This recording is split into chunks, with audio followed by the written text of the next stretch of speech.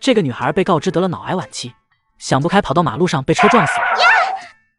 之后穿成80年代小说里的恶毒女配极品老太婆，每天对着自己的儿女们非打即骂。老公背着她跟隔壁的白月光搞到一起，还偷拿着2儿子的津贴贴补白月光一家。两人奸情曝光后，她气得对白月光对骂，却被自己的老公打了2个耳光，最后被气成老年痴呆，受虐惨死。怎么回事？我不是死了吗？这手上什么东西？李秋燕看着自己手心，一个手机平板，伸手去拨了几下。我说老婆子，你在那手里点什么呢？我操！怎么回事啊？你是谁啊？李秋燕摸着自己的脑袋，马上坐了起来。这什么地方？一股子老头子味。这老头是怎么回事？我是谁你不知道？你可真逗！老夫老妻一辈子了，你这问我是谁？赶紧起来吧！李秋燕压根没把这老头说的话当回事，此时脑子里马上就出现了一段记忆。完了，天塌了！被穿越那怎么着也是个女主角，要不小娃娃也是可以的。这他妈找谁说理去？就是穿成个小伙子也行，怎么就能给穿成了个老太婆了？我记得刚才手上有个东西，真的有金手指。李秋霞用手点了一下，恭喜你绑定成功。咦，这是什么呀？居然有淘宝功能，小说剧情还有随身空间。虽然穿成了极品老太婆，但是能活下来也没什么不好。这可是建国时期的搪瓷杯啊！这要是挂在淘宝网上，卖给现代喜欢收藏的人，那不是老值钱了？才3000块啊！不过也是可以了。淘宝可以倒卖东西，有了这个金手指，我一定能活得很好。赶紧叫他们起来啊！都几点了？你个当婆婆的不张嘴，难道叫我说啊？爱起不起，你看不惯你自己出声喊啊！感情这个坏人都得我来当，显得他是个好人了。这个糟老头子坏得很。我操！喂，怎么回事？开门啊！这老太婆平时我说啥是啥，今天居然不听我的了，还把门插上。你咋还被娘关门外呢？娘，是我细菌，月月答应钱给你保管了，你开门。哎，别听你娘的，这钱是你媳妇娘家给的，你们自己留着吧。家里要是爹管事就好了，娘也太过分了。这钱可是给岳父救命用的，要是因为没有要，岳父再病出个好歹来，月月不得把我恨死。就先替你娘收拾。这可是亲儿子啊，还好意思接这10块钱，安的什么心？这钱你拿回去吧，你媳妇娘家的钱咱不能要，丢人。以前是娘不对，以后你们自己当家做主就行了。娘，你生气了，你别生气，我这钱真拿来给你的，你收了吧，别生月月的气，也别去周家去闹。月月他爹真的病得挺厉害的，书中可写了，就因为这10块钱，女主周红月没能给自己爹买到救命的药，他爹真的病死了，这才恨死了原主。我是嫌活得不够长吗？连女主也敢得罪？喜君啊，你起来，娘说的是真心话，这钱你拿回去，娘不会生气举报什么的。以前是娘格局小了，不懂事，以后啊，你娘我绝对不会再干扰你们了。我操！这里还有10块钱，就当是娘的一点心意，给你岳父买点吃的。谢谢娘，我去马上就回来。死老太婆，今天是抽了什么风了，还倒贴了10块？怎么不高兴了？那你自己去要回来啊。清早，李秋霞拉着王狗蛋跟着胖妞一起去山上割猪草，地上草也没多高，但割起来也费劲。奶，让狗蛋在一边采些野菜回去。哼，奶，我才不要！胖妞，你敢让我干活，我打你啊！狗蛋说着，就在地上捡起来的土疙瘩朝着胖妞砸了过去。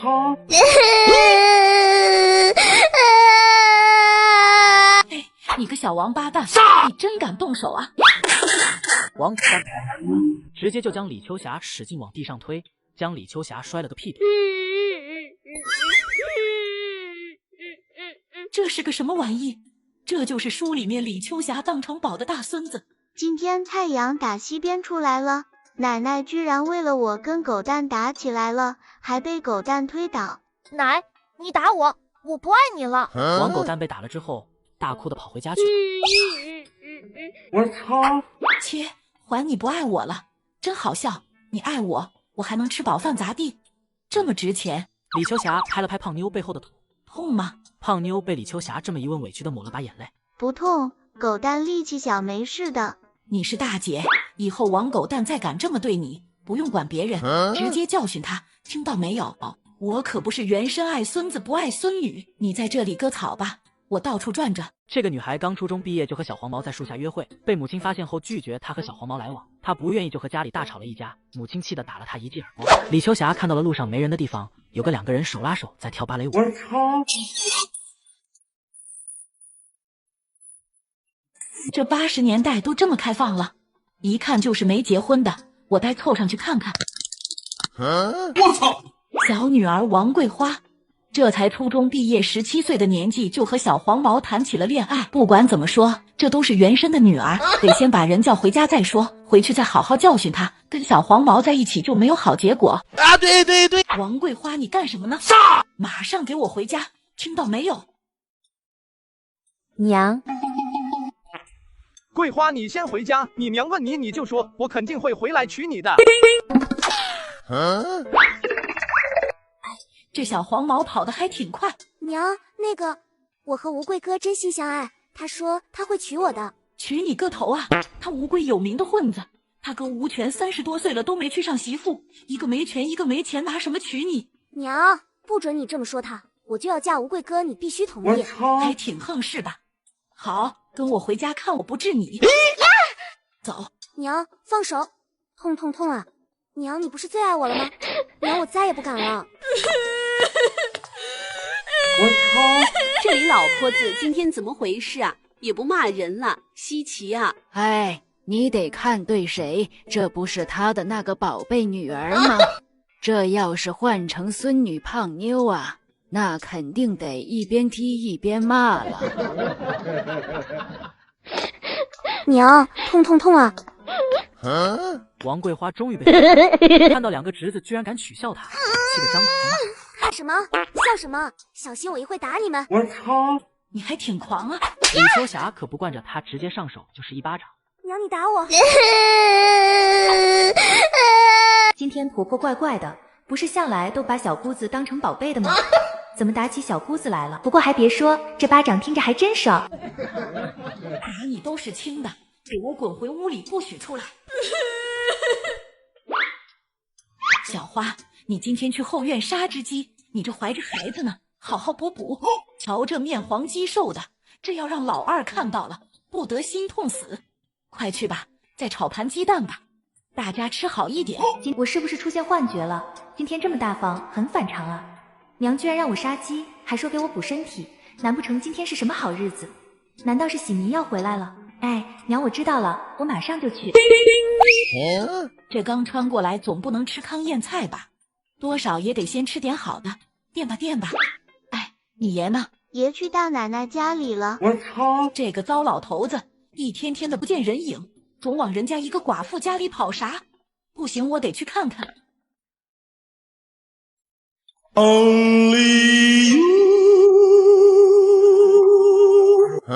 我说那一天天的不见人影，原来是跑来这里勾搭起自己的寡妇大嫂了。这年头也能戴上绿帽子了。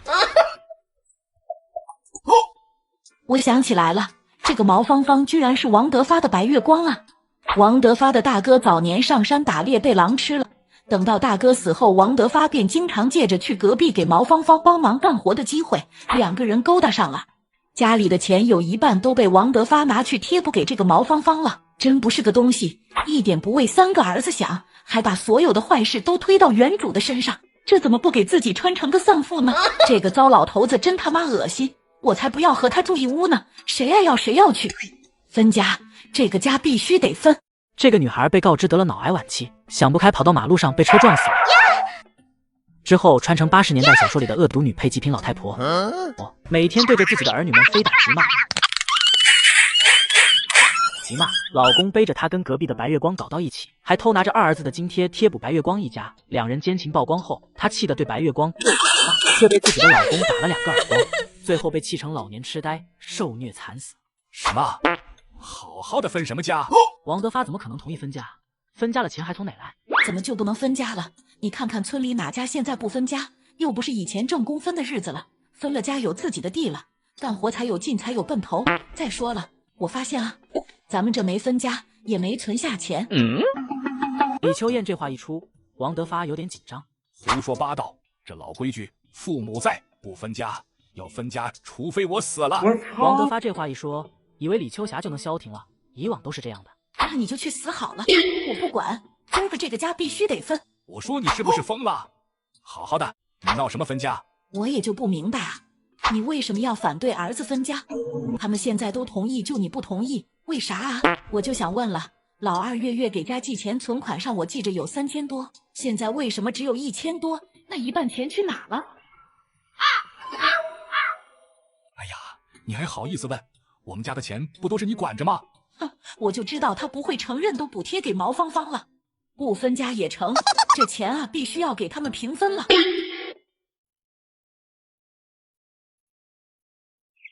我操！给一家400。娘，真分了？当然，以后呢，咱们就各过各的。你娘我啊不管了。太好了，看来这极品老太婆也不是那么讨厌嘛。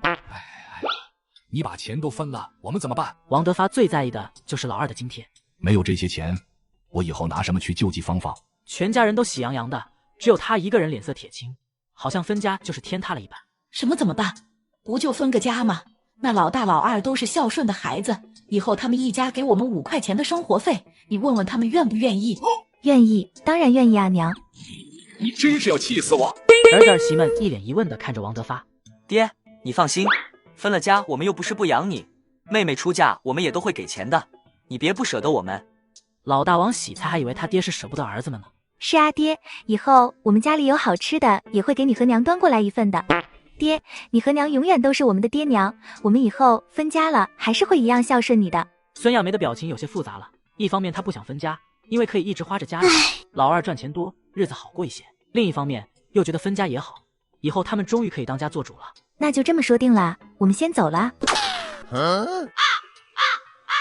哎，你，哎呀，你看看都怨你。我就是要把这老头子的路给堵死，臭不要脸，拿着儿子的钱都给别家花。这家都分了，我们的钱呢？不是还有400吗？怎么，你也想跟我分啊？谁要跟这个臭老头睡一张炕上，正愁找不到借口远离他。好，那咱俩也分了吧，一人一半。你要么你出去住，要么我出去住。嗨，李秋叶，你今天是不是鬼上身了啊？从早到晚你都干了些什么？好，你有种你就滚出去！我就知道这老货肯定舍不得毛芳芳。行，这是200给你了，以后我跟桂花住。哼，吓唬谁呢？过不几天就得回来。这个女孩伤心的走在马路上，被车撞死了，之后穿成小说里的恶毒女配极品老太婆。娘，你这是干什么？我以后搬过来跟你住啊。娘，不要吧，你和爹住的好好的，跑我这里做什么？原主白疼这白眼狼了，怎么的？想反天了？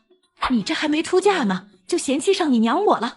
还坐着干什么？赶紧把那堆衣服去洗了。娘，怎么让我洗？我不会，你让胖妞洗不就好了？怎么的？我还没老呢，还没让你伺候，端屎端尿的时候你就这样了，养你都不如养头猪，至少杀了还能卖钱，你能干什么？娘，我可是你的亲女儿啊，你不是一直都说我是你的宝贝女儿吗？你能舍得我干这些？不是恋爱脑吗？那就从这下手。哎，你说的对，可是娘也是为你好啊。你看，你喜欢那个吴贵是吧？娘，你不都知道了吗？你是不是同意了？我就知道，只要自己求求娘，娘肯定会同意的。你想啊，这吴贵家就1间房吧，还有个大哥也没结婚，你要真嫁到他们家了，不得天天给人家洗衣服吗？我操！娘这也是为了你好，让你先练习练习。怎么，你那么喜欢你的吴贵哥，将来不打算给他洗衣服？啊，吴贵哥说会对我好，不会真让我给他还有他哥洗衣服吧？你以为结婚后男人能给你洗衣服啊？你看看咱自己家里，你哪个哥哥洗过衣服？他们都要出去干活挣钱养家的，外面累了一天了，回到家还要做饭洗衣服，那他娶你干什么？李秋霞这话说的王桂花就想通了。那我先学，不就是洗衣服吗？我喜欢他，我愿意。真是顶级恋爱脑，我要让他知道嫁给吴贵有洗不完的衣服。咦，快去吧。我操！杀！娘，你看我把衣服全洗好了。这是你洗的衣服啊？娘站着有点累了，你去把那个棍子拿过来。哦，娘你也太没用了，站一会都不行。我操！你看我不打死你，看我不打死你这个没用的玩意！这外面怎么像杀猪似的惨叫？是不是小姑子今天又挨打了？打了几下的李秋霞就累得气喘吁吁。娘，你又打我，你为什么打我？我刚给你洗了衣服。你睁开你那双狗眼看看，这都把衣服洗成什么样了？我操！娘，就你嫌弃我，吴贵哥就不会。他不会？哼，他家连多一间房都没有，那衣服上全部都是补丁。他要是知道你把衣服洗成这样，哪不得一天打你8遍啊！老大两口子听到了李秋霞在外面打王桂花，纷纷出来看热闹。结果一出来又听到了更劲爆的事情，王桂花居然背着家里偷偷搞对象。桂花喜欢那个二流子吴贵，小妹，你是不是傻呀？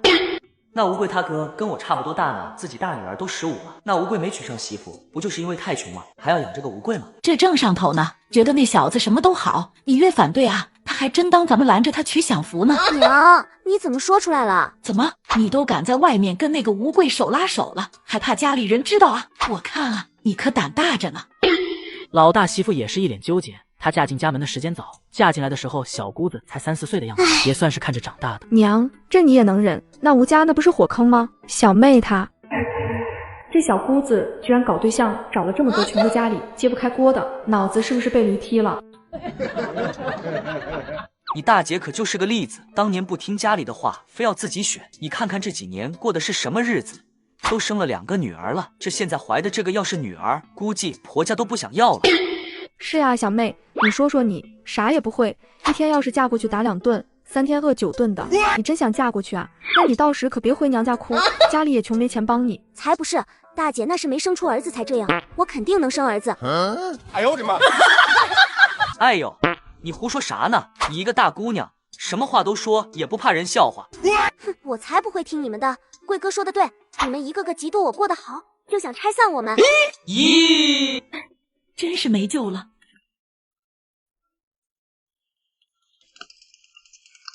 哎，你们一天吵吵嚷嚷的，到底要干什么啊？爹，你这是去哪啊？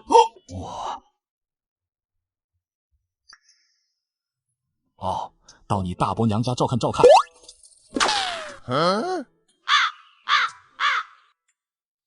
又急着去偷情，我倒是不在意这个毛芳芳给我戴绿帽子，就一个糟老头子，谁想要拿走就是，但是这还挂着自己丈夫的名头，不行啊，丢人啊！哼，等着看我不好好治治你们这对狗男女！这个女孩被告知得了脑癌晚期，想不开跑到马路上被车撞死了。之后穿成80年代小说里的女配极品老太婆，接着发现了自己居然得到了个随身空间，还能淘宝购物，别人天天吃不饱管我什么事，空间里可以购物，各种美食都能买到。老头一把年纪了，居然要和自己年轻时喜欢上的白月光结婚，要和自己离婚好，离啊，谁不理谁孙子。整天面对3个儿子的各种麻烦事，不就想分家吗？分。这是咋了，妹子？陈大姐，我没法活了。哎呀，你这是咋了嘛？你是不知道啊，今个我给儿子们分了家，我家那口子对我眼睛不是眼睛，脸不是脸的。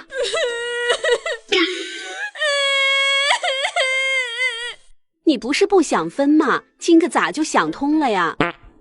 不分不行啊！我算了一下我家的收入，有一半都不知道上哪去了，放钱的柜子只有我和他能打开。我是没怎么花过，钱都是存折准备以后3个儿子分家的时候分给他们的。这不想啊，家里出了家贼了。你的意思是这钱？哎呀，秋叶妹子，你怕不是当了冤大头了吧？我可是看到那个王德发天天去你嫂子家，我就说嘛，这么多年她一个寡妇哪来的钱供2个儿子上高中啊？啊，对对对，还给张罗着娶媳妇，听说2个儿子的彩礼都是150一个呢。对呀，王德发和毛芳芳肯定有问题。就是要的就是这样的效果。这怕不是气傻了吧？咋还傻了吧唧的笑起来了？Only you can make 你又在跟人家嘀咕什么呢？家里的活你都干完了。你看看，对大嫂就和颜悦色的，对我，哎呀，我不想活了。人家不知道的还以为他们是两口呢，这日子没法过了。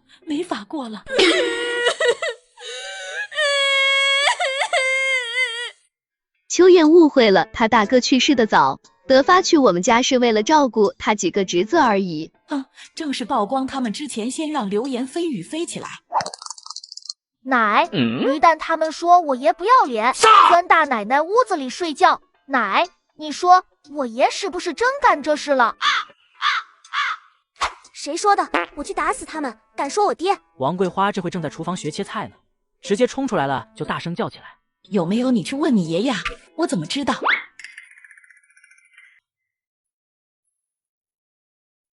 谁说的？他们都在说爷爷你不要脸，钻大奶奶炕上去了。真是好事不出门，坏事传千里。这到底是谁传出去的？看来以后不好再直接去隔壁了，怕不是王虎媳妇看到啥了，还是那王虎家的那两小子。被亲孙子当面问出这种话，王德发脸有些发烫。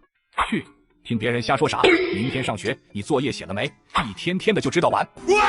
你也该干啥干啥去，17、18的姑娘了，什么也不会做，看你以后就是挨打的坯子。原本怒气冲冲的王桂花给他爹这一盆冷水浇的，这人家在骂他，他想去给他出气，反而自己还被骂了一顿。爹，我这可是为了你，你咋这样呢？我操！真是不识好人心。老大一家3口走在路上的时候，也听着路边的人在那3个一堆、5个一群的说着什么，嘻嘻哈哈。不过一看到他们过来，立马不吱声了。这些人怎么奇奇怪怪的，还在背后对咱们指指点点的？到底是发生了什么事情了？妈，有没有事？回去问啊。难不成今天奶跟别人又吵架了？奶那么爱骂人，指不定还真是。别胡说，小心被你奶知道了，又打你，这8成是娘又干了什么了。这个老自己的嫂子在外面鬼混，被家里人发现后打了一顿。晚饭一家人坐在桌前平静地吃着晚饭。王德发突然开口道：“这你娘都把家里的钱分了，这以后你们不能天天吃家里的住家里的吧？啥时候叫村长过来把地也分了，各自过各自的吧。家里的吃的用的那是我和你娘的，你们尽快给各自把厨房该买的都买了，以后咱们也算是分了家了。”我操！这老头居然同意分家了，还做得真不近人情，开始赶儿子了。以后我跟老二家过了。郑小花一听这个，心里一突，这公公什么意思？还想继续拿着我家的钱去贴补隔壁寡妇？你想的可真美啊！怎么这么多年没够，还想继续祸害老二家？这算盘珠子都蹦大家一脸了，这是看谁家有钱就跟谁过。爹，没有这样的，向来都是跟老大过。爹，你是瞧不起我吗？王喜才饭都吃不下去了，一脸被伤了心的模样，看着王德法。哪有？你想多了。王德法本来没想真分家，这还是毛芳芳给他出的主意，让他顺势把家分了，直接跟着老二一家过，那钱不还得交到他手里？小花，你听娘的，一会去村长家里打电话，让老二回来接你去随军。娘有手有脚的，不会拖累你们俩。你到底想干啥？分家都顺着你了，你怎么还管我跟谁过？我跟哪个儿子过，那不都是应该的吗？你也不亏心啊，老二当兵呢，保家卫国的回不了家，我让他把媳妇接过去，这不是正常的吗？哪有你这么叨老人的，非得拖着儿子去死啊？咦，这王八居然还想着要跟老二过，这不是秃子头上的虱子，明摆着吗？还想继续拿着老二家的钱去填补毛芳芳那个无底洞，咋这么不要脸？真不是个东西。李秋霞觉得这一家里最对不起的就是老二王喜明，这么多年没少给家里寄钱，最后却因为王桂花把家里的钱都偷了，耽误了郑小花上医院，让郑小花难产死了。王德发出来散步，结果看见大家看他的眼神都怪怪的。这大家的眼神怎么都怪怪的？老了，一点脸不要。什么事情能做，什么事情不能做，你心里没有数吗？呸！叔公，你这什么话？怎么还骂人呢？我骂你都是轻的，我还没打你的。我操！一边看着的人都只是看戏，眼里还有对王德发那刚子风流式的好奇。你进屋，咱们好好说说话。两口子闹什么分房，让孩子们看笑话。我操！现在这种情况不能让这老婆子在女儿屋里睡，现在都在骂我。儿子们迟早要知道，到时候再这样，这不是不打自招了。滚！哎，我说李秋霞，你是不是找打？我操！有种你就打，老娘怕你啊！杀！以前的李秋霞肯定是怕王德发的，不过他李秋燕版的李秋霞可不把这老头子放眼里。我还不信了！我操！我今天不打的你服服帖帖的，我不姓王。王德发说着就抄起了靠在墙边的扫把，就想往李秋霞身上招呼。这时候他知道原来自己爹和大伯娘有关系，再被别人看见，村里人都知道了，直接抢过了王德发手里的扫把。爹，你怎不知道检点？你还敢打我娘？有你这么当爹的吗？你胡说什么呢？王德发刚才出去就被人怼了，这会有听见大儿子这么说他，气得直接给了儿子一个耳光。气得王喜才想去还手，却被李秋霞拉了回来。喜才啊，咱不给他一般见识，娘没事，回屋去吧。老大老实耿直，真怕他没忍住揍了王德发这个王八蛋，到时候坏了名声。怎么？你还想打你老子？你老子的事也是由着你乱说的。你眼睛瞪那么大，你想干什么？有种你打我，往这打！王德发昂着头，两眼瞪着大儿子。我呸！我还不信了，你是老子还是我是老子了？这老东西喋喋不休个没完。李秋霞捡起扫把，啊！我的脸！李秋霞，你是不是疯了？王德发差点眼睛都被戳瞎了，气得他去抢李秋霞的扫把。王喜才冲了上去，将王德发撞了。不许你打我娘！错的人是你，你凭什么打人？你怎么不去大伯娘家？你要不要脸？有媳妇有儿子的，孙子都那么大了，你跟毛芳芳鬼混？这毛芳芳就是个狐狸精。你敢说你大伯娘？看我不打死你！死老太婆！刚刚骑着车子带着周红月回家来，就看到门口围着一群人的王喜军。让，你们都围着我家门口干啥呢？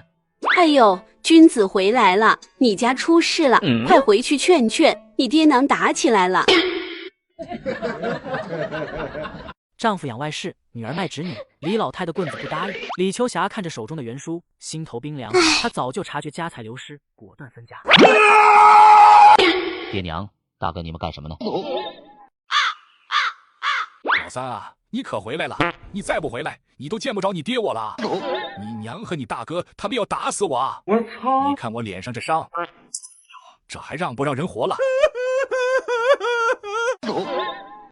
王喜军还没搞清楚，赶紧过去将人扶了起来。爹，你掀起来了，到底发生了什么事情了？王喜才带来的消息像一颗炸雷，把大家震得魂飞魄散。什么？爹和大伯娘搞破鞋？咱爹怎么能做出这种事情来？那可是大伯娘啊！王喜军终于明白了今天院子里那场剑拔弩张的根源。娘攒下3000多块钱，如今只剩1000出头，除了爹，谁能动？咱们这些年来勒紧裤腰带，我怀着娃也舍不得吃口好的。你二哥在部队拼命的津贴，全为了隔壁。郑小花红着眼眶，摸着隆起的肚子。那得多少钱啊？哎，家门不幸啊！谁能想到大伯娘居然是个狐狸精？告他！大伯娘这属于小三，小三的钱就得要回来啊！对，告怎么告？爹自己给出去的，告不成钱拿不回，这不更让人笑话吗？老二还在部队呢。大哥，你这老思想，犯错的又不是我们是受害者，那是咱家的钱，是咱们家的共同财产，让娘去告，把爹给那狐狸精的钱都要回来。我就是讨厌小三，讨厌这种出轨的男人。以前觉得婆婆尖酸刻薄，却没想到这老太婆在发现了这件事情后，能当机立断的把钱给大家分了。这老太婆不管怎么说，也是为了这个家，为了3个儿子。结果这么多年的积累，一半就这么被男人拿出去填了别人的包了。一说到要告大伯娘，这里面就牵扯到他们爹，几个人心里都有些复杂。那是亲爹的丑事，是本家乱了伦常的奇耻大辱。搪瓷杯和那些老物件都卖出去了，淘宝进账8000块，太好了，终于有钱了。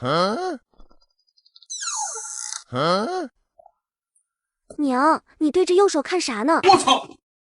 反正这手机只有我看得见，没啥。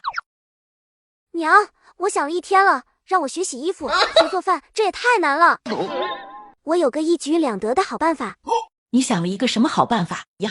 不是好东西，一听他说话就知道他没憋好屁。咦，娘，这样我嫁给吴贵哥，让胖妞嫁给吴贵他哥，这不就好了吗？以后我们就是一家人，胖妞还继续给我做饭洗衣服，而且到时我们家里就4个人，没有咱们家人多，她还能轻松点。王桂花还要不停地说着，让胖妞怎么给他们当牛做马。李秋霞的手已经又拿起了棍子，没等她说完，就朝着她劈头盖脸的打了过来。啊，娘，你怎么又打人？打的就是你！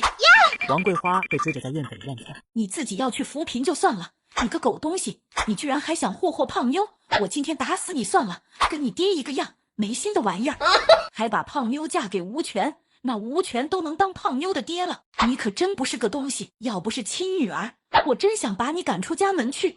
我就没见过你们这种人，妈的，见不见呀？老大家出来一听，这怎么还和自己家闺女扯上关系了？这个妹妹就跟爹一个样，真不是东西。不嫁就不嫁吗？我不就问问吗？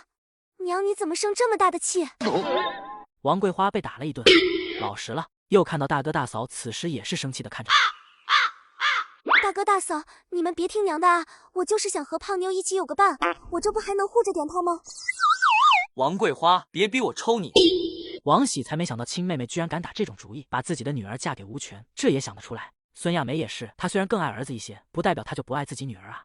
这小姑子简直是自私透顶，出嫁还想带着我家女儿去给她当牛做马。娘，我不嫁，娘我才15，我不嫁人。胖妞吓得直接就哭起来了。李秋霞一听这大孙女哭了，一生气又拿着棍子追着王桂花打起来了。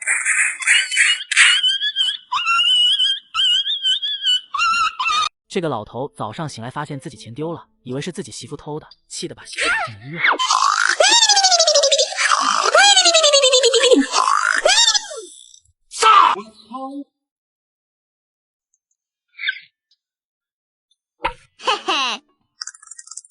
谁进我屋了？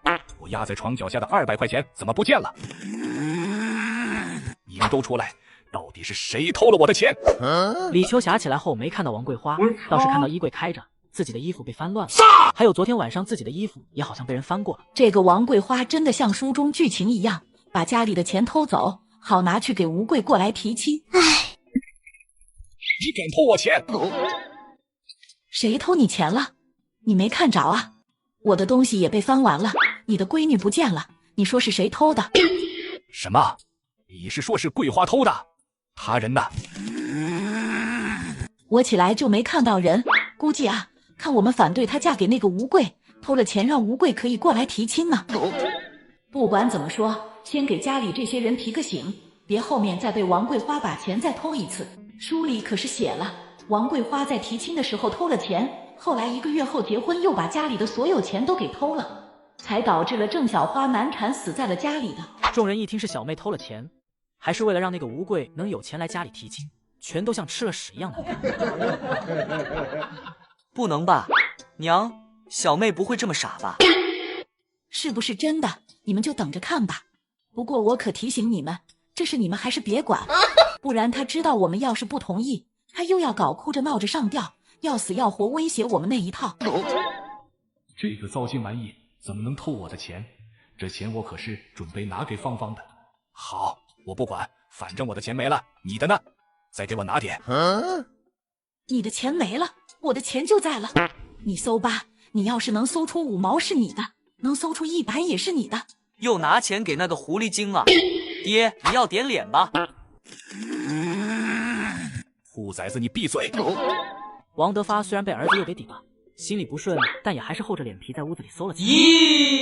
李秋霞，你把钱都藏哪了？老娘节省几10年，自己舍不得买一件像样的衣服，到最后啊，倒是便宜了个寡妇，真可笑。王德发，把婚离了吧，也好成全你和你的心上人。胡说什么的？你别听外面那些人胡说，没有的事情，离婚，你休想。有也不能承认，这婚肯定不能离。真是桂花把钱偷了，怎么会有这种女儿？胳膊肘往外拐。这不是跟有些人一样吗？有什么样的爹，就有什么的女儿啊，不奇怪。呵呵呵。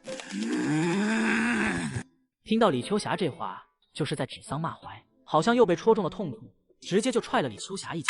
李秋霞没有防备，痛叫一声摔在了地上，半天没有爬起来。几个儿子儿媳全都围了上来。娘，你怎么了？爹，你干什么？老三气得想打人，拳头都举起来了，却不敢打下去。我打我媳妇关你们什么事情？怎么，你个当儿子的还想打你爹啊？你真是没救了！村里人看到了王喜才推着他娘，身边还跟了一家子人，全都好奇发生了什么事情。对面的陈金燕拉着出来的孙亚梅就问起来：“你娘这是怎么了？”娘被爹踹得摔地上了，这回也不知道怎么样了。爹真是没救了，早上家里丢了钱，也不知道是谁偷的。爹就当是娘拿的，娘就算拿着钱，不也是理所应当的吗？哎，气死人了！我看啊，这是又想拿钱去填无底洞吧，真不要脸！这下子大家都知道了王德发的风光伟绩。王德发拿了自己家的钱去养了隔壁毛芳芳的家，还打了自己的媳妇。就连村东边这里都开始传起了王德发的那些破事儿。李老太，你这是怎么了？走到路口又碰到个相好的，李秋霞也没管是谁，马上难过的抹起眼泪来。家门不幸啊，我家老头子打的，就因为没钱给那不要脸的贱货，他都敢打我了，我这命好苦啊，还好有这些孝顺的儿子媳妇啊。马上儿媳妇你一言我一言的就把这事给交代了，什么家丑不可外扬，不扬大家怎么知道谁不要脸，谁干了那些肮脏事情。这个女孩带着男朋友来家里提亲，却被老母亲赶出家门。李秋霞他们刚回到家里，就看到了王桂花和2个男的到了家里，正是之前她看到和女儿手拉手的那个小子。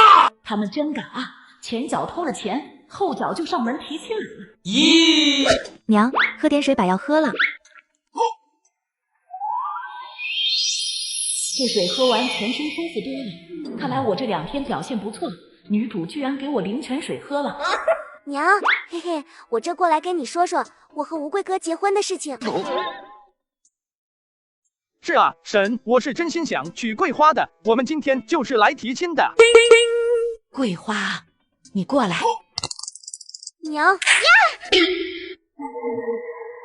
知道我为什么打你？你娘我都伤成这样了，你居然连问都不问一句就惦记着要嫁人，真是养你还不如养条狗。真就如书里写的，自己偷娘家的钱用来嫁自己的，什么玩意？娘，您打也打了，骂也骂了，那我和吴贵哥的婚事能给定了吗？我操！早上娘说的那些话原来是真的，这个妹妹是不能要了。她有彩礼娶你吗？他们家有房子让你们结婚吗？虽然说家里是可怜，从小没有爹娘，自己辛苦的把弟弟养大，但你家可怜，也不能这么祸害别人家姑娘啊！大哥，我们家把房子中间的墙修一修，以后再在外面盖上2间房子就可以了。彩礼我们也带来了，这是100块。100块？我记得你爹丢了200啊！我也是服了，这偷了家里的钱，也就只愿意再拿出100块来娶我们家的女儿啊！没说多加1毛钱，还给扣了一半，这不是倒贴，这是什么？要是我们不同意呢？娘，你们要是不同意，我就去死，我去跳河，我去喝农药。总之，我这辈子只嫁吴贵哥。桂花，你这恋爱脑既然治不了，那就不治了。行了，你也别闹了，彩礼200能拿得来你就走人。我操！以后我们只当家里没有你，赶紧送走，别再让家里提心吊胆，防着王德发，还得加个王桂花，让全家不得安生。啥？200？你怎么不去抢？娘，我记得三嫂也才100块啊，你怎么能要200？王桂花，我的话说的不明白吗？你们手里的钱哪来？心里有数。我也是没见过撺掇着女人偷自己家的钱拿去给男方当彩礼来提亲的。这事还真不是我们俩让这么干的，全都是桂花自己出的主意，自己偷的钱。有个这么上赶着要嫁他的女人，他们还觉得挺有面子的，现在被人家娘这么直接说出来，这才觉得脸上无光。娘，你在说啥呢？我不知道。我操！我说了，我不管你这钱哪来的，200块拿出来，你就可以和他结婚了，而且马上去领证，户口本给你，你直接把户口也迁走，我们家只当没有你，你以后不管过得好不好，都别回来。真的，200就给嫁？给200就200。我操！老三媳妇，去他屋里把他的东西收拾收拾，这婚礼也不用办了，直接把他们送出去。好。娘，你什么意思？你不给我准备陪嫁？你配吗？哎呦，我这心啊！老大，快把他们赶出去，看着他们我的心疼。走，赶紧走，赶紧走！你们，哥，算了，虽说咱们没从王家得到什么，但我白捡了个媳妇，而且这直接断了亲，以后也不用往这娘家送礼什么的，也不亏啊。也是啊。娘，你会后悔的，我以后过了好日子，别求我回来。等等，包袱给你，恭喜你啊，王桂花，你以后不是我们家的人了。吃里扒外的东西。娘最疼我了，肯定在包袱里塞了钱给我。怎么没有啊？还说一家人，根本没有一个人是心疼我的。哎，大哥，你不是想娶胖妞吗？我有办法。这怎么行？哎呀，行的，大哥你放心，到时候我作证，是胖妞勾引的你。那钱本就是我的，你赶紧还给我！你到底把钱藏哪里了？你管我？你那钱谁偷了，你找谁去啊？我这钱可是王桂花的彩礼钱，跟你没关系。那钱可不是从你手里拿的，那是人家吴贵送来的彩礼钱。李秋霞早把钱扔空间里去了，王德发把被子掀了，到处都找了也没找到那200块钱。嘿，你这老婆子，你给不给？看我不打死你！那你就打，让大家都看看你为了个寡妇竟然要打死自己的媳妇。爹，你就不能消停吗？你就说你要钱做什么？你想干什么？我就不明白，一个人这么大年纪了，当真一点脸不要吗？可不能连累芳芳啊！好，你这老婆子，我以后再收拾你。这个老头在山上和嫂子荡秋千，被全家发现现场捉住给绑了起来。李秋霞和孙女在山上散步，看到了一个男人鬼鬼祟祟的正在往之前胖妞在的地方去，马上在胖妞耳边交代让他去喊人。不是想用强的吗？到时无权扑倒的是个男的，看看他到底是什么表情。胖妞跑得快，没一会就把山下的人都叫了过来。他们跟着李秋霞看到了正拿着棍子一下子打晕了一个人。怎么是个男的，还没打晕？王喜军转过头来一看是吴权这狗东西，立马起身就扑上去和吴权打起来。我操！大家全都拥了起来，直接上去将那吴权给打。狗东西，你他妈的想干啥？鬼鬼祟祟的，肯定没安好心。就在大家张罗着把人抓住了，这时大家好像隐约的听到了有那种男女之间干那事的声音传了过来了。讨厌！芳芳，你别躲呀！我操！不会这山上有人偷情吧？不行，我得去看看，到底谁这么不要脸。马上就有个想息事宁人的小辈过来了。婶子，没啥好看，咱还是回去吧。闭嘴！一个个都悄悄地朝着声音发出的地方猫了过去，结果先过去的人全都震惊了。那山窝子里，2个狗男女在做些不可描述的事情，那场面不好说，看得众人脸红心跳的。是王德发和毛芳芳，这2人也真是一点脸不要啊！村里都把他们俩的事情都传遍了，居然还能偷偷跑到山上来野战。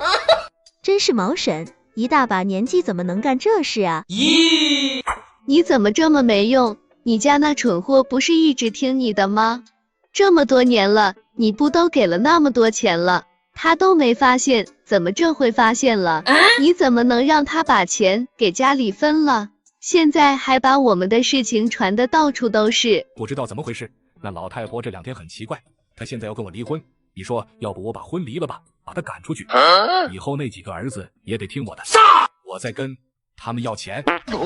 不能离，你是不是傻？你以后就这么说你是因为看你大哥死得早，可怜我们才接济我们一家的，不说出来还不是怕李秋霞，怕他不理解，要闹事，这传出去不就是对我们有利了？这毛芳芳心肠这么坏。听到这里的时候，王喜才终于忍不住了。爹，你在里面这是干啥呢？被这一声吓萎了2人，紧张的向这边看了过来。结果草垛外面的不远处全是人头，一个两个都目不转睛的看着他。咦！老大、老三，给我上！抓住这对奸妇淫妇，就要让他们这对狗男女给大家看看。不止这些年把钱都给了这贱人，还想继续祸害我几个儿子，真是丧尽天良啊！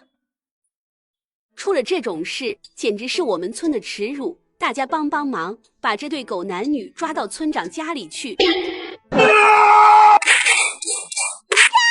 毛芳芳还想大叫，李秋霞直接把袜子塞进了2人的嘴里。这毛芳芳是个寡妇，30多就死了丈夫了。要我说啊，那王德发应该是可怜他大嫂才接济他家的吧？不告诉李秋霞，不也是怕他不愿意吗？咋就传成了这样了？这李秋霞也太得理不饶人了些。这谁知道理，谁也不了解内情啊！不过无风不起浪，真没这事，怎么传出来的？朱建国一眼看到了自己家门口，突然涌进来了一大群的人，人群里还压着2个熟人，可不正是他和自己媳妇陈说的那句？呼呼啦啦的院子里立马挤满了人，都想知道到底发生了什么事情。至于把村里2个算是长辈的人这么敞着衣服就压进来，那王德发连裤子都没给穿上，还是王喜才觉得太丢人，给他把裤衩子套上了，不然真能羞死人。这个老头被抓住在野外打扑克，闹到村长家里，成了全村人的笑话。这是咋回事啊？2个年纪大的，一个邻村的老光棍，这是个什么主？村长您在呢，正好今天我们在山上抓到这2人乱搞搭关系，给我们抓个正着。而且李秋霞将2人说的那些话都给村长学了一遍，其他人也都跟着学着这2人之前说的那些话，一个个都气愤不已。我操，真是这样！朱建国看了看刚才还跟自己说毛芳芳可怜的媳妇，没想到这2人居然还打着这种让大家可怜他们，觉得都是人家李秋霞的错。今天这事不是我冤枉他们2人，大家有目共睹，全都一个字一个字的听着的。不错，以前的我是尖酸刻薄，这个我承认。可是他王德发要真是可怜大嫂一家，这钱给了就给了。但是你们听听，他们这算什么？一个给钱，一个给税，这叫什么？居然还要利用大家的同情心，让大家都觉得这是我的错，我做错了什么？那不叫嫖吗？这毛婶子，咦，没看出来？咦，这2人先放一边，这个无权是咋回事？是这样的，我娘这2天不是被我爹给踹了一脚，然后胖妞就在家里照顾我娘了，我就替胖妞去山上割草。我刚才正割草呢，这家伙拿着个棍子就朝我后脖子了。村长，你看我这都气爆了。这王八蛋没安好心啊！这要是我们家胖妞不得嘞。我是替胖妞挨的，这要是胖妞可咋办？王喜才也是因为他爹这是一时没想明白，这回知道了这家伙可能是冲着自己闺女去的，一股子血就冲到了脑门，直接冲过去飞起一脚，前踢的倒在地上，本来就被绑着，这回打起来更是连死都不死，只能不停的闷声一呼，呜呜的发出声音。都看着干啥？赶紧把人拉开呀！他们不会打我吧？你们别拦着我，这个王八蛋跟我差不多大，他居然敢打我女儿的主意。听说了这些事情赶来的孙亚梅，一个当娘的哪能容下这种想欺负他女儿的玩意，上去就朝着吴权的下体。你个狗东西，你还真敢打我女儿的主意，老娘今天跟你拼了！大家一看这男人刚打完，女人又上去挠了，村长也是没来得及，就看到孙亚梅一下子把吴权的脸挠了个稀巴烂，就连李秋霞看着都觉得痛。大儿媳妇的战力真是相当可以啊！哎呀，快拉住他，有事说事，别出了人命了。吴权被踢了下体，也是惨叫着蜷缩了起来。妈的，王八羔子，干这事你亏心不亏心啊？你们这吴家就没一个好的，骗我们家小姑子嫁你弟弟，这回还打上我家胖妞的主意。我家胖妞才15啊。村长啊，你可要给我们家做主啊！孙亚梅一提到胖妞就哭起来了。做主，做主，快别打他了，一会儿把人打死，这不还成了你家的不是了？王虎这时候过来了，进来就看到他娘衣衫不整的被绑起来了，特别旁边还站着没穿裤子的二叔。我娘怎么了？王虎，你是知道的吧？王德发经常上你家去，我就不信这么多年你们兄弟不知情。我知道什么？我以前年纪小，不懂，我懂的时候，他们都好多年了，我能怎么办？我们要上学，要吃饭，不默认还能怎么样？王虎听到二婶问他，他也不知道要说什么，只能不好意思的低下了头。毛芳芳看着这个儿子，他是为了谁啊？这儿子就不为他说一句话。我要不是为了养大他们2个，能有这事吗？秋霞妹子，咋着都是。免谈，这么不要脸的东西，有什么可害臊的？不是给钱就让人睡吗？要不以后给家里门上挂个牌子，睡一晚多少钱算了。咦，老二媳妇，我知道错了，你能不能大人大量放我一次？我操！放你也可以，把这些年我们家少的1600块还回来。好家伙，1600！人群马上就炸了，大家才能挣多少钱啊？一般人家1年才赚个100来块钱。母亲当小三骗人家的钱，被正妻逮到绑起来打，儿子想上去帮忙，却被踢倒在地。这王家这么有钱，这王德发真不是个东西。就算是结鸡大嫂，也用不了这么多吧？啊，对对，这王虎早就长大了，那还需要结计呀？这可不就一个给钱，一个给税吗？这算什么？这也太不像话了。王虎一听他娘都从二叔家拿了这么多钱，心里也不满了起来。娘把大部分钱都给了大哥吧，大哥上学买房子，而我才读到初中还没毕业，娶了个媳妇也才花了100块钱，这娘也太偏心了。哪有那么多啊？没有。我操！大家伙看看，谁家孩子一毕业就能买房？是啊，现在城里房子最低也要800呢。就是，可他毛芳芳一个寡妇就能给他儿子王龙买房啊！我以前还以为王龙走了狗屎运，感情是他妈卖肉换来的呀。咦，没有的是，他是给我钱了，但我儿子的房子是他自己买的。真是不到黄河心不死啊！老三，去你爹房里把他那个本子找出来，上面清清楚楚写着给这个贱人多少钱。老三，你可别去啊！老三，你干什么啊？王德发，你神经病啊！你记那些东西干什么啊？难不成那本子上还记着什么见不得人的东西？李秋霞，这事要不就这么过去，不然我就跟你离婚。离啊，这种不要脸的事情都能干得出来，我还继续跟你过啊？你不嫌恶心，我还嫌恶心呢。秋霞，咱们这么多年的夫妻了，你就放过我这一次，我以后再也不敢了。就算是离婚了，你又能上哪去？我操！说的正好，村长，我今天就这把婚离了，以后我自己过，也比跟着这么个丢人现眼的玩意要强。娘，你别怕，儿子养你。对，娘，我们也养你。不用，娘才50多，有手有脚的我能行。村长，你说在村里划块地多少钱？我有。秋霞妹子，这点事还没有解决，分家的事儿以后再说，行不行？村长，这是本子。杀！这王德发平时大字都不识一个，居然还会画这种东西，别说画的还不错。哎呦我的妈！王德发，你这都画的什么呀？老王啊，这要真是接济你大嫂的，我也就不说什么了。你自己看看，你都记了些啥？村长把那本子使劲地砸在了王德发的头上。这可不能扔，这可都是证据。给我们看看呗，秋霞婶。是啊是啊，婶，看看。这可把村民们都给吊得好奇死了。里面都记了啥？朱建国再严肃的人，想到里面的内容，脸上也有些挂不住。63年大年初一给毛32块，63年5月初8给毛46块。大家伙听听都听听，这两个人20多年前就搞在一起了。我操！你们说我要1600块钱多吗？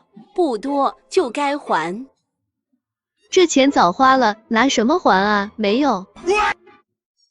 我能花几块呀？我娘都给王龙花了，你们也说了给我哥买房子了，又不是花在我身上，我花的少。我操！怎么还想耍赖？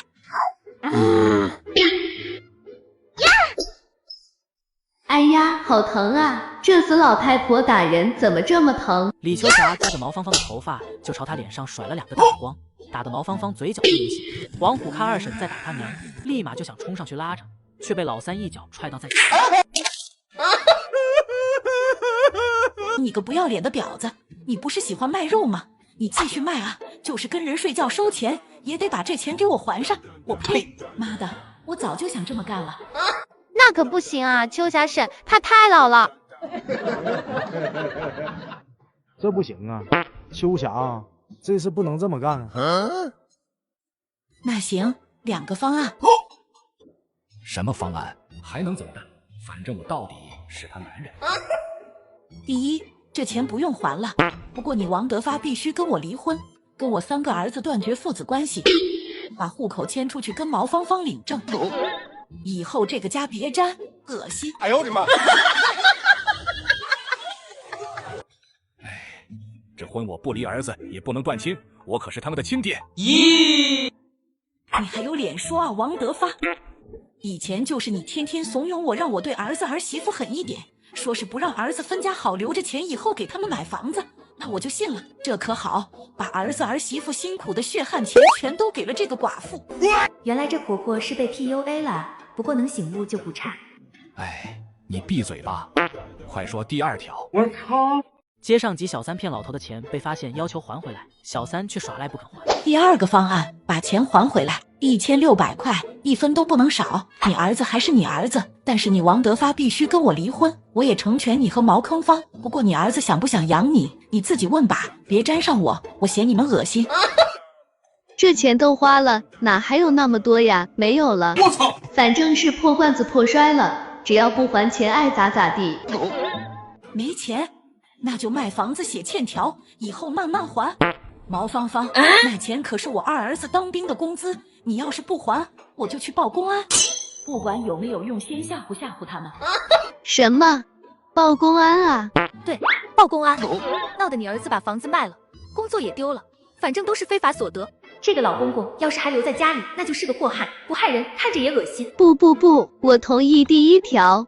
哎，你，我要不是怕闹到大儿子那里，谁要这个老家伙？现在都这把年纪了，能干什么？也拿不来钱。哼，完了，老2的津贴再也拿不到了。到芳芳的家出了这种事情，2个儿子能不能给口饭吃，不好说。村长当着李秋霞和王德发的面写了离婚证明。有了这个，我就是自由人了，至少和这个臭老头没有任何关系了。这个大哥真是没用的，男的女的分不清嘛，这怎么还将3哥当成胖妞给打了？娘，都是一家人，你们这是做什么？李秋霞见王桂花过来，一巴掌就扇了过去，王桂花被打得坐在了地上。滚开！我没有你这么个吃里扒外的女儿。娘，你怎么老打我？你还是我娘吗？你做了什么你自己心里清楚。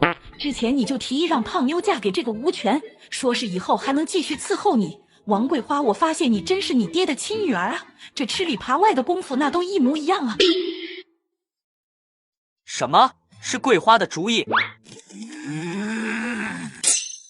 娘，我没有，你别冤枉我。这里这么多的人，这哪里能认？你有没有我不管，你现在给我滚一边去，让村长好好问问这个吴权到底是怎么回事，为什么要去偷袭胖妞啊？对，滚一边去！我没有你这种妹妹，亲侄女都不放过，你还是个人吗？吴权啊，你是个老实人啊，你好好给我交代，你到底为什么要去打人？吴权家很可怜，家里那么穷，平时也没做过什么坏事，老老实实的，咋开始想起做这种事情呢？要是真有这个想法，早些年做什么去了？哥，你糊涂啊！你怎么真能去干这事情呢？桂花已经跟我丈母娘提过了，人家不同意，你怎么还？你以后可不能再打这主意了啊！要放在1天以前，我还没和桂花领证，我还会站在大哥这边。可是昨天我已经和桂花领证了，也算是夫妻了，以后要过一辈子的，怎么能把桂花给卖出来呀？你看着吴贵干什么？你这是强奸未遂，是要坐牢的。你想清楚了再说啊。是我的错，我听了弟媳妇说，她跟李婶子说要把胖妞嫁给我，他们拒绝了，我心里不得劲，所以就起了歹心。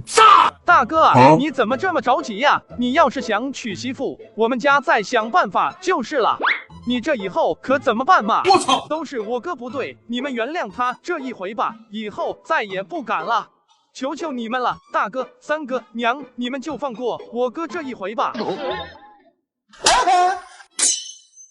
你滚开！谁是你娘？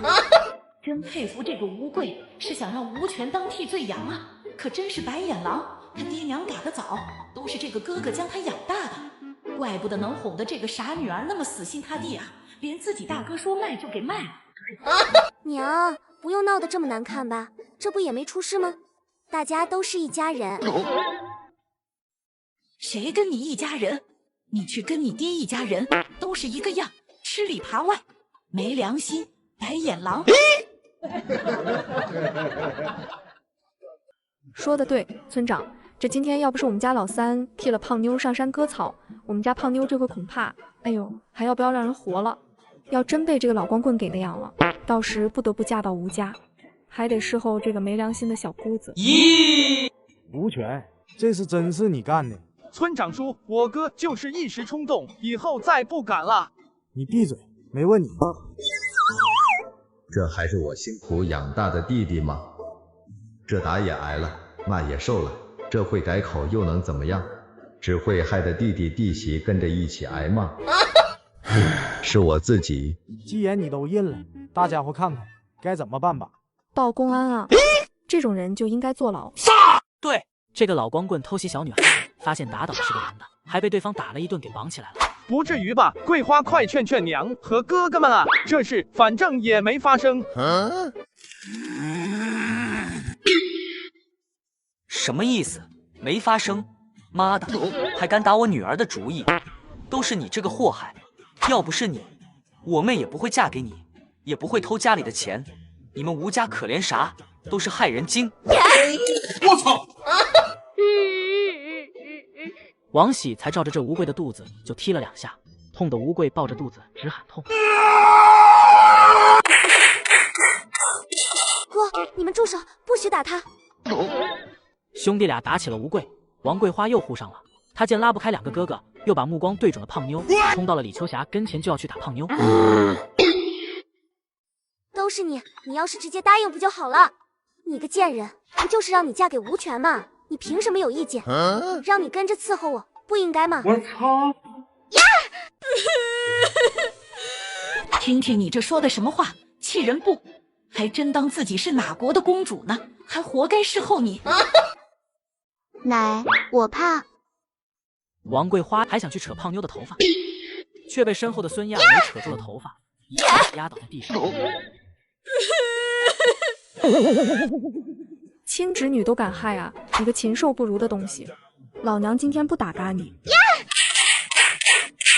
一时间双方又打了起来。别打了，出人命了！哎呀呀，快住手啊！这剧情这么崩吗？书上可没写王桂花后面变得这么颠啊！不能再打了，打残了他们我们也捞不着好。都给我住手！大家都停手了。只见此时的吴贵和吴全两更惨了，鼻青脸肿的，鼻血糊了一脸，身上也都是土，整个人都好像被糟蹋了一般。行了，这是我们就给你一次机会，写个认罪书吧。啥认罪书？让吴全写认罪书，把前因后果给我们写清楚，签字画押。以后你们吴家再敢来打我们家胖妞的主意，我们就去报公安。不能再被打了，太痛了，一天挨了好几顿，而且以后看到这王家人都得绕着走。这个白眼狼现在还一副要吃人的模样，这才刚跟吴贵领了证，就已经眼里没有王家人了。这种女儿不要也罢。咦！哼，娘，都怪你，吴家的脸都被你给丢尽了。我操！别叫我娘，你要去吴家扶贫，现在也如你的意思。不过以后没事少上门，我们家可不扶贫啊！对对对，别人家嫁女儿，怎么着也会给点彩礼，你连彩礼都是偷的自己家。我操！偷的这点钱居然还要扣掉一半，还要联合起外人去欺负你的亲侄女。王桂花啊，你是一点生恩养恩都不想还，你真是自私透顶啊！也罢，我什么都不要你的，我就只当白养了个女儿送人。以后啊，这大路朝天，各走一边，你就是发达了，家里有万金千金，我也不要你一分。你过得不好，再是可怜，我也不会给你一分。就这样吧。唉，哼，我以后一定会发达的。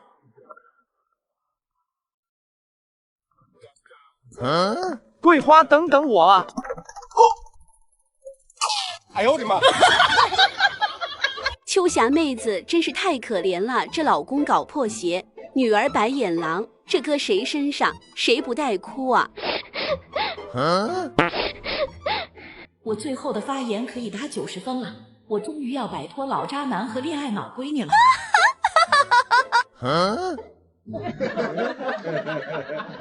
小叔子和大嫂领结婚证，原配在旁边监督，震惊工作人员。王德发，你俩还杵在这里干嘛？赶紧去领证啊！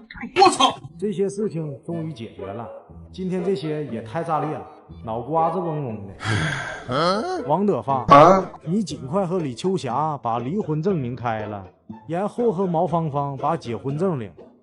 这事你自己得负责，咱们村可不兴什么一夫多妻。毛芳芳，你可怜是可怜，但是你不能以这种方式跟人要钱啊！对对，你这行为算什么？你们已经选择了不还钱，那就和他领证，把户口迁过去，听到没？哎呦我的妈！哟，王德发买车啦？是啊，上哪都方便点。这不来接我的芳芳去领结婚证，这得花不少钱吧？不贵，二手来的。我在瓜子二手车买了台特斯拉，才花了9万9。哎呦，这么划算靠谱吗？瓜子每台车都有官方检测，电车3电系统都有原厂质保，电池还有100天衰减保障。瓜子最近上架了几千台便宜的个人直卖车，买到就是赚到。买二手车，瓜子有保障。德哥，我们走吧，不要迟到了。搞破鞋被抓现行，还这么明目张胆。呸！小叔子跟大嫂领证，一把年纪了都。是啊，他们俩早就搞到一块了。我这个原配只能支持，同志你快办吧。他们俩不结婚我不安心。好，我的天，小叔子和大嫂领证，更绝的是旁边还站着个原配，这原配竟然是来监督的。报复狗男女最好的办法就是让他们绑在一起，以后他们鸡飞狗跳，我就旁边看戏。都是你王德发，明知道现在闹得这么厉害，你非要到山上去，脸都让你给丢尽了。这都是你闹出来的，你给我滚！我操！毛芳芳现在可从王德发身上薅不到钱了，以前对王德发那些温柔小意都不见踪影了。你现在怪我了，你以前跟我要钱的时候可不是这样的。我本来还想着这是发生了女人脸皮薄，想让的，却没想到这老娘们居然把所有的错都怪在我身上。是谁以前叫我德哥的？一要钱就德哥长德哥短的，你让我滚也行，1600拿来，我马上走，我上哪不成？别把你们一家说的多可怜。当年要不是老子偷偷拿钱养活你们，一家王龙能在城里买房，比王虎还上初中呢。妈的，连小学都上不起，饭都吃不上。现在你们好了，一开口让我滚，滚你大爷！以后这1600块还不上来，就把我当大爷供着。明天我就去大儿子城里给老大过去。哎呦我的妈！李秋霞和陈金燕两人就坐在门口，这毛芳芳院子里的声音那是听得一清二楚。你回来不许去！你再纠缠看我不打你！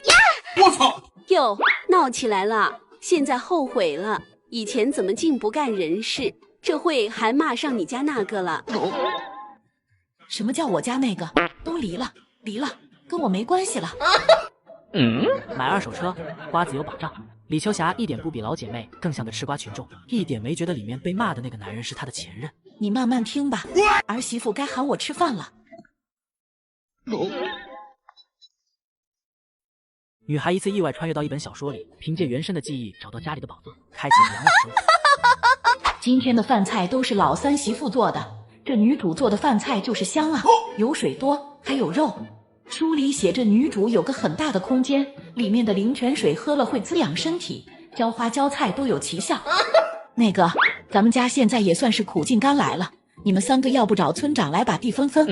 毕竟你们现在都已经成家了，我这一把老骨头反正是干不了多少活的，就把我那一分也都给你们平分了。种地那不可能的，自己有淘宝，种什么地？娘，你打算自己住，不跟我们过了吗？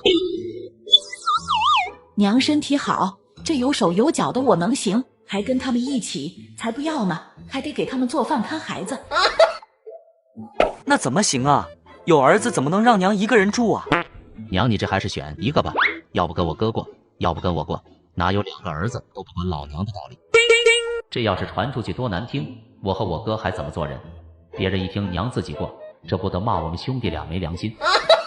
哪个不让你管了？我不过是想自己住罢了，哪就有你说的那么玄乎？那我也想趁自己身体好，多享受自由自在的生活吗？怎么不行啊？行，娘你说怎么样就怎么样。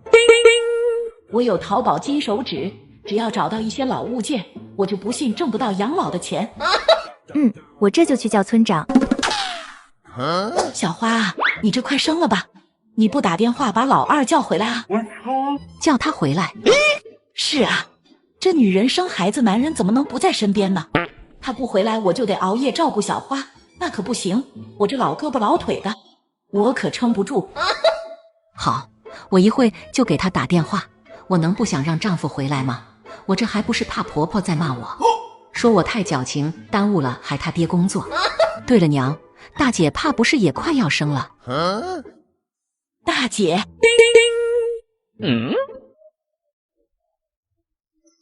不说我还真忘了，这原身还有个大女儿叫王桂香，又是个苦命的孩子，3胎全生了女儿，之后就被婆婆全都赶了出来。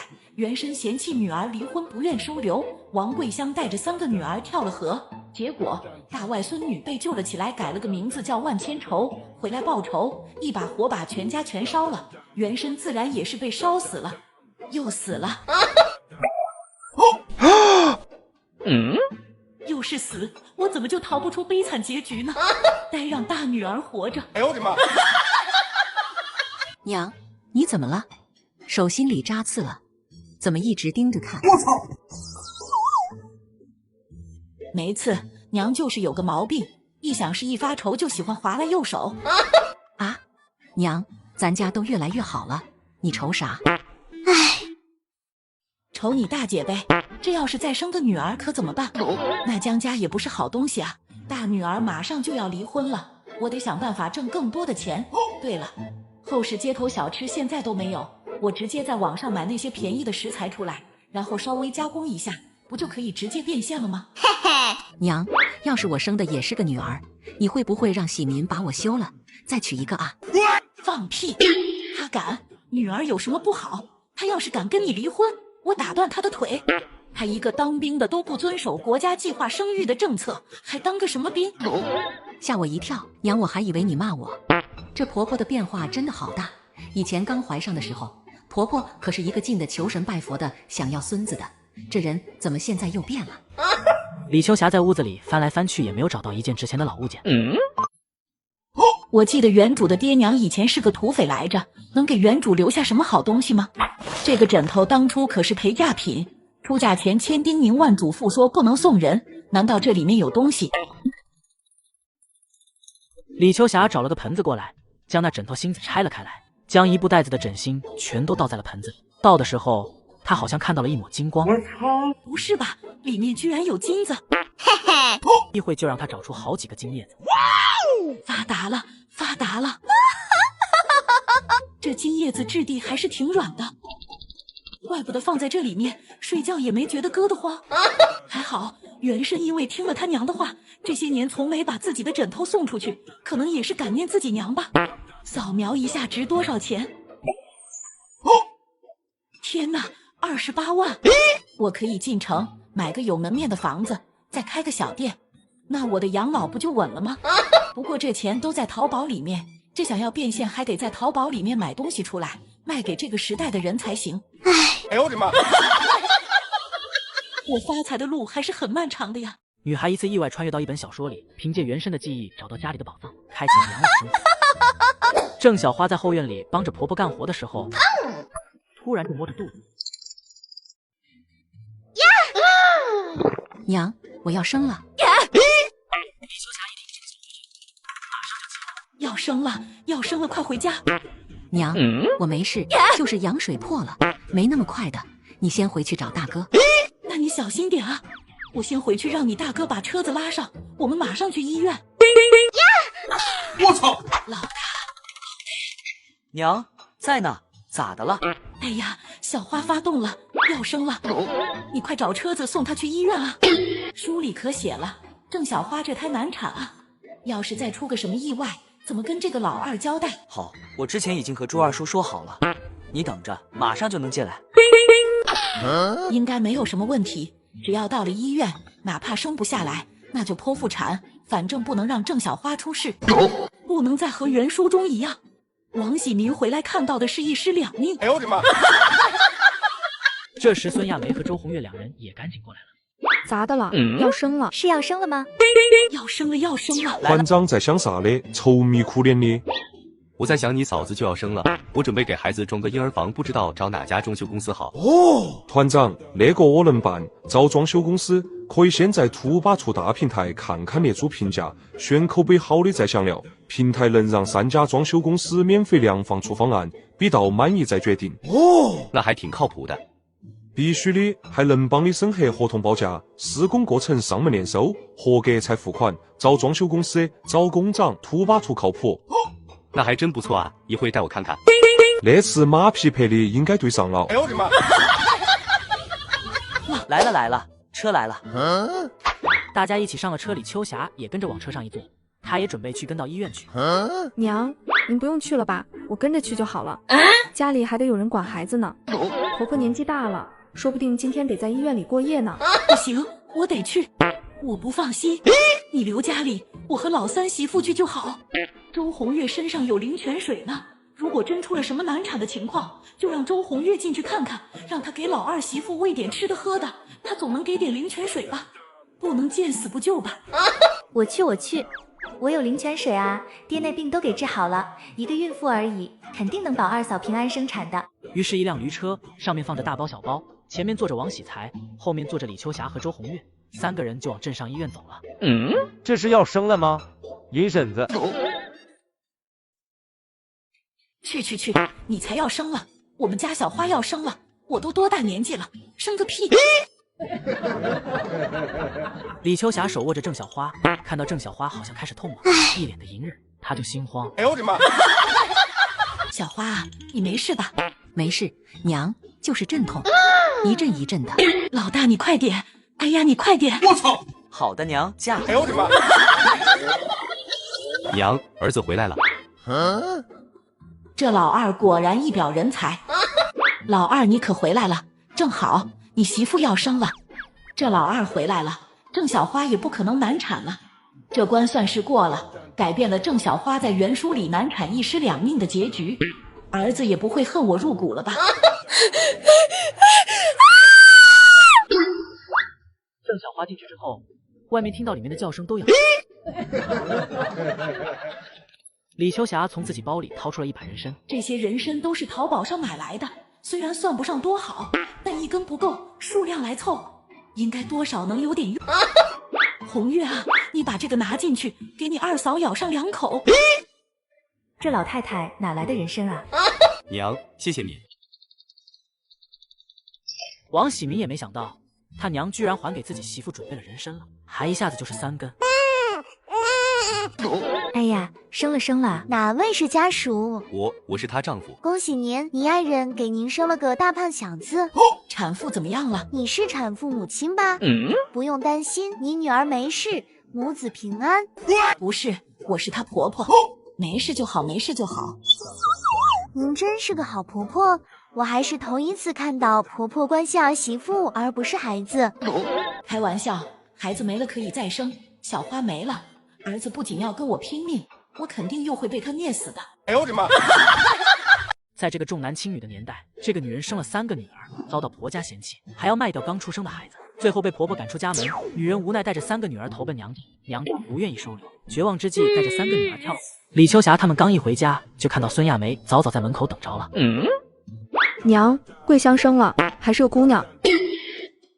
啊，生了，那这还跟咱家老二一天生的啊？这书里写的好像是郑小花比女儿早生的，这怎么还放1天了？应该是这次郑小花养得好，也没早产，所以在1天了。唉，怎么办啊，娘？我看那江家来的人一副眼里没人的样儿，嫌弃得很。咱家桂香可怎么办啊？同样都是当女人的，孙亚梅怎么能不知道这连生3个女儿？这江家的想法。老二回来了，明天让老二去把桂香接回来吧，不能让她坐个月子胡思乱想啊。这坐月子能回娘家坐吗？不是说是姑娘回娘家坐月子对兄弟不好的话吗？我操！放屁！听那些人胡扯，不过是给自己找借口罢了。以前家里都穷，谁能把个月婆子接回家养着？一天不得好几个鸡蛋，都得吃好的。接吧，不接怎么的？这江家早就打着要离婚的念头了。不过也不能让他们好过，他们要是敢提离婚，怎么着也要告他们，让他们赔给孩子们一笔抚养费才行。啊，对，老二啊，有个事要找你帮帮忙。娘，你说还帮忙？你让儿子干啥都是应该的。你大姐生了，又生了个闺女。书里写王家人把大女儿拒之门外，逼得那女儿跳了河，我就觉得心里慌。我既然都过来了，肯定不能让这大姑娘出事啊！对，啥？生了个闺女？我就怕江飞那一家子闹起来，要跟你姐离婚。正好趁着你在家，你去看看你姐。要是这江家人不干人事，你就把你姐和你3个外甥女都接回来，娘来养。娘，你说啥呢？我从小都是大姐带大的，走，咱们现在就去。娘，我也一起过去吧。好，他江家要是真敢做什么，你二弟是当兵的，不方便动手，要真闹起来了，你给娘好好把他抽一顿。知道了，娘。王桂香，就你这一生一个女儿，还有啥脸还待在我们家？真是害人精，生不出儿子来。昏暗的屋子里弥漫着一股压抑的气息。王桂香虚弱地躺在床上，身旁是刚出生不久的小女儿，小脸皱巴巴的，她的眼神中满是疲惫。孩子一直哭，可她连点奶水都没有。你这个没用的东西，生了3个赔钱货，还有脸在这儿躺呢。看看人家哪个媳妇儿不是生儿子传宗接代？就你，让我们老江家在村里抬不起头来。都怪你，生不出儿子还赖在这儿干啥？江飞，女儿也是你的亲生骨肉啊，你怎么能这么狠心？生女儿有什么用啊？生儿子才能传宗接代。娘，女儿也是自己的孩子啊，我会好好养他们的，求您别这样。婆婆一听这话更来劲了，上前一步，手指几乎戳到王桂香的脸上。养拿什么养？你男人在外面挣钱容易吗？都为你拖累了。这小丫头偏的，今天必须送人。你要是不答应，就别想在这个家待下去。我是不会给你们的，我自己能养活他们。婆婆一听，暴跳如雷，冲上去就要抢夺王桂香怀中的女儿。孩子给我，把孩子给我，快点松手，听到没有？不然我要打死你！王桂香拼命反抗，大女儿王招娣抱着奶奶的腿，大声哭着：“快住手！不要打了，奶，不要送走妹妹，我会挣钱养妹妹的，我不上学了。”江飞在一旁看着，无动于衷，嘴里还不停地骂道：“哭什么哭？丢人现眼！你今天不把孩子交出来，就别想有好日子过。我们老江家可不能被你一个外人给败了，快点松手！”我操！就在这时，从外面进来了2个高大的身影。都给我住手！都滚开！我今天倒要看看谁敢欺负我闺女，我就跟他拼命！这是我们老江家的事儿，你一个外人少管闲事。你女儿生不出儿子，就别占着茅坑不拉屎。你们来了就好，赶紧把你们家这只会生女儿的拉回去。我们江家要离婚，我儿子不能没有儿子，这都3个了，肯定不能再生了。我们要另娶新媳妇。咦，对，娶新媳妇。温白桃啊，温白桃，你儿子生了3个闺女，那是你儿子江飞的种没用，生男生女明明就是男人的染色体决定的，狗东西，你怎么不去死？什么染色体？什么东西啊？糟了，差点露馅了！哎呦我的妈！我是听医生说的。在这个重男轻女的年代，这个女人生了3个女儿，遭到婆家嫌弃，还要卖掉刚出生的孩子，最后被赶出门。女人无奈带着3个女儿投奔娘家，娘家不愿收留，绝望之际带着3个女儿跳河。今天说什么都没用，今天这个婚必须离，孩子必须得留下。我都跟人说好了，要把这个刚生出来的卖给人家，钱都收了，600块呢。外婆，奶会卖了我们的。别胡说八道啊！看我不打死你！我操！你干什么？你还想卖孩子？你真当桂香没有娘护着是吧？原来娘心里一直有我。儿子，给我狠狠打！好的，娘。我叫你欺负人，打人了。来人呀！这王家欺人太甚了。婶子，我敬你是长辈，你要再这么胡闹，我可就不客气了。这个年代果然当兵的比拳头更有震慑力啊！姐，没事，娘说了，你跟我们回家，我们养你和孩子。娘，对，娘养你们，跟娘回家。你二弟在瓜子二手车买了台特斯拉，才花了9万9，买二手新能源就上瓜子。瓜子最近上了几千台新能源源头车，全是从个人和批发商这些源头来的，同样车况轻松省下万把块，错过就亏大了。瓜子二手新能源源头职工更省钱，我们坐车回家就不会受风寒了。好耶好耶，坐大汽车回家。外婆外婆，我奶来了，快救救我妈！你奶来了？我爸也来了，还带着几个亲戚。江家带人来闹事，我记得书中没有这个剧情啊。我操！剧情正在更新，不好，难道原来的剧情会发生变化？哎呦我的妈！哎呀，不管了，随机应变。放心，这是在咱家，他们要是敢动手，你几个舅舅也不是好惹的。李秋霞一出门就看到了温白桃、江大发还有江飞这几个狗东西，居然还带着7大姑8大姨的。哟，这是干什么来了？3堂会审呢？这王桂香生不出儿子，我们家可是3代单传。我操！咦，还3代单传，不知道的还以为你们江家有皇位要继承呢。这大清都亡了，你家倒好，还需要个太子爷。你倒是饱汉子不知道啊，汉子姐，你自己生了3个儿子，你家还有孙子了，你倒说的轻巧。今天这婚必须得离，孩子嘛，就把招娣给我们留下就好了。招娣有11岁了，再养几年就可以嫁出去换彩礼。对，招娣啊，过来，跟爷爷回去，你可是咱江家的娃，跟着人家姓王的干啥？不要，我要跟妈妈。外婆，求你，我不回去。奶会卖了我的。这大外孙女真可怜，怪不得最后会黑化。招娣放心，外婆不会把你送回去的。这3个外孙女我都养了，真要离婚也行，咱们就算抚养费的问题。啥？还要抚养费？李秋霞，你想钱想疯了吧？怎么？这3个女儿是你儿子的种没错吧？你们想离婚，又不想养孩子，还1分钱不出了？这孩子也是王桂香生的，想要钱，我们1分都没有。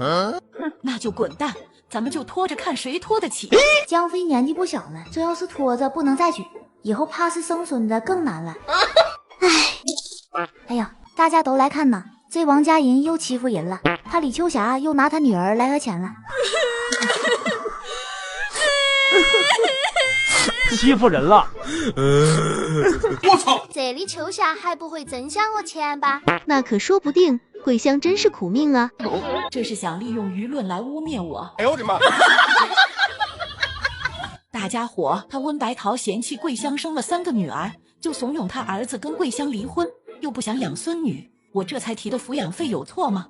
他还要卖掉刚出生的孩子，那可是你的亲孙女。啥？卖亲孙女？你也太不是人了吧！你胡说，我没有。不能吧？都什么年代了，还有奶奶卖孙女的？外婆没有瞎说，我听到了。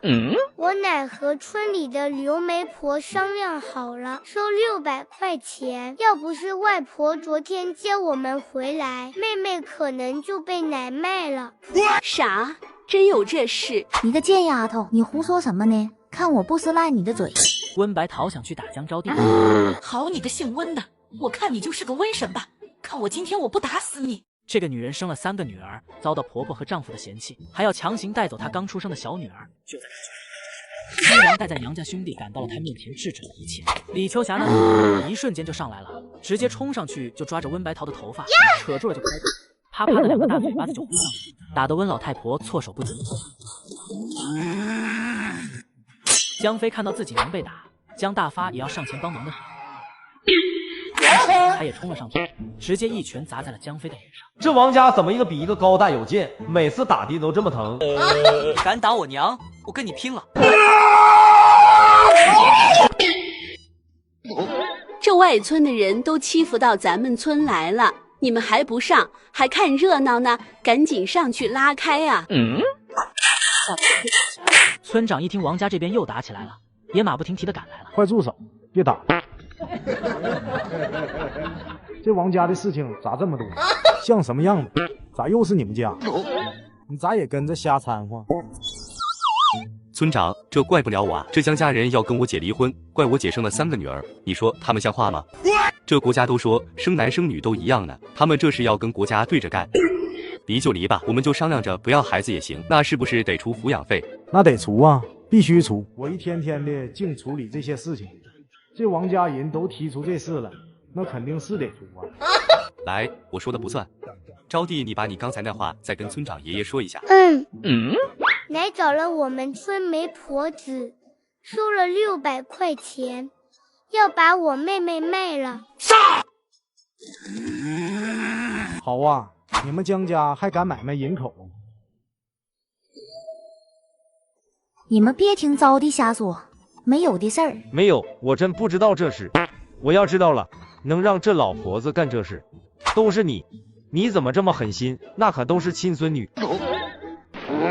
江大发也急了，拉着地上的温白桃也朝着他来了一巴掌。村长，这江家人也太不是东西了，也不知道我这女儿在他们江家过的什么日子啊，嫌我家女儿只生个女娃，这生男生女也得看你这当爸的种的什么种子啊！哎呦我的妈！怎么能全怪在女人身上？我听到这话，这布衣上头跟他打起来了。他们家居然做这种丧良心的事情，我们去报公安都成了。我可记得拐卖人口罪是要判重罪的。李秋霞这话一说，这次可真把江家人吓住了。这村里人吵吵打打也就算了，怎么还上升到要报公安了？亲家母啊，你怎么这样说啊？最多我们不离婚了，大家还是亲家好不好？我操，真不能报公安啊！离，这婚必须离！你们家那哪是家，那就是个火坑！我再让我女儿跟你们回去，指不定要怎么搓磨他们娘4个。这秋霞啊，不是劝和的吗？这闹了半天，你是要让桂香和江家离婚呢？村长啊，你快帮我们劝劝，我们不离了。桂香啊，都是你娘不好，都是江飞不好，你给我们回吧，以后爹会好好管着他们的，不让你受委屈。哎呀，江飞快哄哄桂香。桂香，你就原谅我这一次好不好？我错了，跟我回来吧，我以后一定好好对你。咦，娘，哇，这大女儿该不会也是个恋爱脑吧？她要是真回去，我可不会再管她了。妈，不能答应啊！你忘记爸是怎么打你的？你忘记奶要抢孩子的吗？要是哪天妹妹不见了，他说妹妹丢了，掉河里了，你信吗？江招娣扯着母亲的衣袖，眼泪不停地流。不能回去啊！回去他不得被奶和爸打死。他把他们要卖妹妹的事情说出来了，以后怎么可能有好日子过？王桂香啊，王桂香，你都没有你女儿脑子清醒。这个女人生了3个女儿，遭到婆婆和丈夫的嫌弃，还要强行带走她刚出生的小女儿。就在这9年，娘带在娘家兄弟赶到了她面前，制止了一切。王桂香好像当头一棒，马上摇着头：我不回去，我要离婚。听见没有？我们桂香说了，她要离婚。王桂香，老子给你脸了是吧？你还真敢跟我离婚啊？我操！原来你刚刚都是装的，离婚吧。王桂香，就算你哭着求老子，老子也不要你了。咦，既然话都说到这份上了，咱们就算这个抚养费，我也不跟你们多要，一口价2000。啥？2000块？我呸！你做梦去吧！谁家敢张口跟人要2000呢？我要的多吗？村长，你跟他们算算，大的今年才11，老二才7岁，还有个小的刚出生的，他们的吃喝这都要5、6千呢。我要个2000多吗？这都说劝和不劝分，这里秋霞是咋回事？还有逼着女儿离婚的，也不知道是真是为了钱，还是真心疼女儿。秋霞，这婚是非离不可吗？你家桂香可是有3个女儿的，真把婚离了，以后咋过？咋生活？你想过没？为了早点回家剪视频，我在瓜子二手车买了台特斯拉，才花了9万9。买二手新能源就上瓜子，瓜子最近上了几千台新能源源头车，全是从个人批发商这些源头来的，同样车况轻松省下万把块，错过就亏大了。瓜子二手新能源源头职工更省钱，活人还能让尿憋死了。我的女儿我来养，总好比被这一家豺狼虎豹逼死跳河的好。李秋霞说这些话，她当然是有底气的。这要是一般的老太婆，谁敢这么说话？主要是真养不起啊。怎么不同意？那咱们就拖着。你们要是敢结婚，那就是重婚罪，到时连着买卖人口和重婚罪一并上告。本想着如果这次王桂香能生个儿子，我就把钱交给他管来的，是他自己不争气，我还犹豫什么？我们给。不过我告诉你，王桂香和那几个丫头片子休想再进我们江家。爹娘，我们走。我操！有了这2000块钱，那倒是好办了。先去镇上买套院子，到时这都算投资。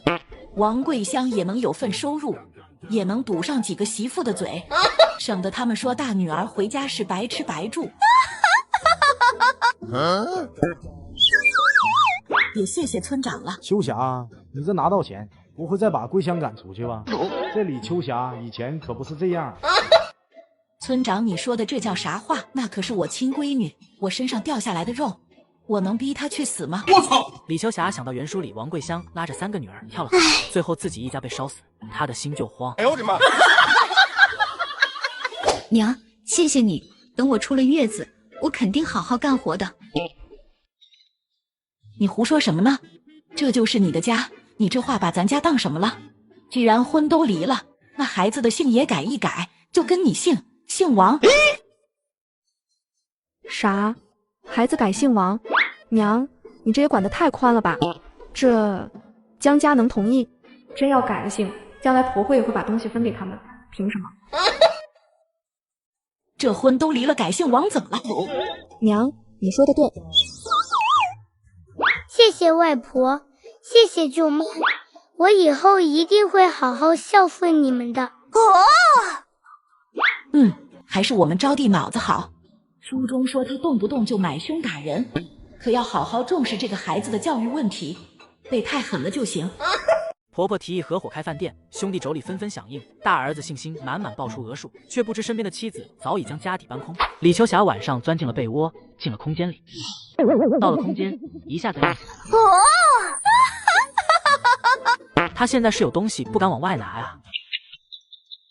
这个女主周红月到底是穿过来的，还是重生的人？有点拿不准啊。我这边要是拿出些后世买来的东西，一眼让她看出来，那怎么办？要不试探试探她。我操！王喜才和孙亚梅的屋子里，孙亚梅满脑子的事情。喂，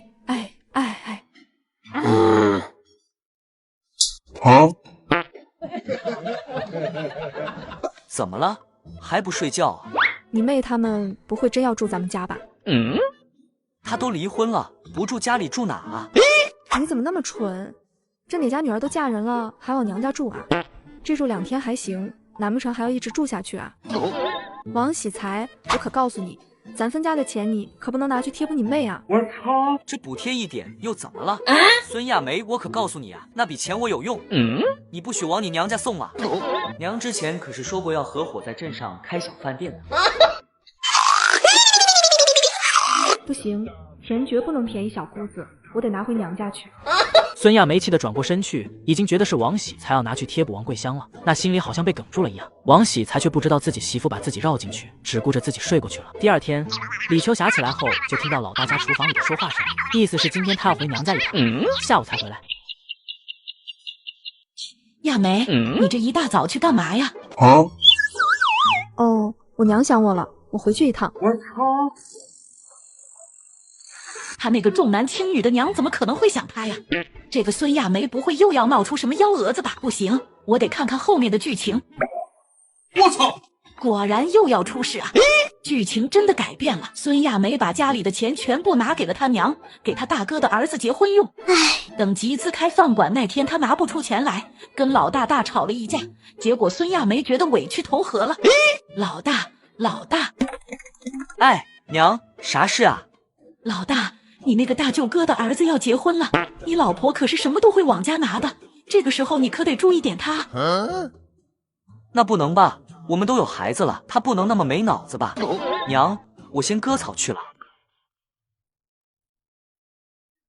我都暗示这么明显了，他还想不到吗？这坏人谁爱当谁当去，我可不想再搞出一个王桂花来记恨我。这木头儿子以后自己生气吧，反正也不过就400块钱，也让孙亚梅看清他家里什么样吧。啊，对，喜才，娘这是干啥？这关乎我们王家发财的大事，你只管听着。这小姑子都嫁了人了，发财的事还来掺和，婆婆这到底是怎么想的？今天把大家叫来说说之前我们提过在医院旁边买个院子开饭馆的事情。买院子我咋不知道呢？哎呀，听着，就是大家合伙都出一份钱，在医院边上买个院子，准备开个小饭店，做些吃食卖给医院里看病的人，你们觉得怎么样？我操！亚梅啊，这是之前老大没跟你提过呀？没有呀。难道老大真的一句都没跟大儿媳妇提吗？如果是这样，那就能明白为什么他会把钱拿去给娘家了。我怎么没跟你说啊？之前不是让你那个钱别动，我有用吗？那你也没说是买院子呀，这可怎么办呀？我一直以为他说钱有用处就是借口，就是想把钱借给小姑子，我已经把钱全借给娘家了呀。哎呦我的妈！她心里乱成了一团麻，既害怕婆婆和家人责怪她，又担心这生意做不成，以后家里的日子该怎么过？该来的还是来了，这事呢，大家都能参与，只要出钱，就按出的钱多少来分钱。这次桂香也参与，她手上有2000块呢。其实桂香自己就能买院房子了。啥？桂香都有2000？这是她离婚的时候将家给孩子的抚养费。小姑子离婚居然拿到了2000块钱，这也太多了吧？那个江飞还真给。此时的孙亚梅觉得之前自己还一直想着王桂香回娘家就是吸娘家人的血，这会觉得脸有些发烫。说说你们每家能出多少钱？娘，我家出500。娘，我也能拿出500块。老三出多少，我就跟着出多少。我也出500。虽然现在手里有2000块，可这要花完了可就没有了，将来靠什么赚钱啊？娘，我们家没有那么多，不过能出250，嘿嘿。老大，你家真有那么多啊？娘不是之前分给我们的吗？没怎么动，是吧，亚梅？屋子里的气氛一下子变得有些沉闷尴尬，其他人也都意识到了问题的严重性，大家都看着孙亚梅，不过也不知道要说什么。孙亚梅，你怎么回事？哎呀，喜财，我们就不掺和这事了吗？生意哪是那么好做的呀？你究竟怎么回事啊？是不是有事瞒着我？没有啊。婆婆提议合伙开饭店，兄弟妯娌纷纷响应。大儿子信心满满报出额数，却不知身边的妻子早已将家底。孙亚梅，机会是公平的，你可别到时候见了老二、老三还有桂香都赚钱了，再来埋怨我偏心啊！好，我也出500，那这样咱们的启动资金就有2000。哎，我可说好了，到时候这钱可是我自己的，你们可别想要，这可关乎我未来的养老金，必须得说清楚。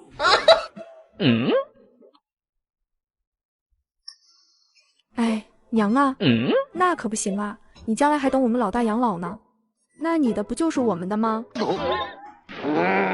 你说什么呢？孙亚梅，以后我自己过，你不用老惦记我。这是你们有钱就参与，没钱也可以不参与，不勉强。这个孙亚梅家里就那么点钱，全给娘家拿去，这么多年真是白过了，一点都不为自己的小家着想，真是欠收拾。娘，我们不参加。孙亚梅，你什么意思啊？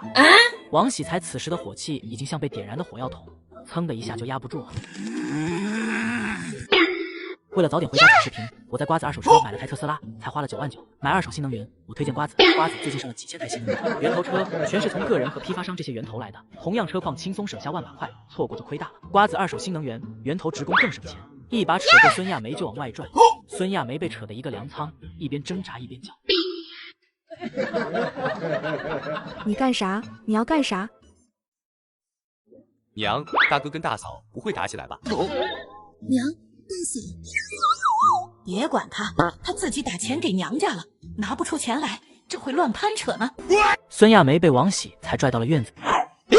钱呢？孙亚梅，你不会全拿给你娘家了吧？拿了呀。我大哥家侄子结婚，我不应该先把钱借给他们吗？再说我娘说了会还给我的。你娘家啥时候还过咱俩东西啊？你长点记性吧。结婚这么多年了，你娘给过你啥了？他想起这么多年来，媳妇总是偷偷往娘家拿东西，娘家却从未给过他们任何回报，心里就像被刀割一样难受。孙亚梅被王喜才这么一说，也有些心虚。哎呀，这次不一样，我娘说了他会还给我的。你就相信你娘的话吧，你心里根本就没有我们这个家。我操！娘，不好了，大哥和大嫂他们要打起来了。你还敢推我？我怎么就没有这个家了？我这么多年为这个家做牛做马，好你个王喜才，你个没良心东西啊！还有你那个娘，偏心眼，根本就没把你当回事。还有你那个妹子，整天赖在娘家，吃吃喝喝都不要脸。我操！王喜才被孙亚梅这一哭闹，心中的怒火更是熊熊燃烧。他觉得自己这么多年的辛苦努力，全被妻子的自私行为给毁了。你敢这么说娘？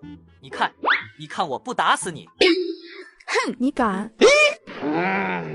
王喜才顺手拿起院子角落里的铁铲，高高举起，眼睛里闪烁着疯狂的光芒，想要一铲子拍死孙亚梅。哎呦我的妈！老大，你要干啥？放下！大哥，冷静啊！要是真出了事，这个家就完了。在众人的苦苦劝说下，王喜才手中的铁铲终于缓缓落下。孙亚梅坐在地上，依旧不依不饶的哭嚎着。你们老王家欺负我，这日子没发过了，我不活了。我操！天杀的，我这一天天的过的啥日子？哎呦我的妈！行了，都住嘴！看看你们像什么样子，这个家还过不过了？孙亚梅，你拿钱回家那是你的错，喜才，你动手打人更是错上加错。就在孙亚梅大哭的时候，门外敲门声响起。秋叶妹子，你家出啥事了？瓜子二手新能源，源头职工更省钱。去把门打开，让大家都听听，我哪偏心了，也让孙亚梅自己看看，有哪家媳妇跟她一样的。这是还想让大家都来看看我偏心呢，那就顺她的心。接上集孙亚梅把钱偷偷拿给娘家被发现，邻居跑来看到，孙亚梅蓬头垢面的，脸上也都是灰土，两人一个坐地上还哭呢，另一个气得脸红脖子粗。这是怎么了？怎么打成这样了？是啊，你们家到底又咋的了？婶子啊，他们老王家欺负人，这日子没发过了。你还有脸说？哎呦我的妈！家里就那点钱，你全拿去给你娘家了。你说我家人欺负你，我还说你们孙家欺负人呢。把你这个老鼠放我们家了，这钱娘才分给我们几天，到你这就没了。我娘说了，以后会还的。你娘说还？你问问大家，有人信不？也就你个没脑子的，放着自己的孩子不管了。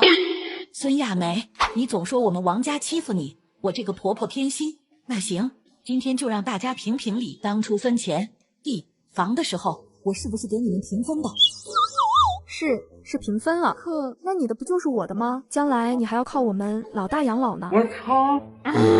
为了早点回家剪视频，我在瓜子二手车买了台特斯拉，才花了9万9。买二手新能源，我推荐瓜子。瓜子最近上了几千台新能源，源头车全是从个人和批发商这些源头来的，同样车况轻松省下100块，错过就亏大。瓜子二手新能源，源头职工更省钱。我这还没怎么着呢，你就开始威胁我了。你放心，我就算是老了不能动了，我也不会去找你。你总说老二、老三和桂香占便宜，其实最占便宜的就是你。你真以为地里的那点收成能攒到这么多钱呢？那都是老二当兵的工资啊，人家老二一家都没计较，你反倒计较上了。再说桂香，她出嫁前那都是勤勤恳恳的，就算是离了婚也是带着钱的，我当时可是1分钱都没分给她呀。你说他们占了什么便宜？反倒是你，自从嫁过来之后，不停的往娘家拿东西、拿粮食、拿钱，他们有还过1分吗？孙亚梅，你现在不是20岁，30了，2个孩子还靠着地里那点收成过日子呢。那我问你，到什么时候要攒多久才够400块钱？啥？400块？你全给你娘家了？哎呀，亚梅啊，你就算再孝顺你亲爹亲娘，你给自家留点后路不是吗？对呀，要是我家儿媳妇那样，我早把她赶回娘家了。就是，我，这，你不想过就别过了。你那么顾你娘家，你明天就回你娘家去啊！你什么意思啊？哎呀，行了，孙亚梅不是说她娘家会还那是400块钱吗？那咱们就等着还钱。她既然对我们的事觉得不靠谱，那就别掺和了，都散了吧。我操！娘，你真不管我们了？还真不能不管，老大忠厚老实，不带着点一辈子都只能过苦日子。桂香啊，娘给你开个口，你先拿500块钱给你大哥垫上，到时候让他还你600，你看这样行不？我要是自己有就不开这个口了，我现在哪有那么多现钱？我的500里面都有200是老二给我的。娘，你说什么呢？借给我哥钱，哪用您开口？能帮上大哥的忙，我还高兴着呢。大妹，王喜才低着头，有些觉得没脸。娘，儿子没用。你这是可别跟你媳妇说，就装作穷光蛋一个，等以后你媳妇看清了她娘家人什么嘴脸了再说。好，娘，我不说。这个孙亚梅以后别想用我的钱，以后也不会再把钱交给她管了。我操！啥？这也能怪到我头上？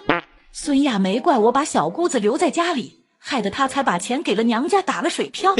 所以等我老了以后，王喜才在的时候，他对我那是关怀备至。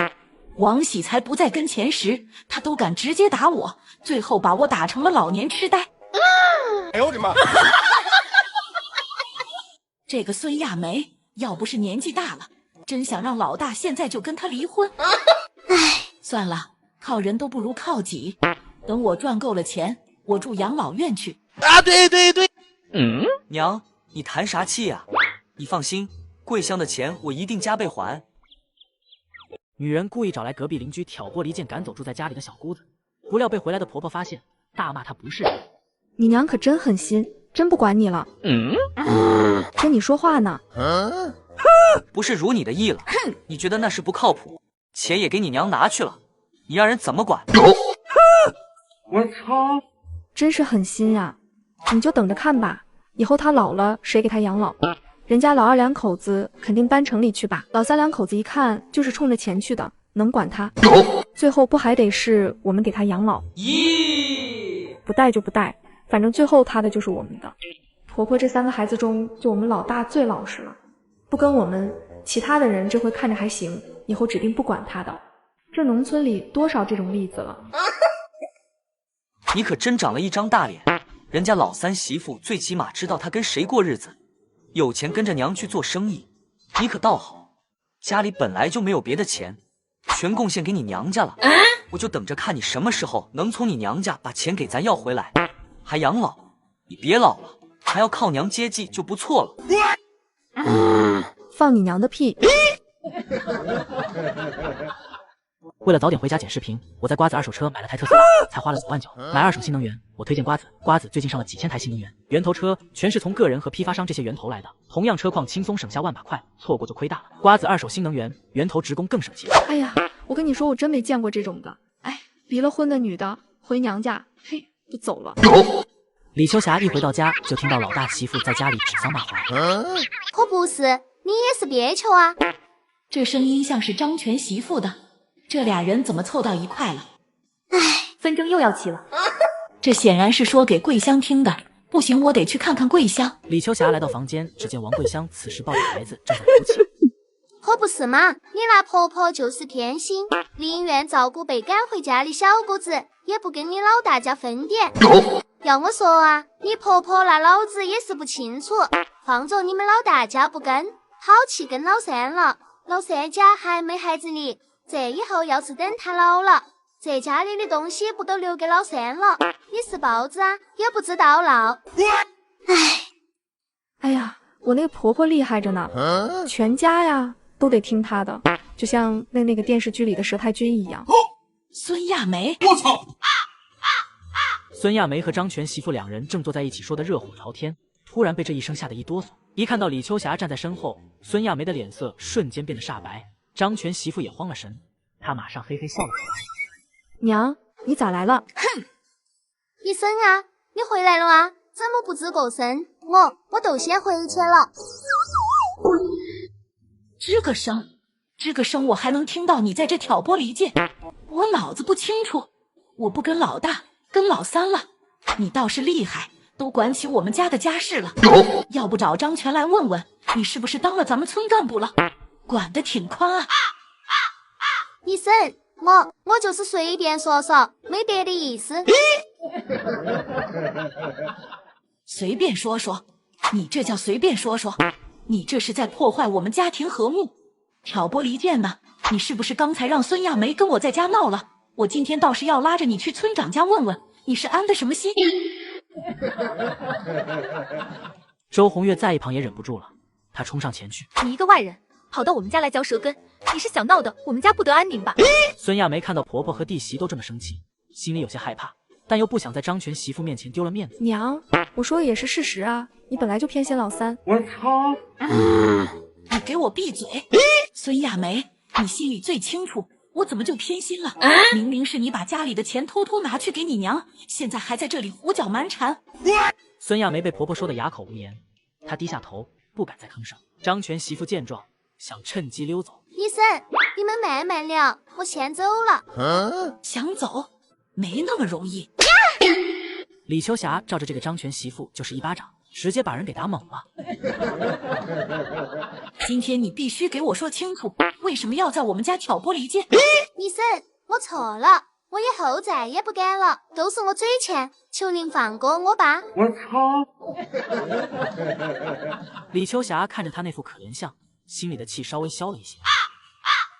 这次就饶了你，以后再让我听到你在背后说我们家的坏话，我可不会轻易放过你。孙亚梅看着张全媳妇跑了，这回倒不知道说什么了，有点紧张的看着婆婆。孙亚梅，如你的意了，明天桂香就搬走。我看你是贪心没够，总觉得我的东西是你的。我今天就告诉你了，我的东西以后给谁也不会给你。真是被这个大儿媳妇恶心的够够的了。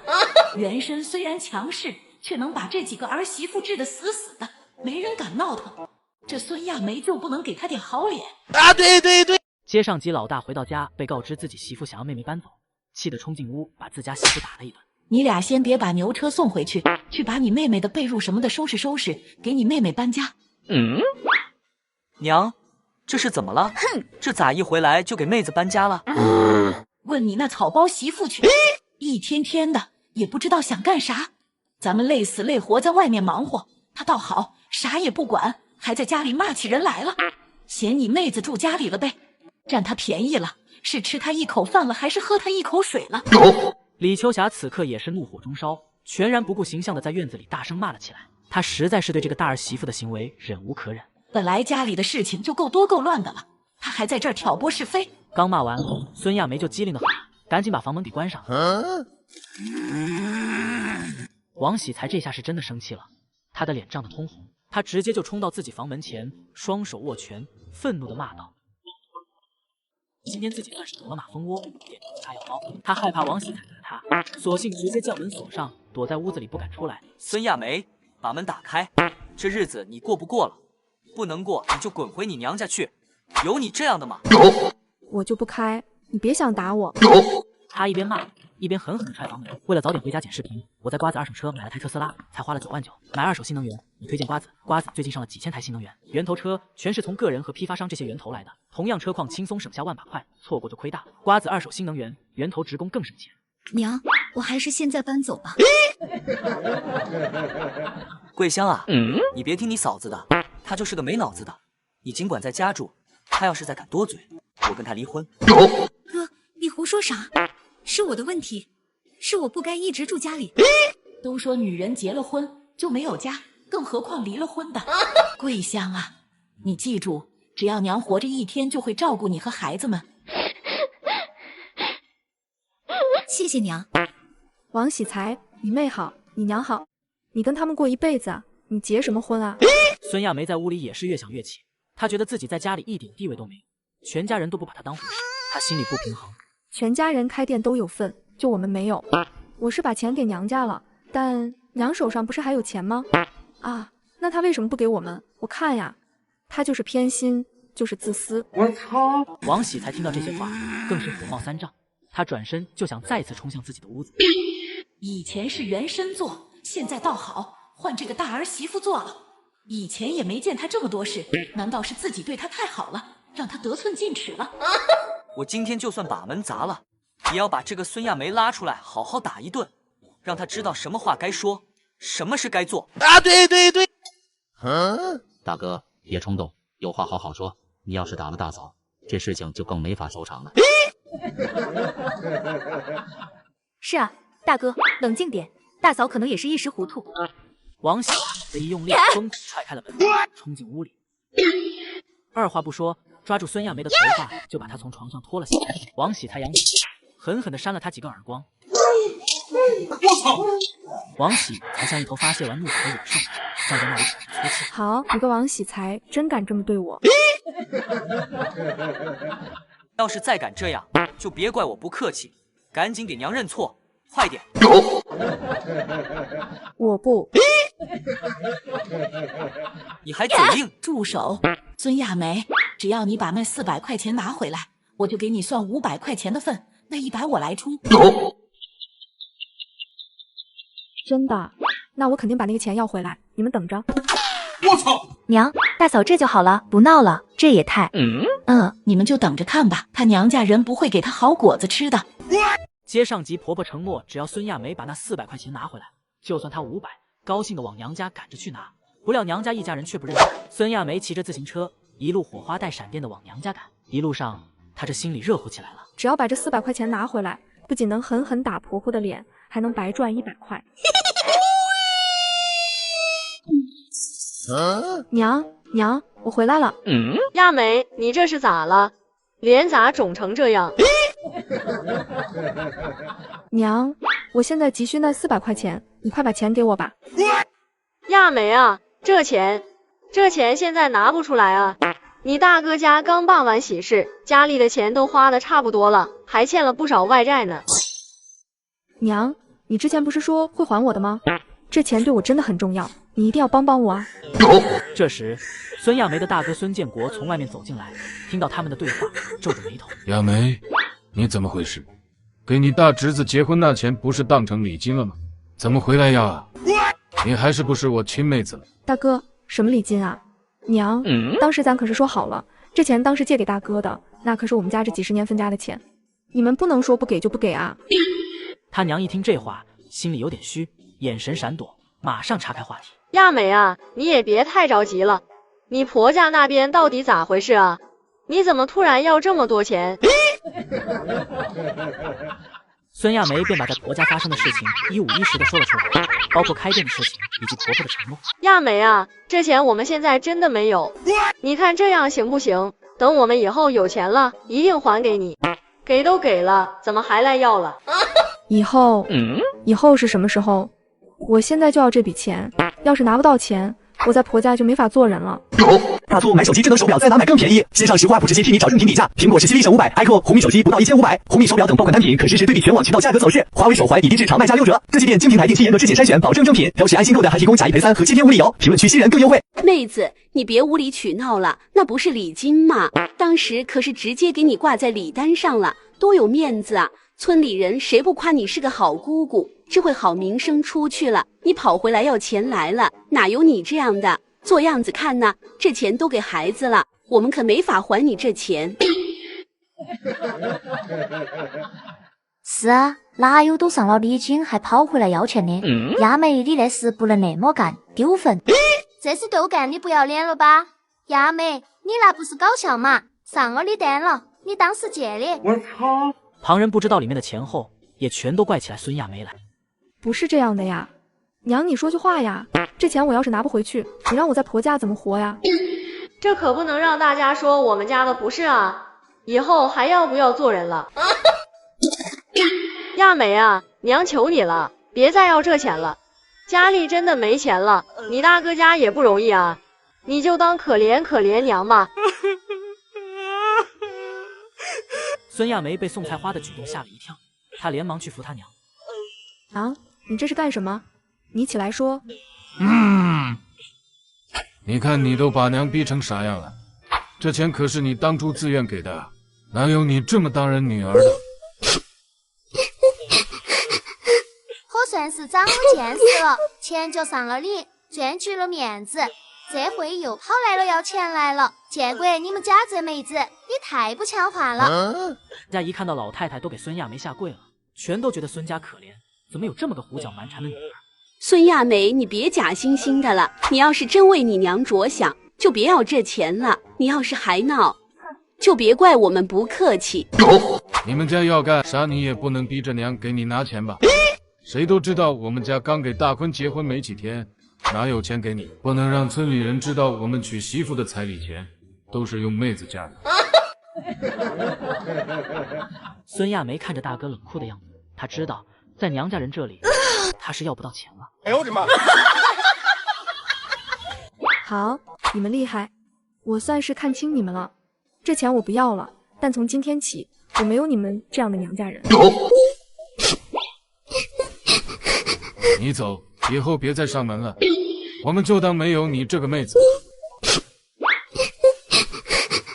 哎呀，你们是不知道啊，亚梅这次回来就是为了要钱，那钱当初可是她自愿给她大侄子当礼金的，现在倒好，又反悔了，回来闹着要。我们这日子本来就过得紧巴巴的，他还这样，真是没良心啊！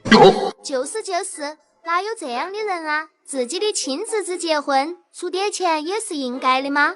怎么还能要回气呢？我操！我看啊，他就是在婆家过得不好，回来找借口闹事嘞。那姑娘啊，真是越来越不懂事了。接上集，孙亚梅在娘家受了委屈，又不敢回家面对家人，绝望之际跳了河。孙亚梅听到这些话，心中的怒火噌的一下就冒了起来。她冲进院子，指着大嫂赵红艳：“你胡说八道！那钱明明是我让娘保管的，是借给你们的，你们怎么能这样污蔑我？”你还敢狡辩？当时大家都看到了，那钱就是礼金，你现在想耍赖可不行。你这孩子怎么能这样哩？你娘和你大哥这么多年也不用你，你不帮衬着也就算了，还回来要钱，太不孝了！我操！你们根本就不知道事情的真相，凭什么在这里乱说？你怎么跟你大嫂说话呢？不是这样的，这钱明明是我让娘替我保管借给你们的。好，你说尽，我铁定给你打借条，对不对？有没有？拿来我看看。我以为是一家人，我就没写呀。是你们给我下套了。你还我的钱。孙亚梅，为了这点钱，你疯了吧？什么一点钱？那是我们家10几年。你还有没有规矩了？儿子，给我好好教训你这个不懂事的妹妹。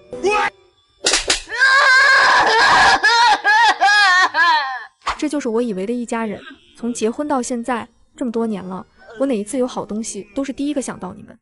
你们是怎么对我的？娘，我最后一次叫你，从今以后我再也没有娘了。孙亚梅，你给我回来！哎呦我的妈！别管他，死了更好。大促买手机智能手表再哪买更便宜？线上实话不直接替你找正品底价。苹果10系立省500，iQOO 红米手机不到1500，红米手表等爆款单品可实时对比全网渠道价格走势。华为手环已定制场卖价6折。这些店经平台定期严格质检筛选，保证正品，标识安心购的还提供假1赔3和7天无理由。评论区新人更优惠。孙亚梅一边哭一边推着车走在回家的路上，天色慢慢的黑下来了。她走到了村口的时候，不敢回家了。这要怎么说啊？我一直信誓旦旦的说那400块钱是借给娘家的，娘会还的。可现在我却里外不是人。她将车子靠在了路边，蹲在了河边。真想直接跳河算了，我一直当成最亲的人，却在这个时候坑了我。我拿什么脸活去见喜才和孩子？都是我的错。我死了就好了，死了就不用再想这些了。说完，他站起身，纵身一跃。家里面，李秋霞看着天，这个孙亚梅都去了快2小时了，按着剧情里，那是她过年前的时候才去要钱的，双方闹翻了，然后过年就断亲了。这次去也是要钱，应该也不会有啥好结果。这也没离多远，怎么这么晚还没回来？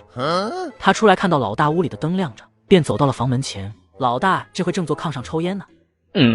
娘，有啥事吗？走，去找找你媳妇去。不去，爱回娘家回去，什么都往娘家拿，我不去。赶紧走，你媳妇这次是回去要钱去了，我看肯定要不到。她会不会是因为要不到钱不敢回家了？她能回去要钱？赶紧的，跟我出去找找，快点，这天都黑了。这年头也没个路灯。李秋霞拿了个手电筒给儿子，自己也拿了一个。新的。咦！李秋霞和王喜才拿着手电筒刚走出村子，就发现一辆自行车停在路边。他往河里照过去，看到河面上不停地起着大泡泡。这该不会有人跳河吧？难道是有人掉河里了？哎呀，老大，快过来！你媳妇跳河了，快去救她！王喜才将孙亚梅拖上岸，就大喊起来：“媳妇，你醒醒啊！媳妇！”哎呀，慌什么？走开！李秋霞直接上手就开始按压起孙亚梅的胸口，只见从孙亚梅的嘴里一股一股的水被挤了出来。看孙亚梅还没醒，又上手按她的人中。你过来，捏着你媳妇的鼻子，给她肚脐，快！我操！吸一口气再吹进去，你个傻蛋！孙亚梅睁开眼的时候，看见一张大脸朝下压下来，吓得直接伸手就是一巴掌。哎呦我的妈！醒了醒了，活过来了。醒了就好，醒了就好啊！亚梅啊，你怎么这么想不开呢？发生什么事情了？你回来说说，哪至于要寻死啊？你个蠢货！你要是敢死，我跟你没完！你不会就是因为没要到钱要寻死吧？你个傻子！钱是王八蛋，没了咱再赚。啊，对对对。我也不是非逼着你跟你娘家要这400块钱，我就是想让你看清他们都是什么人。这女人啊，结了婚要多为自己家里着想啊！你还有儿子还有女儿呢。孙亚梅放声大哭起来，好像要把心中所想的委屈、痛苦和不满都宣泄出来。好了，别哭了，我们回家。孙亚梅此时好像心生了一般，她看着王喜才的背影，手还被婆婆紧紧拉着。以前的孙亚梅死了，以后的孙亚梅只是王家的儿媳妇。女孩不顾家里的反对，非要嫁给隔壁的穷小子，最后却饿得吃不饱饭。王桂花和吴贵结婚后，他们把家里那间房子中间砌了道墙，将屋子他们2口子睡里间，吴全睡在了外间。厨房就是在外面搭了个破棚子，那棚子下面勉强盘了个锅头。刚开始那几天，吴贵还天天陪着他做饭，那会就是让他吃野菜、喝涮锅水，他都觉得甜蜜。不过这才1个月，现在天天做饭的事情就落在了他身上。唉，想着穷也没什么，只要我们努力，肯定能赚钱过好日子。可是他天天都躺在家里，跟没骨头一样。吴贵，你起来，家里3天没粮了，拿什么做饭？王桂花心里有些烦躁，以前她哪里会想到有一天会没有东西吃。在家里的时候，娘总会把最好的都给我一份。从结婚后，我甚至连鸡蛋都没吃过了，天天吃的那些东西哪能跟家里比？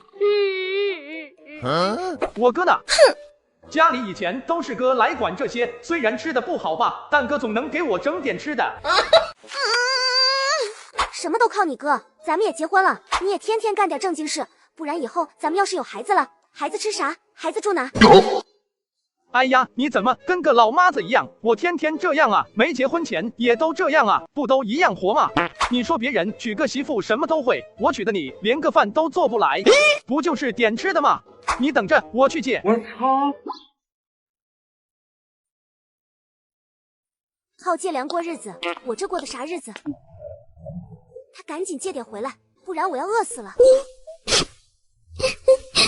吴贵去了隔壁几家，都想跟人家借点粮，不过没人愿意借他，不为别的，那简直就是肉包子打狗，有去无回。他还不认。吴贵跑到隔壁见赵叔在院子，心想着男的比女的好说话，便嬉皮笑脸的凑了上去。赵叔，借点粮呗。吴贵啊，上次你借的都没还，那都半个月了吧？叔也不好意思跟你生说呀，你生那脾气你知道，我可不敢惹他。不借就不借呗。我去老好人何黑子家里去借点。吴贵刚走到何黑子家，就看到一个女的揪着何黑子的耳朵。大促数码产品换新，推荐用识货 app 更省钱。平台实时对比全网渠道价格走势，直接底价入。酷泰科、贝斯、小米等3C 认证充电宝，可带上飞机，已跌至常卖价6折。苹果16 Pro 立省2000多，红米 iQOO 手机1500到手，识货帮你挑低价和国补一起到手更省钱。关键正品保障，评论区看看吧。老梁数到3，马上8点10了，以后不止天天早上起来要洗脸，还要刷牙，不然打死你。还有啊，乌龟不是个好东西，你要是再敢跟他混，老梁把腿给你们打折。你给我滚！粮食呢？没借到。你不是说结婚后不让我受苦的吗？你现在怎么连个吃的都搞不来？王桂花心里肚子饿得一直叫，难受得很。吼我做什么？不是你上赶着要嫁我，还偷了自己家的钱，让我上门提亲的，是我非要娶你吗？你现在怪起我来了。吴贵此时也不装了，他家穷10里8村都知道，反正他也是习惯了，直接回屋里往炕上一躺。反正大哥回来了，会想办法的。哎呦我的妈！你吴贵，你有没有良心啊？我为了你跟家里都闹翻了，你现在怪起我来了？我操！我说的不对吗？人家娶个媳妇就是家里揭不开锅了，至少也能回娘家借点。你把娘家都得罪了，我去打秋风都不敢上门。有办法了。啥办法？王桂花难受的想哭，可又倔强的觉得自己没错。你去学校让你那侄子王狗蛋回家偷点钱出来，掏个1块2块的，咱不就能吃上饭了？吴贵，你怎么那么没出息？你不怕被我哥他们知道打死你啊？王桂花其实还有点动心了，到现在他还是怪他娘。如果娘能好好的让我出嫁，不说别的，总得给自己些陪嫁吧，几十块钱总该有的吧。现在倒好，把我赶出来，我一点脸都没有。跟吴贵回家后，还被他那些三姑六婆的看不起，各种阴阳怪气的。哎呦我的妈！不是吴贵，你不能老指着这些来过活吧？咱们结婚了，咱们现在是一个小家了，你现在赶紧的去地里跟大哥一起种地，收拾的去。哎呀，你烦不烦啊？就那点地，大哥一个人就够了，这么多年不都这样吗？等大哥回来了，让他想办法。你不行，太饿了，我得去山上挖点野菜去。王桂花提着家里的破篮子，拿着个不知道多久都没用过的生了铁锈的刀片往外面走去。吴贵见王桂花出去了，偷偷从兜里掏出一块饼子来，大口的吃了起来，一点也没觉得有啥不对，还觉得挺得意的。这还是昨天在王狗蛋那里骗来的。街上及男人一个人在家偷偷拿出从别处骗来的饼吃，而自己的媳妇却饿着肚子去山上挖野菜吃。你不说我不说，不就没人知道了吗？我可是你小姑父，你这孩子不懂，多个朋友多条路，以后咱们是亲戚，你爸妈他们年纪大，以后我们才是一波的，知道不？吴贵就是这么着，一次次从王狗蛋那里骗上点吃的，哄上几毛钱。王喜才兄妹从街上回来路上，老远就看到一个在地里挖野菜的身影。我怎么看着那像是小妹呢？别管她，都是自找的。啥？桂花怎么了？桂花不是嫁人了吗？我看看。我操！她怎么在挖野菜？我说你们管她干什么？她偷家里的钱当彩礼，还想害胖妞。哎呀，毕竟是亲兄妹，血浓于水啊。桂花，你怎么在这里挖野菜？那个吴贵呢？你这是没吃饭吗？王喜明听到妹妹肚子传来的咕噜声，心中一阵酸楚。他看着这个曾经被全家人宠爱的妹妹，如今落魄至此，心中五味杂陈。他从口袋里掏出10块钱，塞到他手里，语重心长地说：“给自己留着，别让吴贵知道。”王桂花连忙将钱紧紧捏在手里，仿佛那是他的命根子。二哥，你跟娘说说我后悔了，我想回去行不行？小妹，结婚不是儿戏，不是你想回就能回的。那大姐为什么能回啊？你大姐她不一样，她离婚了，这才能回家的。二哥，那我也离婚吧。大姐能离婚回家，我为什么不行？王桂花，你把结婚当什么了？想结就结，想离就离，你太任性了。如果想入手正品又怕买贵，推荐识货 App。我这双新百伦慢跑鞋，用它对比全网20多家平台价格，直接省了好几百。智库趴 Pro Fit 5C 等专业跑鞋，现在价格降到冰点，只要200多。音速13 OL 2代这种热门篮球鞋也很实惠，识货正品保障，还能查180天历史价。评论区看看吧。桂花，吴贵对你好吗？王桂香关切地问道，她的眼神中充满了担忧。她一直把妹妹当作自己的宝贝，虽然妹妹之前做了错事，但她还是忍不住关心妹妹的近况。然而，王桂花此时满心都是自己的想法，根本没有感受到大姐的关心。哼！我操！我过得怎么样，你没看到吗？凭什么你离婚娘就让你回啊？那吴贵天天什么事情都不做，也不干活，也不挣钱，家里都没粮下锅了。你要是念及我这个妹妹，你就回去跟娘说，我也要离婚，我也要回家。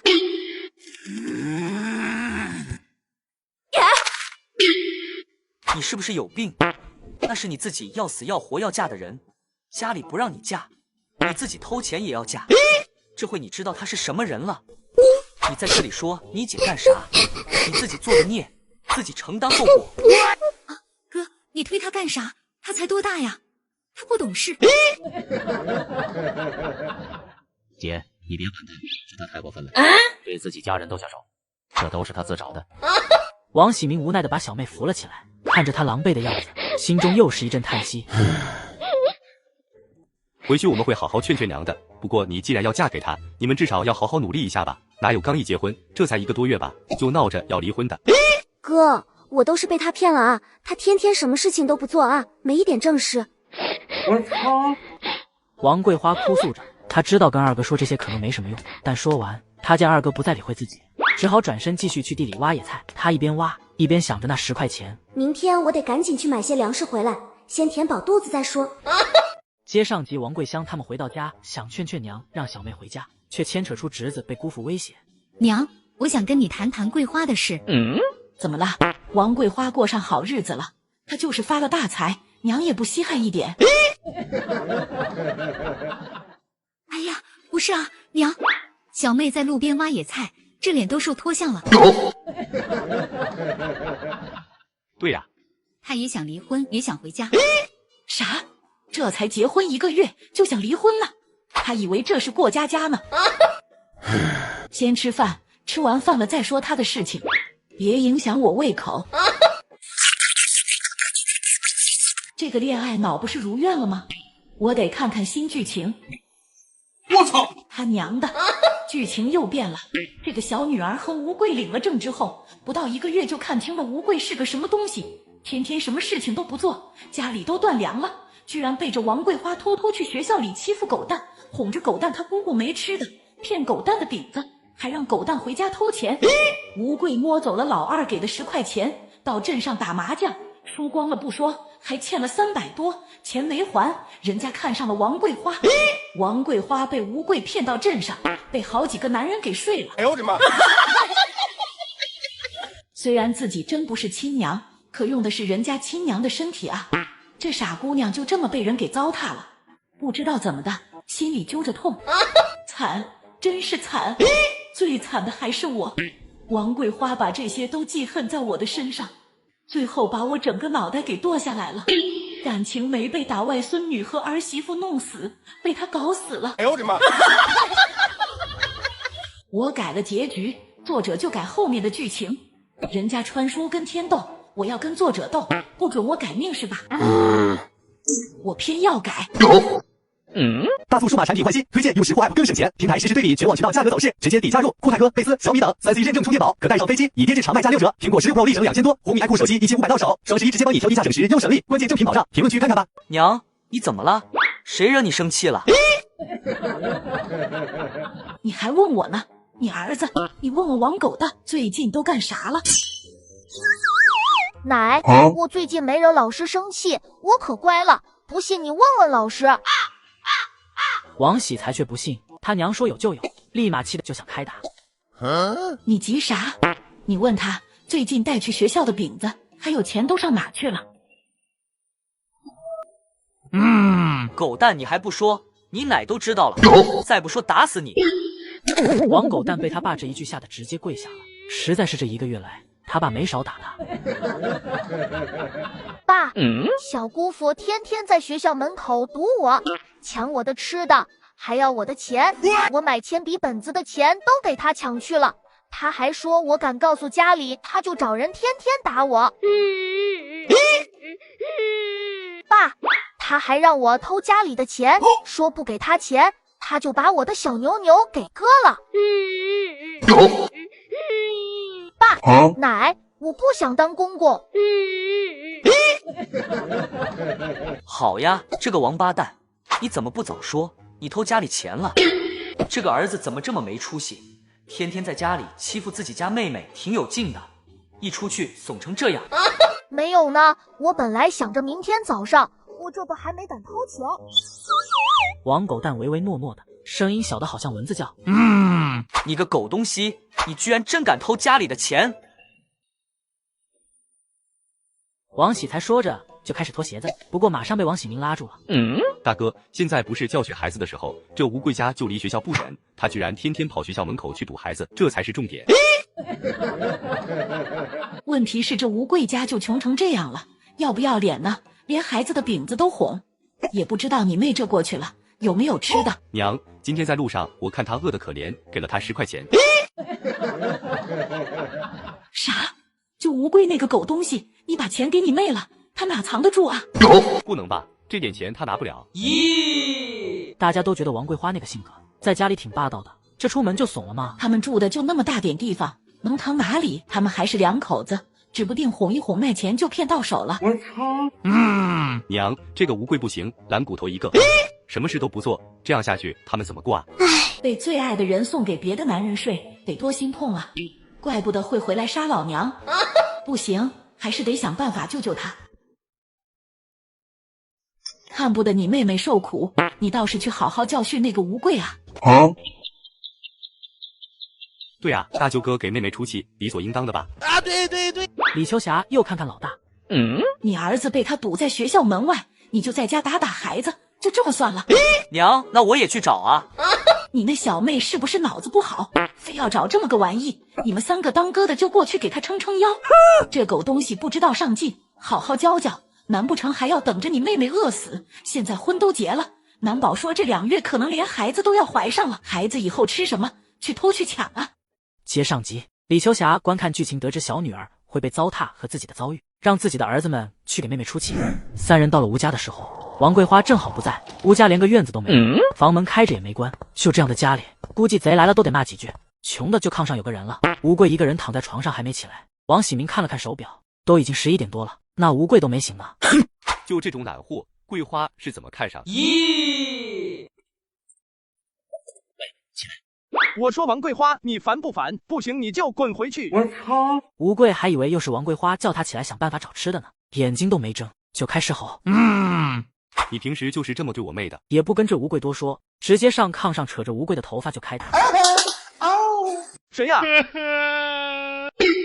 吴贵被扯着头发时就醒了，一睁眼才吓一跳，什么时候家里来了别人都不知道。一抬头就看到了王桂花的2哥哥，还有一个不太熟不过这此时正扯着他的头发，拉着就往炕下拖。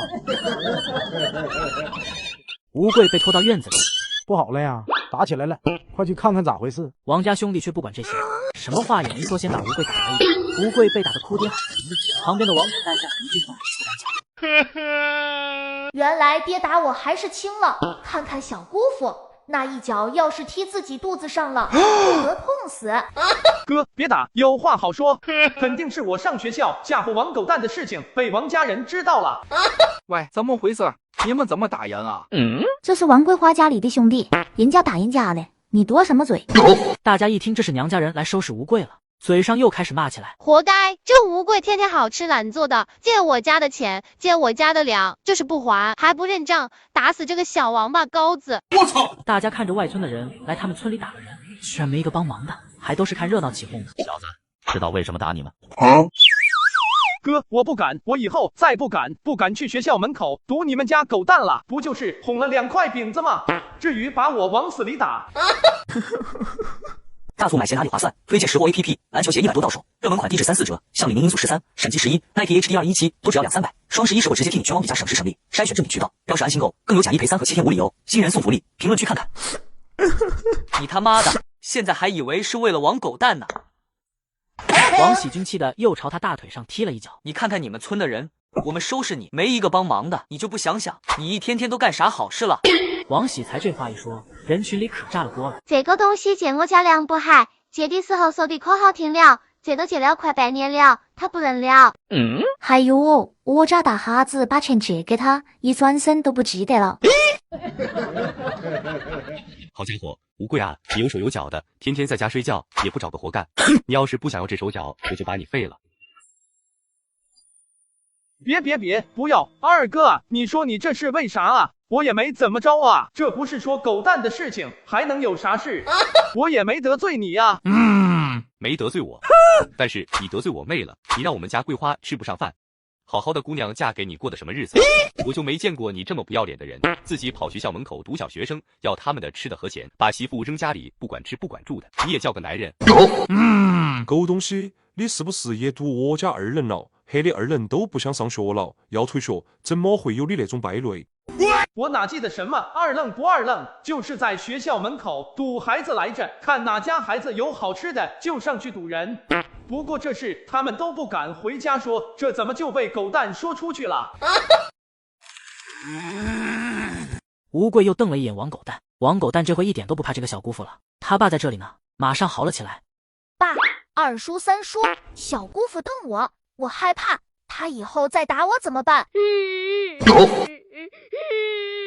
打死这王八蛋，一天天的不好好干活，这么大的人了还抢孩子的吃的，不要脸的玩意。哥，别打！你说你这么大个人了，干点啥不好？你非得去做这些丢人的事？那干啥啊？我也不知道能干啥呀。我也才18岁，我也就是个半大孩子。找个活干，给家里挣钱，买粮食。要不养猪、养鸡，老躺在家里，讲什么话？听到没有？听到了，哥，我都听你的。接上集，王家三兄弟上门帮妹妹出气，把吴贵打了一顿，居然还被自家妹子跑回家护上。没有。就在这个时候，王桂花背着10斤面粉从镇上回来，怎么回事？她跑得上气不接下气。10斤面粉虽然不太重，但她从家里到镇上，全靠步行，一来一回2个小时的路程。大哥、二哥、三哥，你们是不是太过分了？吴贵再怎么不好，也是我男人。我操！我们这是为了谁？那你们也不能把人打成这样呀！王喜才和王喜军，他们对这个吴权实在是看不上。想起之前吴权为了糟蹋王喜才的闺女，竟然对王喜军大打出手，他们心中的怒火便再次燃烧起来。如果不是看着桂花的面子上，吴权我见一次打一次。你就是吴贵他哥吧？我知道你一个人拉扯他长大不容易，但是我告诉你，你把他养歪了。就他这样，以后不定还要做出什么事情来。我希望你好好管他，该收拾收拾，别再放任不管了。吴权转过头，不知道该说些什么。这个弟弟是我没教好，我最近对他不管不顾，也是因为气。他当初那样对我，可毕竟是我的亲弟弟，我又怎能真的狠下心来不管呢？我今天就把话撂这，你要再这么过日子，你和他就只有离婚的份。啥？离婚？不，好不容易找了个愿意倒贴我的王桂花，真要把婚离了，以后肯定只能打光棍了。哥，我之后肯定好好干活，不能离婚。我就知道吴贵是真心喜欢我的。二哥，我以后和吴贵好好过日子，不会再任性了。桂花，没事，娘说了，要是在吴家受了委屈就回来，我们给你撑腰。二哥，娘肯让我回家，她原谅我了。以前的事情都过去了，娘没怪你。我就知道娘最疼我了。大促哪里买篮球鞋划算？推荐用实货 App， 实时对比双11全网店铺价格走势，骗你查身底价。像李宁陕西11稍枕冬季骑2代，李宁利刃4 V2只要200-300，新款莫兰特3代配色尺码全。关键这些店必须经平台定期严格筛选，保证正品，标识安心购更有假1赔3，新人送福利，评论区看看。吴贵，我们不管你以前是个什么德行，不过你既然和我妹妹结婚了，这日子就必须过起来。以后你要是还这么个样子，你就等着天天挨打吧。1年内把房子好好修一下，就这种房子怎么过冬？那个喜民啊，你放心，我以后肯定好好管教他，咱们2家就互相帮衬着，把日子过好。希望你说到做到。王桂花见3个哥哥要走，心中满是不舍，她急忙上前1步，双手紧紧拉住哥哥们的衣角，眼神中带着期盼。哥，我买粮了，要不在我家吃饭吧？她的声音中带着一丝讨好，希望哥哥们能够留下来，多陪她一会儿。此时的她已经不再是那个任性妄为的小姑娘。不吃了，你们自己吃吧，就这么近点，你记得别让自己饿着了。以后这家里要是又没粮了，就回家吃，让他们自己挣去。大男人怎么好意思靠女人过活啊？对，王喜才看着妹妹可怜的样子，心中虽然还有些生气，但更多的是心疼。你以后对她管严点，她要是不听话，你回家找我们。在他心里始终无法割舍对妹妹的亲情，尽管妹妹之前做了错事，但他还是选择原谅她。我就当她是太小不懂事，被什么狗屁爱情冲昏了头脑。同样得病死后的2个人穿越到了80年代，一个成了婆婆，一个成了儿媳，2个人准备利用各自的空间，一起在这个年代发家致富。晚上老3媳妇周红月，这回却是怎么都睡不着了。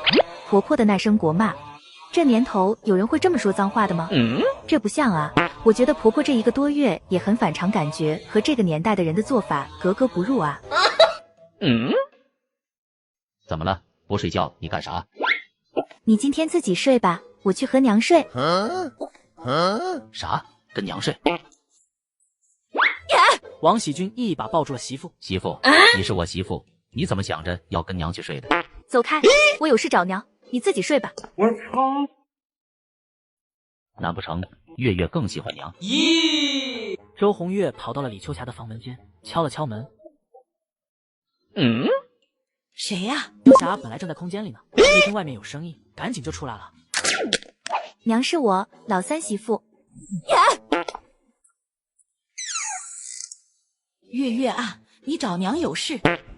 李秋霞刚打开门，还没说啥呢，周红月就钻进了屋里，上了床。娘，今晚咱俩一块睡。咋回事？你和老3吵架了？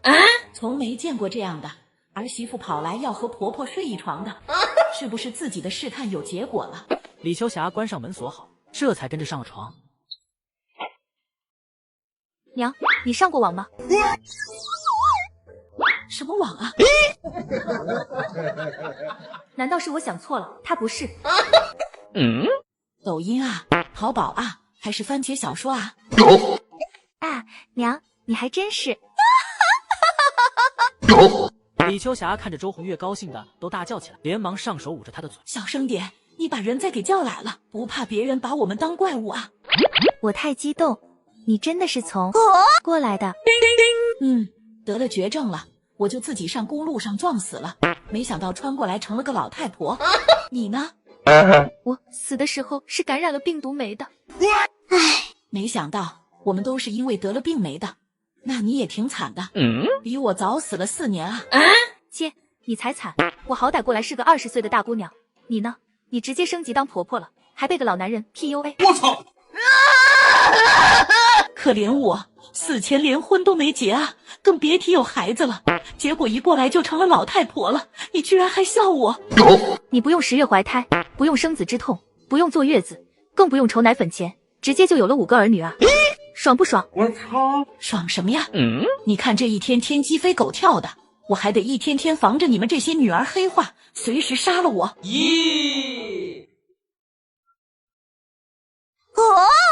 现在不用怕了吗？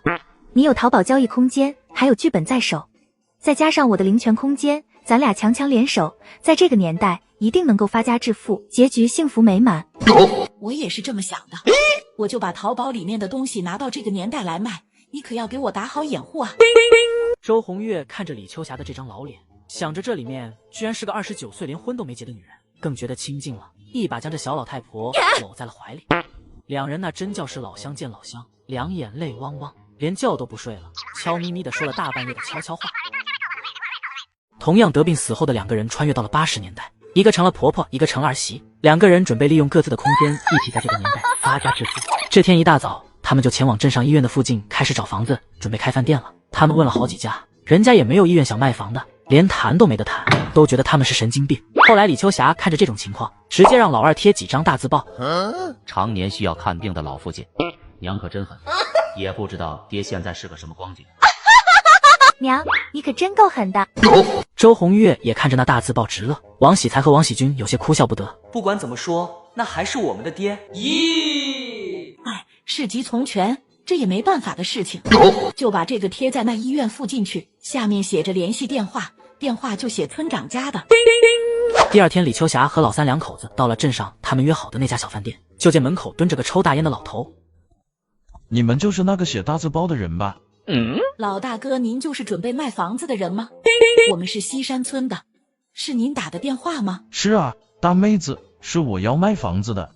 那您坐这干啥？走上里面坐。那您家是在哪一块啊？那个就是最破那一家。最破的。老伯，你们家那房子就只卖1地皮吧？双方谈了半天，最后以1000元的价格成交。李秋霞他们回到家时，老远就看到了自己家门口，王喜才拿着2包东西朝着门外的一对老夫妻奔去。你们这些乡下人真是没素质！李秋霞和周红月2人都跳下了车。拿着你们的东西赶紧滚！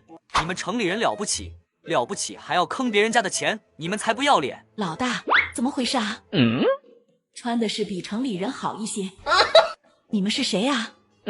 周红月上前盯着这2人，周围的邻居们也都不远不近的看着。娘，这是王龙媳妇她爸妈，王龙的老丈人和丈母娘。我操！王龙媳妇的父母？不是，咱们无亲无故的，你们跑我家来干啥？跑错了吧？赶紧把你们那东西捡起来，上隔壁茅坑方家里去。啊，您是那王德发的前妻吧？这2人一听到王喜才喊这位娘的时候，赶紧换上了一副笑脸。娘赶紧让他们滚，太不是东西了，说的那叫人话吗？一看这2个老东西的表情，就知道他们想说啥。你们到底是来干啥的？他们不提王虎，也不提茅坑方，这2老货肯定放不出好屁来。那啥，有话好好说啊，我们可是带着诚意来的。老太婆讨好的笑起来，就想上前来挽李秋霞的手。走开，谁跟你要诚意了？没事赶紧滚。这样，我就直说了吧，就是你们能不能把王德发接回家来啊？我们可以还钱的。王龙欠的那800块钱的房钱，我们可以还。放你娘的屁！从多少年前就开始从我们家里掏钱出去了，这回你轻飘飘的还我800块钱，赶紧滚！老娘可没时间跟你们磨叽。李秋霞本来还心情挺好的，一下子给这两老东西搞得火气上来了。不是，咱们可以商量。我女儿家就那么大点地方，现在他们俩过去了，一家人都住不好。你们家好歹3个儿子不都在吗？养你们爹应该的吧？我操！那老太婆说着说着，还夹枪带棍起来。就没见过把自己亲爹赶出家门的人，要赶出去也得是把李秋霞这个老太婆赶出去才对。咦，那个老大，咱家后院是没有粪水了吗？你去拎1桶出来。这位应该是渴了才这不会说话吧？呀，这会觉得拿别人家钱烫手了。以前接受的时候怎么不想呢？种什么因得什么果。老太婆，我劝你在我还没发火的时候麻溜的赶紧打哪来回哪去，不然今天一定将你们俩的老牙打下来几个，让你们看看我好不好欺负。我也是纳了闷了，关你们这两老家伙啥事？你是不是嫌钱太少？你说个数，只要你们能把你们家老头接回来，这事咱们可以商量。咦，老头还想再挣扎下。主要我的女儿现在过得很不好，天天家里开销也变大了，本来住的地方就不大，还天天跟女婿吵架。没得商量，要不你拿8万块钱过来。李秋霞这8万块的话，可把老两口气坏了。8万块，你是不是疯了？你当那钱是大风刮来的？是啊，可不就是大风刮来的，靠你那老亲家母睡出来的呗。这回知道请神容易送神难了。不好意思，我们家也不是垃圾站，自己留着吧。我操！李秋霞说完也不管这两人了，直接回家了。娘，那我先去还车了。我们家不是垃圾站，你们自己留着吧。虽然说的是我们的亲爹，可我们拿他当亲爹，把他放心里。但这亲爹可没把我们当亲儿子，直接扔沟里面。两人没了办法，一回头就看到不少人都在笑话他们，也只能灰溜溜的离开了。同样得病死后的两个人穿越到了80年代，一个成了婆婆，一个成了儿媳。两个人准备利用各自的空间，一起在这个年代发家致富。这剧情更新后，我都没关注过茅坑方和王德发这对狗男女现在过得怎么样了。怎么还让王龙的岳父岳母俩来跑家里来还钱？毕竟婆婆身体里面也跟自己差不多大，而且还老胳膊老腿了，我得孝顺点。娘，你说说那边老两口在城里现在是个什么样啊？周红月也八卦起来了。谁不好奇啊？家里得闹什么样了？这回都愿意拿钱过来买清净了。李秋霞这回正坐在锅头一边烧火一边看剧情呢。这两老东西以为上王龙那去享福呢。王龙跟他媳妇2人还有2孩子呢，一家4口也就70平的，本来就紧巴巴的房子。这回啊，王龙和他媳妇俩被欺负在客厅里住了。李秋霞觉得挺好笑的。不能吧？他们俩还能把人家夫妻俩给挤到客厅里去？我就想不明白了，这钱老公公这么厉害的吗？王德发啊，他觉得那房子是拿自己的钱买的，跑过去是作威作福去了，扬言王龙要是不给他住好吃好，就把家里的事情闹到他们厂里去，让大家都知道。高都不是省油的灯啊。那个他也同意。周红月说的意思是茅坑方那个人，但又不好跟婆婆一样直接说出来，毕竟她是小辈，不好这么说。他们2人的时候还好，要是再被人听见了，那传出去了多不好。他倒是心痛儿子嘛，但他能有什么办法？这不他们一商量就凑钱，茅坑方自己不好回来说这个，倒是让儿媳妇指使亲娘老子来丢这个人来了。这里中间就是一些茅坑方和儿子儿媳商量怎么对付王德发的日常，什么吃饭偷着吃，不给王德发好吃的，让他发现了之后差点没把厨房给砸了。还有儿媳妇偷偷跟别人骂自己婆婆不干人事，连累他们一家受苦，然后婆媳大战。这茅坑方因为和儿媳妇吵过架之后，还和王德发关系越发好了，统一战线开始和儿子儿媳对着干了。这倒好，还处出感情来了。哎呦我的妈！谁管爆了？这可咋整啊？我也不会修，而且也找不到修水管的师傅啊。我还以为啥情况呢？就我有经验，我对比了好几个平台，还是58同城维修效率高，线上预约随叫随到，修不好还不收费。这么方便吗？是，专业维修师免费上门，先检测后报价，价格合适再维修，透明又放心。太好了，这可解决了一个大麻烦。可不是吗？而且最近天气转凉，需要洗一洗、写洗被子，也都推荐58同城，快递免费上门取送，很方便，试试课程58同城。我马上就去看看。好了，现在水管修好了。对了，媳妇，我刚才听见你和娘你俩笑啥呢？啥事这么高兴？我们在猜什么事情让王龙他们把岳父岳母都搬来送钱了。你觉得会是什么情况啊？周红月想想就觉得好笑。这都从最开始的一致对外，到后面都成了仇人了。可见钱公公这 PUA 大法到了那边也一样好使。李秋霞可没管他们两口子怎么猜的，她又往后看了起来，看的眼睛都快瞪出来了。你们竟然背着我吃好吃的，拿着我的钱买房子，还这样对我！你要是不好好伺候我，我就去你厂里找你们领导，让大家都看看你王龙住着我买的房子，还想要把我赶出去。这王德发也是了得啊！到了城里后，不止把茅坑方给 PUA 成了自己一方的，这后面还跟那人家城里那些天天扯老婆舌的人还好上了一个。这家里有个茅坑方，现在也不新鲜了，又看上别家的老太婆了呗。咦，娘，快别烧了，菜糊了。哎呦我的妈！恋爱脑小女儿回了趟家，主动缓和了母女关系。大早上的，王喜军就骑着车子带着老娘就前往镇上。娘，我们这是要全都拆了重建啊！王喜军计算着这笔钱，花了1000块钱买了地皮，再花1000块钱建前院，那还拿什么来做生意？先花上几百块钱，把前面门面房给建起来就好，这后面先不拆了，看着也和咱们住的地方差不多。到时一间留给你大姐，一间给你，一间给你二嫂，先这么住着吧。那娘你呢？还有大哥家？你大哥家里那么大的院子不要了啊，全都搬这里来啊！这里只是为了过来开饭店方便，不是为了以后常住的。得亏是娶了个开了剧的媳妇，不然以后被人给骗的都得去跳河去。咦，我说老三啊，你有认识一个叫赵大顺的人吗？李秋霞想到这里就多嘴问了一句：我初中同学来着，不过也不是一个班的，隔壁班的。娘你认识他？不可能啊，那赵大顺离他们村子还挺远的。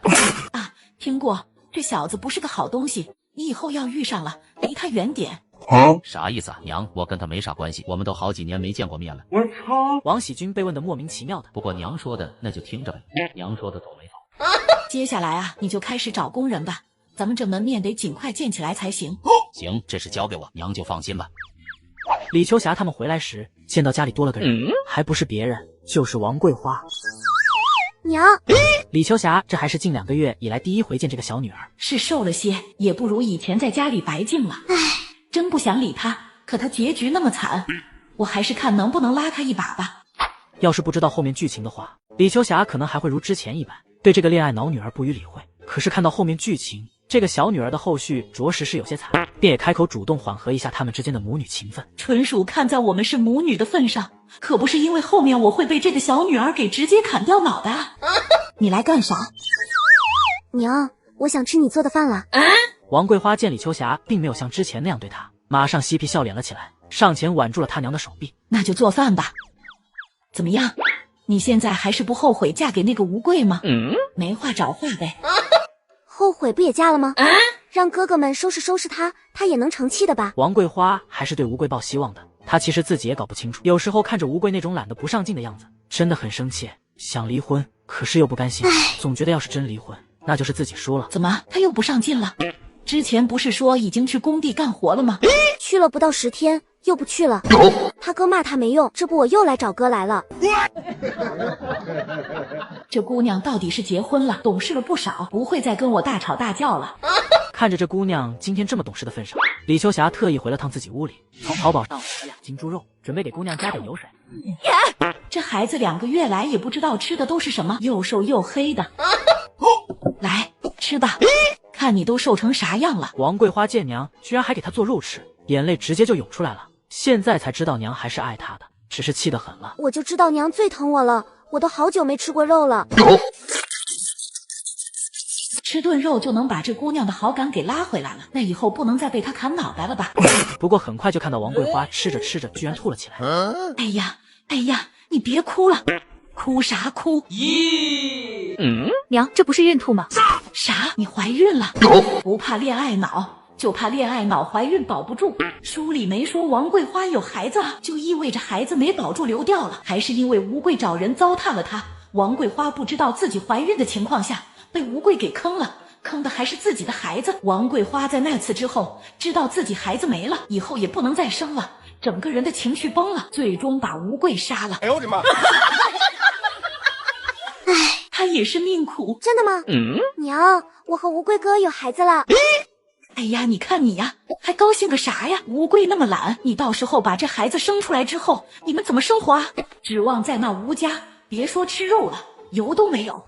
娘，你别这么说吴贵，他就是还小。他要是知道有了孩子，一定好好去干活的。我操！真是恋爱脑上头。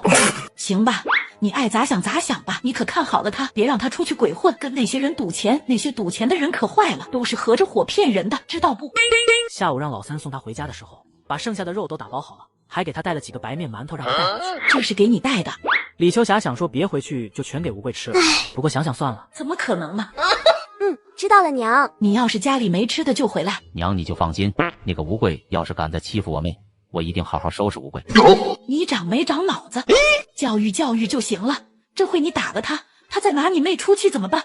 他敢？娘，吴贵不会欺负我的，我都怀了他的孩子了。咦，这恋爱脑好像没好，还加重了。我可也不能说吴贵以后会打得他流产吧？哎，真可怜，纯属看在母女的情分上，以后多叫他回来吃饭吧。娘让你干啥你干啥，你行了快走吧。在准备开店的忙碌日子里，李秋霞从淘宝上买来的菜谱。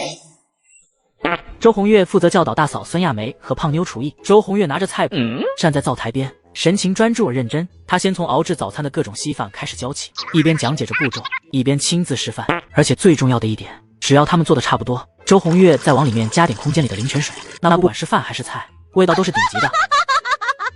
王喜才和王喜军两兄弟也没闲着，一开始他们心里还隐隐觉得做饭似乎是女人家的事，但很快李秋霞的一顿教育让他们改变了想法。你们可别小瞧了做饭，这店里要想生意好，饭菜的味道可是关键。你们两个大男人怎么就不能学学做饭了？再说了，一家人齐心协力才能把这个店开好。李秋霞的话让两兄弟如梦初醒，于是王喜才和王喜军也认真的投入到炒菜的学习中。他们看着菜谱，研究着各种调料的搭配和用量。王喜才拿起锅铲，有些笨拙的在锅里翻炒着。王喜军在一旁不时的提醒着他：哥，这个菜得先炒葱姜蒜爆姜，再放菜进去，盐别放太多了，不然会咸。经过一番努力，各种稀饭终于熬好了，炒菜也陆续出锅，大家围坐在一起。周红月跟婆婆眨眨眼，意思是这里面放了点灵泉水了。菜是两个儿子炒的，其实卖相一般般，不过和别人比起来油亮的才是卖点。这年头大家只看有没有油水和量够不够大，这里面还特意加了周红月给他们准备的香料水，那个里面可是加了灵泉水的，味道一下子就提鲜了。很不错，不能说很好吃吧，但是应该也挑不出啥毛病来，继续加油努力，争取把菜炒得更好吧。李秋霞说完了这4个菜，又开始喝起粥来。还好稀饭的卖相好多了，不管怎么说，老大媳妇和大孙女两人都是做惯了饭菜的，现在有了更好的材料和调料，再加上水里面也加了灵泉水，那不更上一层楼了。这几样稀饭不错，10分了，顶呱呱的好。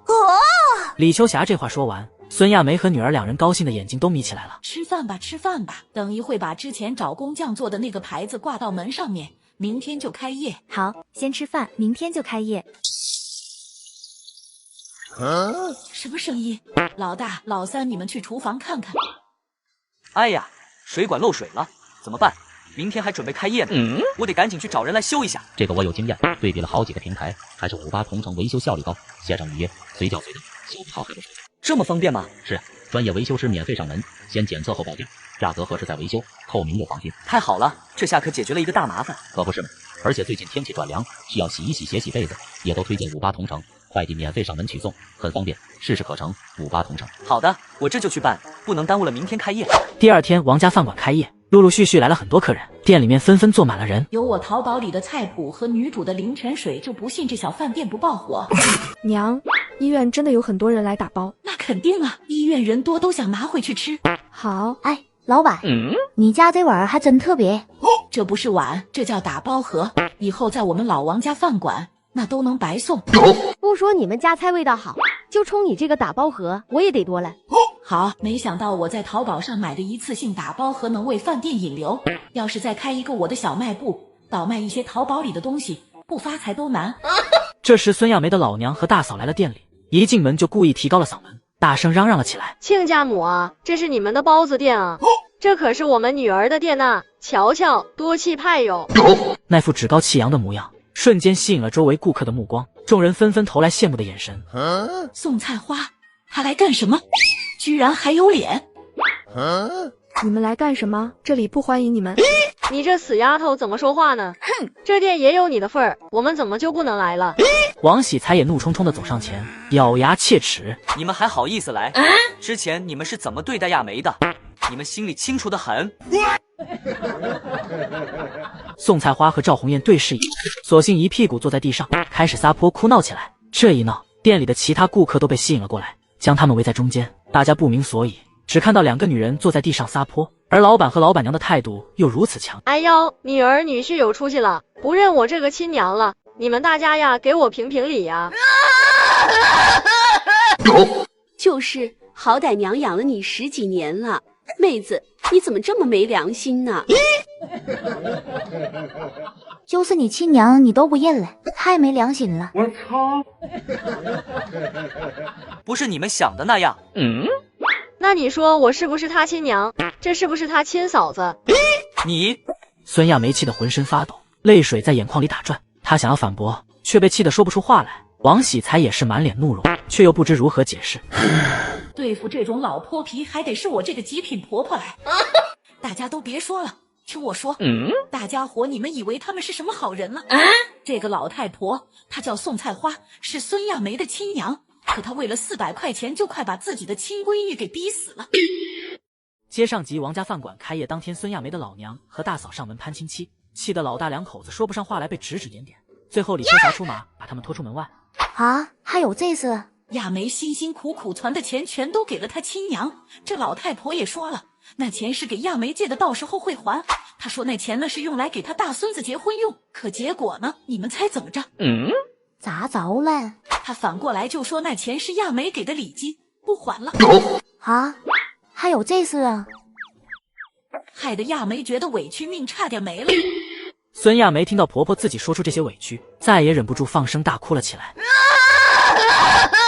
我操！我们开这个店，他女儿想投点钱，就想把钱要回来，不止钱没要回来，还被打得一身的伤，回家那晚就跳河了。我可不跟你们瞎说，今天他们还有脸来，就是想闹事，想占便宜。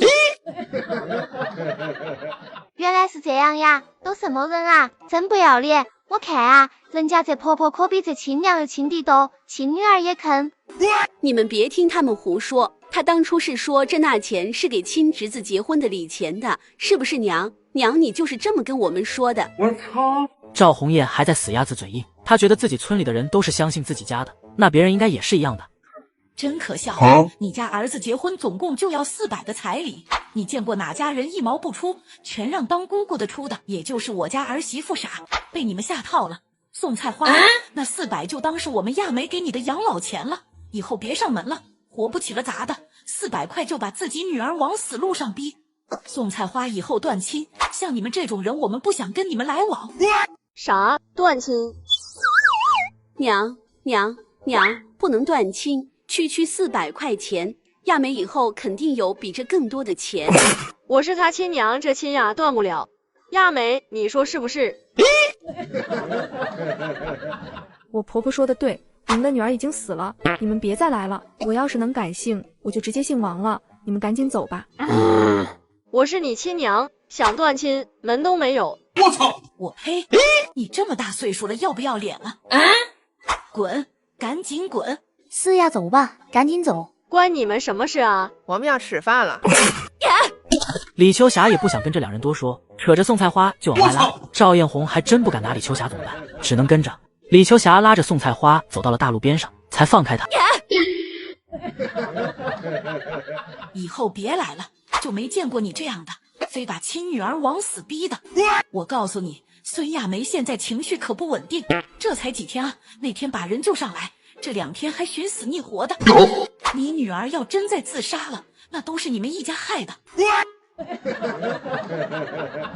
李秋霞说完转身就回去了，店里还忙着呢。赵红艳扶着婆婆，见旁边还有人对他们指指点点，嫌丢人，赶紧拉着婆婆就往前走。娘，亚梅真跳河了？不能吧，她以前不也这样，送了那么多东西了，这次不过就400块钱，至于跳河吗？他们家这不都开起饭店来了，能为了400块跳河？反正我不信。宋菜花还气上了，今天就算了，等以后拿点钱来还他。这要放在之前，他们还在村里说断亲，断就断了。这回他家都发达了，想断亲门都没有。同样得病死后的2个人穿越到了80年代，一个成了婆婆，一个成了儿媳，2个人准备利用各自的空间，一起在这个年代发家致富。娘，咱们现在用的可都是你从那里面买的材料，这记账要怎么记啊？周红月都不知道要怎么算，淘宝上的价格跟他们现在外面的价格不一样，按着外面市场价来记就好了。我也就是先支撑咱们这店开起来，不是长久之计，以后还得到处去收各种粮食呢，这个得好好商量，让谁去干？要不让老三去，你大哥太老实了，也不识数。我看行，毕竟老从您这里出东西，以后会被人怀疑的。周红月想了想又笑起来，娘，你看我那空间里种出来的那些，能不能上你那淘宝去卖，也好多挣些钱。以后我还想开服装店，开小超市什么的，咱们家也不能一直就指着这一家小饭店吧。周红月觉得自己那空间种的都是好东西，肯定能卖好价钱，一直不拿出来卖也是因为没啥必要。这个年头大家除了粮食少一些，也不会有食品安全问题，可以试试啊。我之前卖了一些金叶子，赚了些钱，不过我们开这个店也花了好几万了。也才赚了那么点钱，主要是东西不好变现。服装这块我看行，也不存在需要做什么解释来路的问题。李秋霞和周红月一拍即合，周红月放出了一堆的西红柿，李秋霞在右手心点了点，然后把镜头对准了那堆西红柿。我操，80块钱一个，还是天然有机蔬菜，经得起检测，不止好吃，而且养生。上架的产品总共有200个。李秋霞看着那堆介绍，完了，这鬼才买。怎么了？周红月看着婆婆眉头直皱，还纳闷呢。没啥，就是这玩意给定的价太高了，80块一个啊，不知道能不能卖出去。80块啊，还好吧，毕竟这可是从我的空间里长出来的，平时浇的那可是灵泉水。娘，怕什么？反正又不会坏，在咱们空间里呢，慢慢卖吧，只要有人买，那肯定知道它有多好。那行，就慢慢卖吧。那个今天晚上有没有空啊？李秋霞看着周红月，眼神有点猥琐，看着婆婆这个样，感觉婆婆要整事，也有些兴奋起来。娘，你有什么安排啊？今天晚上去当个江洋大盗如何？我看那宋菜花一家不顺眼，本来还想再刺激刺激大儿媳妇呢。如果她亲娘再来找她借钱，看她会不会跟他们开口。娘，你是觉得大嫂还会再犯毛病？周红月也是今天才听说大嫂居然还跳河自杀了，难道这教训还不够深刻的吗？你大嫂是没这个心，可孙家呢？他们会就此罢休吗？以后只要一赶集就往咱们这里跑，你受得了？好的，娘，你这么说我就明白了。下次他们再来，咱们照样请他们吃饭，不过背地里就这么收利息是吧？也不让大嫂难做。娘，你可真聪明，一举两得，还不影响我们做生意。我刚才说什么了？我不就是想收拾收拾孙家吗？我还说了什么别的吗？夜里，李秋霞悄悄从房门出来，周红月已经在门口等着了。周红月见婆婆出来了，又兴奋又小声地问她：娘，我们怎么过去啊？先出去，先出去，出去再说。李秋霞从空间里将之前一早买好的电动车放了出来。哇，娘，你厉害啊，小电驴啊！可惜现在不敢开出来，不然多方便啊，天天骑个28大杠来回跑。周红月骑着小电驴，身后坐着李秋霞，两人在黑夜里跑得飞快。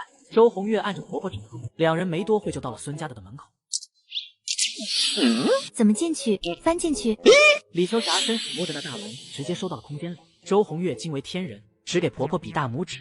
我怎么没想起来还能这么用？两人进了孙家后，就像鬼子进村，看到什么收什么，连后院的鸡和猪都被收到了空间里去，没发出一点声音。嘿嘿，这头猪和那些鸡应该就够200块钱的了，得去找红月，赶紧撤。接上集，李秋霞带着女主周红月到宋菜花家里偷了个精光。宋菜花一家早晨醒来天都塌了，嘿嘿，周红月连他们院子里的板凳都给收空间里了。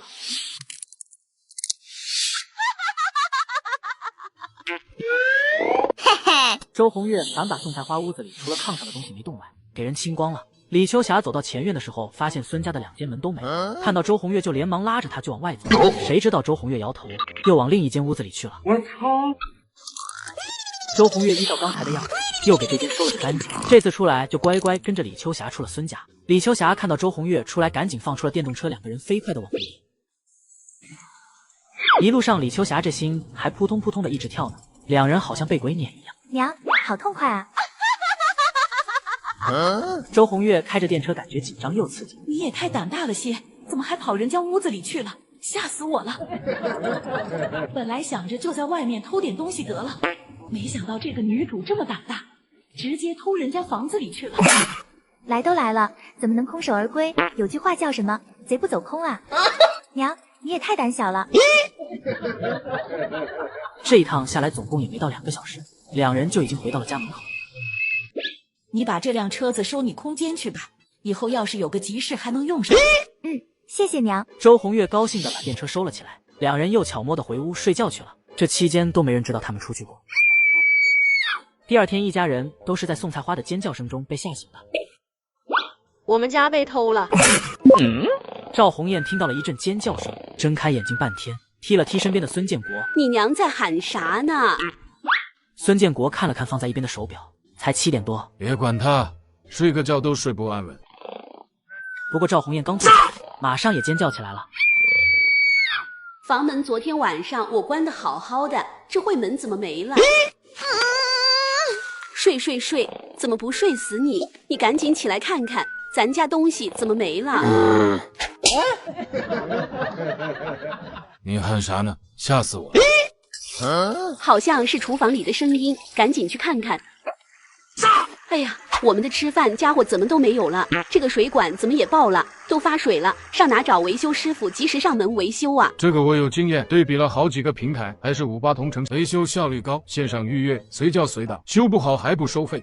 这么方便吗？是啊，专业维修师免费上门，先检测后报价，价格合适再维修，透明又放心。太好了，这可解决了一个大麻烦。可不是嘛，而且最近天气转凉，需要洗衣、洗鞋、洗被子，也都推荐58同城，快递免费上门取送，很方便，事事可成。58同城。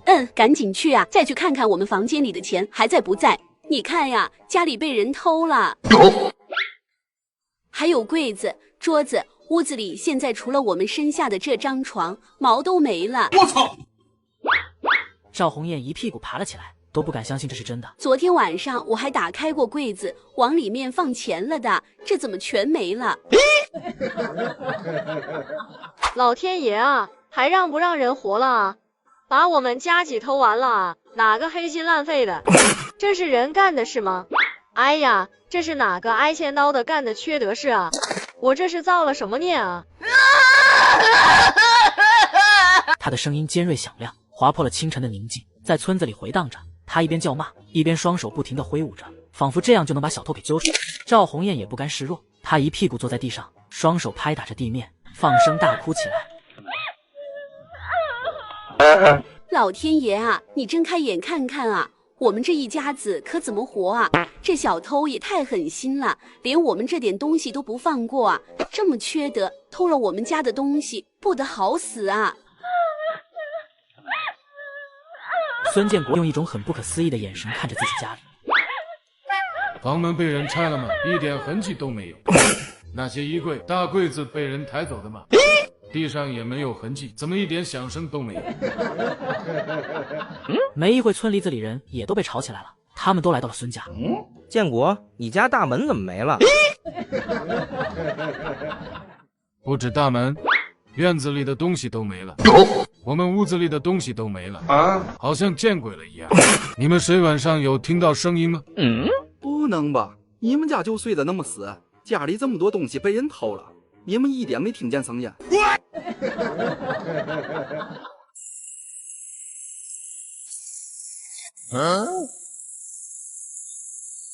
就在这个时候，天空居然还下起雨了。街上及孙家被偷光，孙建国气不过去报警，警察上门查案却没有一点线索。大雨停了之后，孙建国跑去找村长时，村长一问脸色也不好看。你这昨天晚上丢的，那完了，找不着了，就是报警也没用了。为什么？孙建国都要急死。家里大部分的钱都在我和娘屋里，都在那衣柜里，儿子房里就给留了几十块钱。我们家现在可是穷到底了。哎呦我的妈！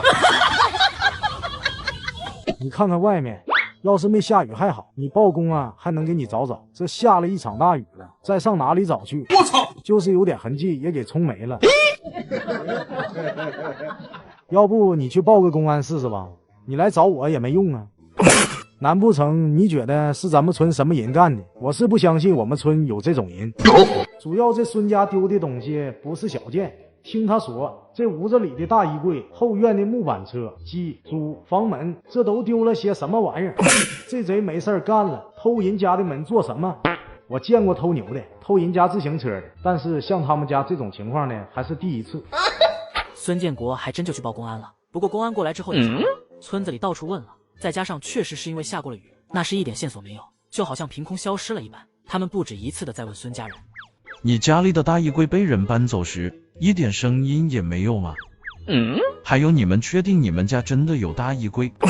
那大衣柜里可是装满了衣服的，一个人肯定是搬不动的。那么作案的人肯定就不止一个，那怎么着力气也得大一些，还有很有默契，一点声音都别发出来，怎么着也得地上有摩擦啊。不管是衣柜留下的，还是人的脚印什么的，愣是啥也没找着啊！孙家被偷的事情被村子里的人传得可群了，有人说那就不是人偷的，是被什么大仙啊、鬼怪给收走了，要不然能啥都查不出来。我觉得啊，肯定是黄大仙收走的，怕不是孙家人得罪了黄大仙了。啥黄大仙？我看是他们孙家不积德，被老祖宗给收拾了，还差不多。你看那门板都给收了。是不是嫌他们丢人了？还是他们背地里做了什么见不得人的事情？都胡咧咧啥嘞？人家公安不是都说了给查嘛，等着呗，哪来那么多神神鬼鬼的？我看你们都是老封建。爱占便宜的人最怕被人占了便宜，我就是要捅他们的心窝子。这边李秋霞还悠闲地数着自己淘宝里的钱，再看着手机里的那些新挂上的那些空天菜，倒是有不少在下面大骂他的。什么垃圾玩意，举报了，一个破西红柿按个卖，还一个80，平台也不出来管管。这玩意要是能卖出去，我直播吃翔。我那边的便宜，我在南京卖，5块钱一斤，大家可以去我家那边看它啊。我操！还有来打广告的，爱买不买，又不是我要那么高的价，平台自行定价的，那就值这个价。此时胖妞奶不好了，爷爷来店里了。啥？你说王德发？王德发怎么跑我们店里了？他不是住城里了吗？咦！这个老头带着现任妻子来到前妻的店里，想要卖掉自己的孙女，被前妻发现，直接把饭菜砸到他们脸上。李秋霞和胖妞来到了店里，就见王德发和毛康芳在店里坐着呢。王德发头上还包着绷带，看那样子好像是被打了。呀，真是稀客啊！知道我们在这开店，你们怎么还敢舔着脸过来啊？这老太婆怎么看着好像还年轻了，那皮肤都白了，身上穿着的都不一样了。咦！哎呀，秋霞，好歹夫妻一场，不用这样吧？咦！李秋霞看着王德发那副模样，心中满是厌恶。我们这里只招待客人，不招待畜生，从哪来给我滚哪去！哎，你说话怎么这么难听啊？我是胖妞的爷爷，我到我儿子的店吃顿饭怎么了？我操！哼，儿子，王龙才是你亲儿子吧？你这脑袋给人开了瓢，不会是王龙干的吧？哎呀，过去的事就别提了。我现在回来就是回来看看你们。秋霞啊，过去的事就别提了，咱们现在好好相处好不好？反正你不也和老王离了吗？我们也不过是来吃个饭而已，也是听医院里的人说你们家的饭菜好吃来的。也是，这生意不做白不做。不过你们要吃饭啊，得先给钱，不然就送客。我能不知道他王德发抱着什么态度？不就是来白嫖的吗？有了第一次，以后指不定有无数次。你李秋霞，我吃的是我儿子的店，有你什么事情？亚梅，赶紧的给爹我把饭菜端上来了。我操！爹，你是我们爹，可这饭店是娘的，娘说了算。王喜才和王喜军两人，你看看我，我看看你，全都把问题抛给了老娘。好啊，你们两个臭小子，现在是连你们老子都不认了啊！你现在知道那是你儿子，你不是拿钱去养王龙王虎了吗？找他们去啊！你看看人家王龙住什么房，你再看看你3个儿子家还在农村呢，这地方也不过是租的。你要真想当这个爹啊，不如拿个2、3千出来，帮你儿子把这院子买下来。我们要2个菜，4个包子，多少钱？李秋霞见毛芳芳居然态度这么好，便觉得有问题。不过人家要掏钱，他就当做生意好了。1块4。李秋霞见毛芳芳掏了钱，便直接收了，让孙亚梅给他们上菜，便想回屋去，却不想又被毛芳芳拉住。那个秋霞啊，有个事想找你商量。对对对，有好事。我操！你们说吧。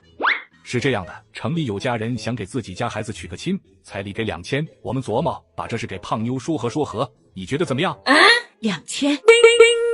？2000块呢，拿到钱以后啊，我们一家一半多好啊！1000块钱还不够给老大家买个房子啊！是啊，是啊。李秋霞这么爱钱，她肯定同意。你当我是傻子吗？谁家娶个媳妇要2000？李秋霞觉得很不对劲，便赶紧看了下右手信。可是此时的剧情正处在更新中。哎呦我的妈！不管怎么说，这王德发绝对没憋好屁。到底什么事情？我可不信谁家这么冤大头，给儿子娶个媳妇能出2000的，不会是个傻子吧？人家是有这条件嘛，不过人家要先拿一些胖妞的头发和她的生辰八字，我把她的生辰八字给忘了，我连自己儿子的生日都不记得，更何况是个没什么用的孙女的。还要生辰八字？这是不对劲！我可告诉你们，丧良心的事情做了可是会天打雷劈的。这还有啥不明白的？这不就是想把胖妞卖给死人配阴婚吗？这个王德发真的是黑心烂缸啊！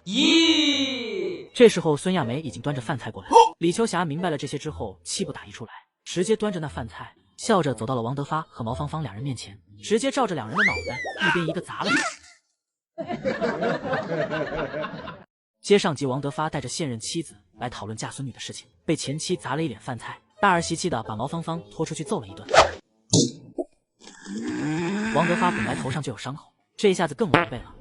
秋霞，你是不是疯了？王德发，你个黑心烂干的畜生，看我不打死你！你干嘛你？滚开！你是不是疯了你？你这个老不死的，你敢打我？你干什么？喜才，今天的事你一定得给个说法。王德发，你竟然卖你亲孙女，你还是个人吗你？啥？卖胖妞？还2000块？你竟然拿胖妞去配阴魂呐你！我操！啥？跟死人结婚？爹，这可是你亲孙女啊！这老不死的，有好事能想到咱家吗？还2000块钱，你1000我1000。王喜才，你要是个当爸的，现在就去报警，把这2不要脸的玩意抓了。王喜才气得双拳紧握，都想直接给王德发一下。你们别胡说，什么配阴婚，别听你娘胡说，没有的事情。王德发眼神躲闪，毛芳芳也怕被打，这会直接躲在王德发身后。你不是说他不喜欢孙女，只喜欢孙子吗？我操！我呸！毛芳芳，你不是也有孙女吗？这么好的婚事，你怎么不许给他呀？你胡说什么呀？胖妞怎么能跟我家彬彬比？我们家彬彬可是宝宝，怎么能去配阴魂？要配只能胖妞去配。你，胖妞又听到是关于自己的事情的，直接吓得大哭了起来。为什么他们总想害我？之前小姑姑也是，为什么亲爷爷也是这样？奶，我不要和死人结婚。此时门外围观的人越来越多，都挤在门口打探里面发生了什么。一群人在门口往门里看。小峰，好巧，你也在这，快过来看热闹。我不看了，我还有事呢。看看呗，啥事这么着急？我得去面试呢，还得坐老长时间的公交。你跑这么远，天天上下班不累呀？没办法，找不到合适的，我也发愁呢。你还是没用对方法。我表弟最近才找了一个有带薪休假多的工作，别提多开心呢。咋找的我？你帮我问问。最简单，还是58同城找工作上榜快，平台实地验证过的普工工作超多，有保障还放心。真不错，还能 AR 面试，边聊天边求职，效率超高，24小时不回复平台直接赔付，工作搞定还能找房东直接租房，很方便，事事可成58同城。太谢谢你了，走，我请你吃饭。刚进门的客人就听到了这边吵起来了，连忙都过来了。李秀霞，你怎么回事？这咱们自己说就行了，你闹这么大做什么？真是一点都不懂事。王德发见大儿子这脸红脖子粗的模样，还是有些害怕的。现在真是反了天了，你还想打我不成？我呸！你个不要脸的东西！我看肯定又是你，茅坑方，你那心是黑的吧？要不我给你挖出来看看。你个杂碎，放着人不当，你非要当畜生，一点人事不干。你胡说什么？这可跟我没关系。你也别往我家冰冰身上扯，那可是我亲孙女。我操！躲在王德发身后的毛芳芳着急起来。此时的孙亚梅好像被点燃了一般，直接冲了过去，扯着毛芳芳的头发就往店外拽。你个骚狐狸，我打死你！你骗我公公拿家里的钱给你儿子买房，你现在还把主意打到我闺女身上了，我跟你没完，我打死你！孙亚梅跟疯了一样，对着毛芳芳又打又挠，没一会就把毛芳芳打得哭爹喊娘的。李秋霞目瞪口呆的，这个包子儿媳妇打起人来比我还狠，不过也是，这都要拿他女儿给人祭天了，是我得拿刀子捅人。孙亚梅，你给我住手！怎么着？我现在和毛芳芳才是一家。王喜才直接拉着他爹不让走，也对着他爹吼了起来：“你还是不是我爹了？我怎么有你这种爹？人家都知道不能打自己亲孙女的主意，你倒好，把自己亲孙女推出去了，以后我们断绝父子关系。你不是我爹了，胖妞也没有你这种爷爷。你以后再敢来我们这，我真打你的。”对，大哥说的对，你以后不是我们爹了，没见过你这种当爹的。拿自己的钱给别人家儿子买房子不说，现在还拿自己亲孙女去赚这配阴婚的钱，也不怕被天打雷劈。我告诉你，我们家不管哪个小的出了事，我们就去报警抓你，就是你。街上挤过来吃饭的客人听到了王德发的所作所为，都气愤不已，纷纷出手准备把他们送到警局，吓得他们落荒而逃。李婶儿，你们这是怎么了？这怎么还配阴婚什么的？都什么年代了，怎么还有这种事情啊？这好歹是个老太婆呀，长辈儿来的，咋能这么打人？你们也别怪我这儿媳妇下手狠啊，她心里能不苦吗？李秋霞见大家都怪起了孙亚梅来，这才大哭着将王德发和毛芳芳以前那些破事都娓娓道来，一下子惊掉了大伙的下巴，全都用一副活久见的眼神看向这两老东西。该没打死都是轻的，怎么还有脸上门来的？咦，是啊，那要放前2年都得拉出去枪毙，什么玩意，真他妈脏！我操！真是林子大了，什么鸟都有。你们都结婚了，怎么还敢来林婶这里？我看啊，就是见林婶现在日子好过了，想过来打秋风。一众人刚才还觉得毛芳芳被孙亚梅骑着打，这回都觉得打得不解恨。大家都指责王德发和毛芳芳的时候，王德发还怒了。李秋霞，你也不是什么好人。你要真爱胖妞，为什么不让她上学？还不是跟我一样，不喜欢女孩。说到底，你也一样重男轻女。我操！我就算是重男轻女又怎么样？我也没把女孩给扔了。我不像某些人，把钱给别人的孩子买房，又跑回来想拿自己的亲孙女给人配阴婚。太过分了，我这就打电话报警。哎，怎么信号这么差？你这手机都多少年了，换个新的吧。那多贵啊！而且这旧的扔了，怪可惜的。旧的放爱回收卖了，换新的根本花不了多少钱。我那台苹果14当面回收了2000多。靠谱吗？那肯定啊，上市公司，全国2000多家门店，而且他家收包收手机，啥都收，就是全面。总之出手限制，我推荐爱回收。我等会去看看，先把这个热闹看完。你能耐，你就会欺负老大一家老实。你给那王龙买房子了，你拿他一个女儿去给人配阴婚怎么了？不是他应该的吗？李秋霞想想不过瘾，直接一头朝着王德发撞了过去，将王德发撞得摔坐在地上。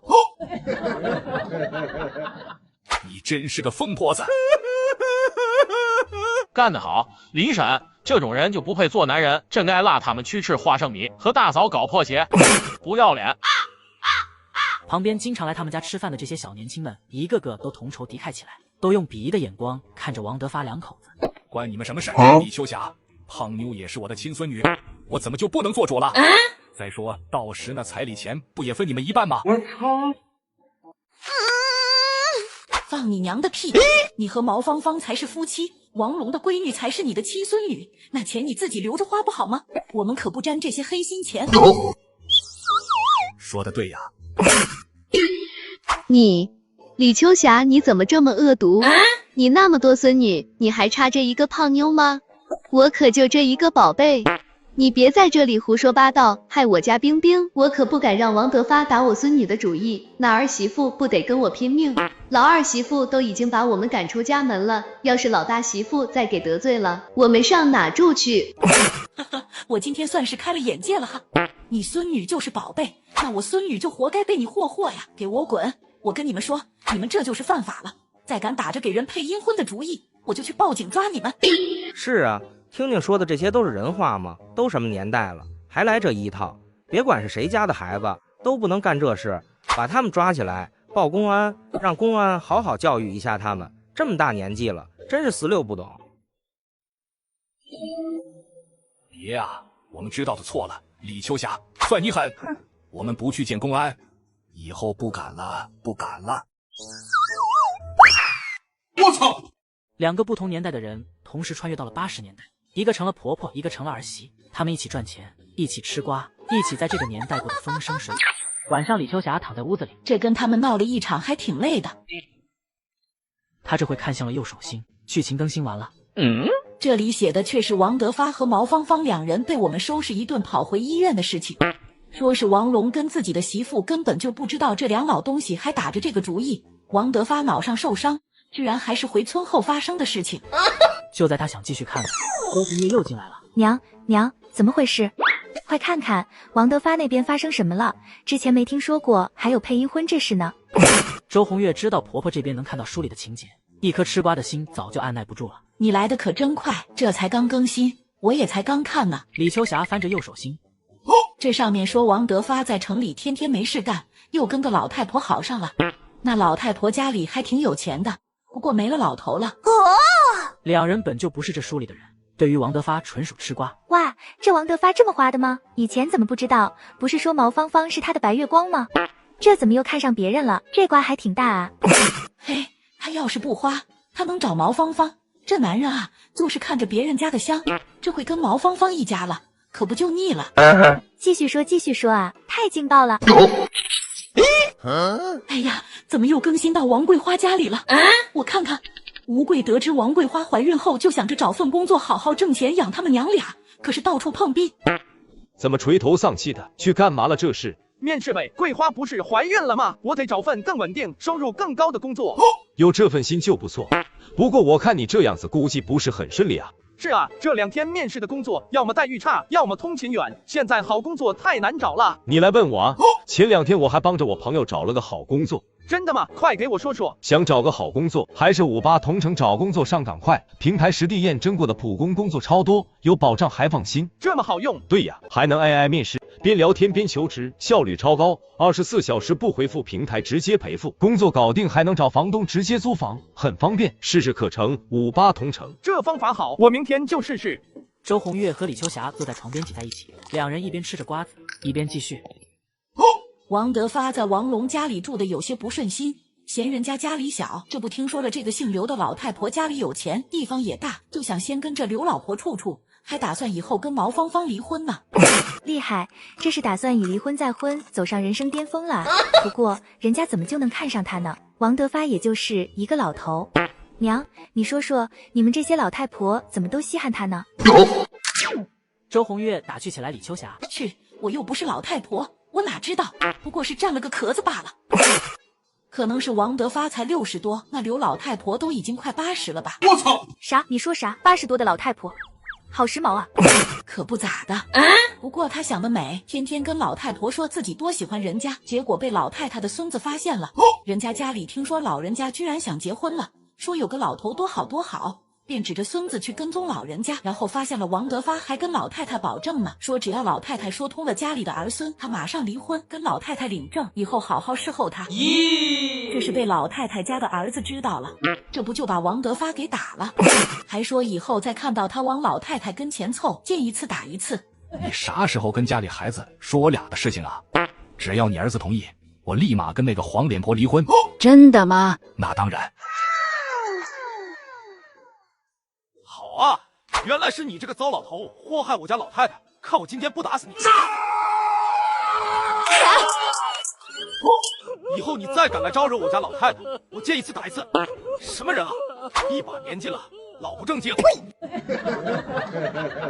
这个王德发太能整事了，那他怎么还跑这边医院来了？我再看看啊。王德发被打了之后，就去城里医院看病，然后就看到有一家人死了儿子，两人一起说话的时候，就在说儿子才17，想给儿子配个阴婚，商量着说现在给配个阴婚多少钱来着，就被王德发听着了，他就跑去问人家这阴婚是个怎么搞的，听说只要是给生辰八字和一缕头发，家人愿意就可以了，然后他就想赚这孝钱，回去跟毛芳芳一商量，两人就打上了胖妞的主意了。女人在空间里种起了蔬菜，再浇上空间里的灵泉水，蔬菜长得又大又快。再把这些蔬菜放到婆婆的淘宝上，一想到自己能赚很多钱，女人不由得高兴了起来。李秋霞看着后续，越看越乐，因为这次更新把他们刚才的算进去了。娘，你笑什么？今天被我这么一搅和，他现在又有新的人选了。啥？毛芳芳的孙女彬彬？那他能同意吗？肯定不肯呐！可你爹是个啥人？说不准这会就开始想着怎么去偷剪人家头发，偷看户口本了。那钱他肯定自己昧了花。这王龙的女儿只活了3年就没了，说是生病死的，其实那阴婚是成功了，人家找的大师，要不能给2000块钱。李秋霞看到这里还有些心惊肉跳的，这世界还真有这种事情。要说不信鬼神吧，我自己死后见到了黑白无常，却是真的。要怪只能怪毛芳芳作恶多端，自作自受。对了，娘，那孙家呢？大嫂这边，周红月说的是他们之前去孙家搬了个家的事情。我看看你大嫂这些年把他们胃口养大了。宋菜花本来就想着看到咱们现在开了饭店了，要再和你大嫂把关系搞好，这次东西丢了，更舍不得放开你大嫂了，看着吧，后来就回过来还钱了。咦，不是，他们家还有钱。周红月想了会才反应过来，还有一个屋子没搬啊。当时婆婆一个劲儿的拉我走来着。他们说的把你大嫂给的那200块钱给了大坤，这是倒是真的，所以大坤媳妇那还有钱，到时会先还给你大嫂100块，然后马上就开始朝着你大嫂哭惨，说家里被偷了。你大嫂那个人怎么了？大嫂继续给他们钱，也有这个可能。你大嫂这回倒是聪明了，只收钱不接话。妹子，家里被人偷了，还剩100块钱，我来还钱了。娘病倒了，她想你了，你抽空回家看看娘吧。啥？家里被偷了？咋回事？家里的所有东西都被偷光了，你大哥报警也没查到线索，没钱生活不下去了。你大哥天天想着办法找工作补贴家用，但是待遇都不好，着急得很啊。你先别急，我这就骑车回去。我知道找好工作的办法，你帮我转告我大哥。那你快说说。想找个好工作，还是58同城找工作上岗快，平台实地验证过的普工工作超多，有保障还放心。这么好用？对呀，还能 AI 面试，边聊天边求职，效率超高，24小时不回复平台，直接赔付，工作搞定，还能找房东直接租房，很方便，事事可成。58同城，这方法好，我回去就让你大哥试试。找到工作了，应该没时间往我们店里跑来吃白食了吧？第二天中午，周红月骑着自行车带着李秋霞回老家去。看四下无人，李秋霞从空间里拿出2只鸡，又给家里孩子准备了2罐奶粉，再就是给孩子们买的糖果、零食什么的，还有1袋子50斤的大米。现在反正我们在镇上，回去带些东西都是正常的。娘，给二嫂和大姐他们也拿些卫生纸和那个吧，现在孩子也生了，以后也要用上的。听到周红月的提醒，李秋霞也都给加上了。这个要透明袋子给装起来，反正不能留下什么文字说明，那都不好解释。特别还有老二在家里。你不说我都没想起来，怪我年纪大，我都绝经了，没有你这烦恼。李秋霞其实已经看着年轻好多了，皮肤也白了少，皱纹也少了些，就连头白头发好像都开始变黑了。娘，我看你现在越来越年轻了，要不以后再找个小奶狗？看看就好，上手就算了，一把年纪了，有心无力。李秋霞也无所谓的开着玩笑，得亏是没人听到我们说的话，不然就这个年头都得骂死我们，伤风败俗。回到家里的时候，正是中午放学的时候，几个孩子正在院子里吃饭呢。一看到李秋霞回来了，一个个都高兴的跑了过来，主要还是看到了大包小包的。奶奶，我可想死你了！狗蛋一把抱着李秋霞，就在李秋霞脸上亲一下。这小子被他爹好好收拾了之后，现在也乖了，也不再跟我置气了。小孩子哪有那么记仇的？我看你啊，就是想好吃的了。你二叔呢？二叔去地里收苞米了。奶，老师说马上要放秋收假了，就这2天了，到时我也去地里帮忙去。这我还真没想起来，天天忙着做生意，把这个倒是给忘记了。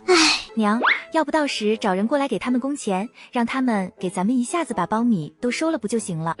周红月还是按着上辈子的想法来的。不过这年头好像不是这么整的，都是你帮我，我帮你，换工来着。娘，我先回我家一趟，给我爹也带点东西过去。赶紧去吧，今天就在你爹那边多待会，好好陪陪他。你也是多久没回家了？还要不要再给你爹买点啥？之前给的东西够不够？周红月没少往李秋霞的空间里送各种蔬菜水果，李秋霞是也没少往周红月的空间里塞淘宝上能买的那些现代礼品、生活用具之类的。够了够了，都有呢。再说了，我爹就一个人，吃的穿的用的我都给他准备好了，我都想再给我爹找一个了。可惜娘你不想再婚。你给我滚一边去！老娘跟别的老太婆能一样吗？接受不了，一点也接受不了。赶紧走吧，一会天黑了。周红月看到他生气了，哈哈哈的笑着，这才推着车子走了。男人在外面执行任务时，不慎被跑掉的公牛撞倒在地，当场一命呜呼，留下妻子和年幼的孩子。孤儿寡母的本就不被婆家待见，甚至被婆家私吞了抚慰金，还诬陷孩子不是他家的主，把孤儿寡母的2人赶出了家门。女人看着自己可怜的孩子，气不过到村长家大闹一顿，说不给钱就把事情闹到部队去。婆家因此害怕，才愿意把钱分给女人一半。傍晚，李秋霞正准备做饭呢，就看到老二拉了一板车的苞米棒子回来。娘，你回来了？啥时候回来的？这现在就开始收了，是不是有点早啊？我看别人家还没开始呢。娘，你不用，我来就行了。咱家今年人不都在镇上吗？我早点开始收，慢慢就收完了。王喜明将一车的苞米都倒在地。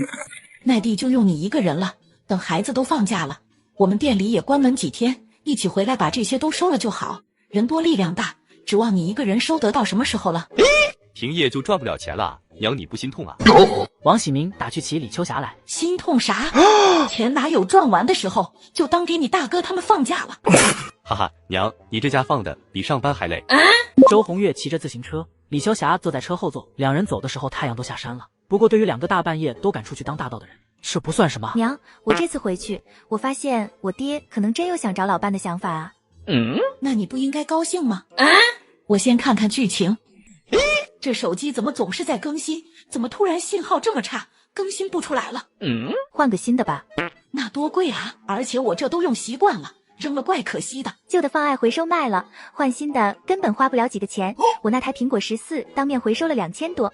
靠谱吗？那肯定啊，上市公司，全国2000多家门店，而且他家收包收表收手机，啥都收，就是全面。总之出手闲置，我推荐爱回收。那你明天骑车带我去看看。我看啊，你爹就你一个姑娘，今年才40多吧，比你大哥大不了几岁，抓紧时间再找一个，说不定还能给你生个弟弟呢。你不愿意？这不应该啊！就周红月都能拿我们开玩笑的人。也不是，就是我听说他找了个寡妇，那寡妇还带了个13岁的儿子，比我爹小个5、6岁。我爹说下次回来让我们见面。我操！那你是什么想法？好还是不好啊？这怎么又和最初的事情不一样了？女主的父亲没死，这回又要给女主整个继母出来了，还要多个便宜弟弟。你等会，我看看你爹这边啥情况。你爹周旺原文中应该是因为传来之前的我抢了你的10块钱，你没钱给他买药死了。不过现在我们俩都来了，你爹就没死，而且你爹还在喝你给的灵泉水、吃的东西情况下越发年轻了。虽然40多的年纪，现在看起也一点不老，身体还好起来了。就有人贴上来了，见你出嫁了，日子也好过了，就想找你爹搭伙过日子。李秋霞继续翻着，那女的还是你们村的，叫乔白菊，儿子13，叫陈俊生，你应该认识吧？李秋霞觉得也还好，周旺年纪不大，再找一个也应该，毕竟周红月嫁人了，不可能一直在周旺身边照顾。再说了，男人怎么可能那么年轻就要过单身过一辈子？我认识，这乔白菊还挺可怜的。她丈夫是当兵的，牺牲了，钱还被婆家人都给分了，只留了几百块给他们母子俩，住的还是老破房。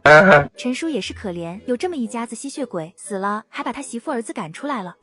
周红月说是那么说，可他爸今天真跟他说起这事的时候，他心里还是有些抵抗的情绪在的。不过这回一听婆婆说那人居然是乔氏，心里一下子就舒服了。这后续说你爹的这个继子不错，给他养老，跟你关系也好，还说日后也跟他亲爸一样去当兵了，是个好的。这事你可别反对啊，我看是门好亲事。你这继母还给你又生了个小妹妹，跟你女儿1年出生的，还小几个月呢。李秋霞说到这里，直接伸手抱着骑车的周红月。你怀孕了？我操！怀孕不能吧？没感觉啊。我那啥才走？那应该就这2月，后面你可别干重活了。怎么我们家都是丫头命？算算老大家2，老2家2，王桂香3个女儿，再加上这肚子里的8个孩子里只有2个是儿子。对了，王桂花那边还不知道是儿是女呢。这怀孕应该也有5、6个月了吧？最近忙一直也没过去看过，等这次回来秋收，把人接过来住一阵。接上集天黑之前，周红月带着李秋霞火速的往镇上赶。他们这次回到店里，就把店里的收入统计了一下，一家人晚上开了个小会。娘，今天开会要说啥呀？从开店以来，老大媳妇表现的还是不错的，每天早上4点就起来忙活。对，奶，还有我的事吗？我就不用了吧。胖妞觉得自己家里父母都在，那跟他就没啥关系。你也是从早忙到晚，凭啥没你的份？我可跟你说，你的钱我另外给你算着呢，就当给你的工资也是你未来的嫁妆。娘，这胖妞是我们的女儿，算我们一家的就不用了。娘，她要什么嫁妆呢？她将来总归是要嫁出去的嘛，还不如把这钱给你孙子狗蛋。亚梅呀，你真的是一点记性都不长。之前你都是死过一回的人了，这怎么越活越回去了？我咋了嘛？这婆婆就是胳膊肘往外拐，钱不都得留给狗蛋吗？给她的孙子，又不是给别人了，我还有错了？那我问你，这钱如果分到你们家里，将来你给胖妞准备多少嫁妆？嫁妆？这婆婆是个什么意思？那就将来她夫家彩礼多少，就都给买成嫁妆。我操！孙亚梅觉得自己这个回答够可以了，不都是这样吗？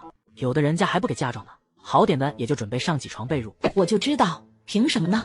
你的钱全都留你儿子，胖妞连学都不给上，从小就一直干活，长大了就给你随便嫁了，你还觉得你对他挺好？这钱分一份给胖妞，留我这里，等孩子以后结婚了，我全给他。孙亚梅，你忘了你娘是怎么逼你的吗？难不成以后你想胖妞跟你一样，把什么东西都拿给狗蛋啊？我可告诉你，你要有这种想法，趁早给我收起来。胖妞可不想跟他娘一样。说到这个问题的时候，她始终低着头。从小奶就是再不爱我这个孙女，也会给添置些新衣服啥的。娘倒好，把给我的新布料、新鞋子都拿去外婆家，把自己不要的旧衣服拿来改。胖妞，这钱是给你的，可不是你给未来什么夫家娘家的。记住，女人手里有钱才能活得自在，不然将来吵个架，人家让你滚，你连个滚的地方都没有。胖妞没想到奶奶居然还要给她留一份钱，高兴的眼圈都红了。奶，我记住了。听老二说，吴贵前2天找过他，说桂花现在身子重吃的多，他挣的钱不够花，想换一份薪资待遇更好点的工作，现在找着了没？没呢，他现在还得找离家近点的，还没着落呢。大哥，我倒是有个路子能帮贵哥找着合适的活。真的？给我说说呗。这不是前几天我朋友刚找着满意的活，就是在58同城上看的。他给我说还是58同城找工作上岗会，平台实地验证过的技工工作超多，有保障还放心。这么好使呢？那是当然了，还能 AI 面试，边聊天边求职，效率超高，24小时不回复平台直接赔付，工作搞定还能找房东直接租房，很方便，事事可成58同城。太好了，我等会就去跟桂儿说去。王喜才听了娘的话，觉得好像是这么个理，可是别人家也没有这样的，但是他选择听娘的。只有孙亚梅觉得这钱怎么能给一个将来要嫁人的女儿，还想说什么，但又不敢说，一脸不服气的样子。娘说的是，如果将来我有女儿了，我肯定要在她结婚后还给她买套房子呢，这房子也不给别人，只当是我女儿留个退路。这男人啊，没一个好东西。大嫂这脑子啊，被娘家教坏了，都被逼得自杀一回了，还是那样。媳妇，你怎么骂我？我怎么了？我不是啥都听你的吗？王喜军本来正听着呢，这怎么还骂上他了？一脸的委屈。哼，骂的就是你。一想到娘说这货将来会和人合伙买车，还会被人坑骗，害我跟着还上10几年的债，就想咬死他。也不知道这老三媳妇有没有骂我，我觉得我还算个好男人。我怎么了？我啥也没干，我都乖得像只猫了。王喜军这话说的大家都给逗乐了。那就听娘的吧，怎么着，胖妞也是我女儿，将来还不都得由着她我说了算。李秋霞也不想说太难听的话。这个孙亚梅还得她自己能想明白才好。行了，我也不想说你了，你以后好好想想，都是女人，你怎么连你女儿都要为难？说说分钱的事情吧，账是月月记的，月月来跟你们算账。那我就把我们这2个月的收入跟大家汇报一下。周红月这账其实都是和婆婆分好了的，主要这里面有他们俩的本钱的，粮食用料什么的都是从淘宝上来的。总收入呢，有2287块3毛。听到这个数字，除了李秋霞和周红月，其他人都是一脸惊喜的模样。怪不得婆婆一定要开这个饭店呢，这也太赚钱了，我们一家干1年也就赚个几百块。不过这里面是有700块钱的本钱的，就是买各种粮食和调料、菜这些的，这个要扣掉，娘还要拿去给别人还的，都是先赊账的。应该的，应该的，一天要用多少粮食、多少菜，我们心里还能没有数吗？那除开这些，就还有1550了。这里面每人再扣100，用来周转资金，咱们饭店还是要继续开的，不能全给你们分了。然后还有1050，我们总共5家人头的钱，一家分200，最后留那50块，娘你说怎么分？周红月觉得这50块都给胖妞的话有些多。别人正经工作干1个月也有30块了，咱们就给胖妞存个30吧。那20块给家里买些吃的用的，你们还有什么意见吗？没意见，没意见。胖妞一个姑娘家给她30块，是不是有点太多了？孙亚梅被娘教训了，这回她也不敢再开口说什么，脸上带着笑，一点也不敢掉脸子。接上集孙亚梅想借着帮女儿保管钱的名义偷拿自己女儿的钱，被婆婆揭穿，婆婆直接自己给孙女存起来。李秋霞拿出钱里给老大家数了200块，交给了王喜才。王喜才这可没给媳妇，他自己装起来了。孙亚梅也不敢开口要，上次的事才过去没多久。又给了周红月200块，周红月拿着200块钱，抽了一张10块给了王喜军。王喜军还巴巴的嘿嘿笑着，谢谢媳妇呢。这就完了？胖妞的钱不是没给的吗？怎么了？还有事？那胖妞的呢？她的钱总该我拿着吧？王喜才把钱收了，我不敢要，但胖妞是我亲女儿啊，我拿个10块20的总行吧？他那点小99，当我不知道啊？胖妞，你是愿意把钱放在奶这里存着，还是放你爸妈那边呢？给奶存着，我相信奶。你白眼狼啊你！胖妞这大半年来也觉得奶可比他妈对她好多了。妈有事第一个想到的就是弟弟，只有奶总是在为我争取些什么。那胖妞的钱我给她存着，你们家不是分到钱了吗？要用钱找你男人要。都去睡吧，明天关门，回家收苞米去。周红月看着婆婆走了，马上就拉着王喜军也走了。屋子里就只剩下王喜才和孙亚梅。孙亚梅见婆婆走了，这才敢变脸。娘也真是的，她一个姑娘家要什么嫁妆吗？还不如把钱给狗蛋呢。我操！孙亚梅，你要是再这样，我可不惯着你啊！我看啊，你就活该被你娘坑钱。哎，算了，谁让我有错在先。那这10块钱给你，其他的存着，家里留100花用，另外100还给桂香。这钱我可有数，要是少了就是你拿的，到时别怪我收拾你。哎呦我的妈！第二天，老王家饭店门上就贴了停业回家秋收的纸条。一家人带着各种吃食、没卖完的菜肉什么的回家去了。两个路人路过饭店门口，其中一个抬手准备推门，看到纸条后停下脚步。哎，咋关门了？我还说他家的菜最地道呢。哟，回家秋收了，我们这饭店没地方去了。可不是嘛，我这还想着美美吃一顿饭，就该去面试了，可惜吃不着了。你不是好好上着班的吗？咋突然想换工作了？别提了，我前2天就离职了，就想换个离家近点的工作，早上可以多睡一会。那你找着了吗？没找着我给你说个路子，成了你就请我吃饭怎么样？可以啊，想吃啥吃啥，到底啥路子？给我讲讲。兄弟仗义，找工作还是58同城上赶快，平台实地验证过的技工工作超多，有保障还放心。这么好使呢？那是当然了。还能 AI 面试，边聊天边求职，效率超高，24小时不回复，平台直接赔付，工作搞定，还能找房东直接租房，很方便。试试课程58同城。行，那我等会吃完饭就看看，要是真能快点找到工作，下次咱再来他家吃肘子。这次回到家，李秋霞就把分钱的事情跟王喜明和王桂香他们讲了，每人还给了200块钱。王喜明这还是头一次从妈这里拿钱呢，以往可都是他给家里寄钱。娘，这钱儿子有钱的。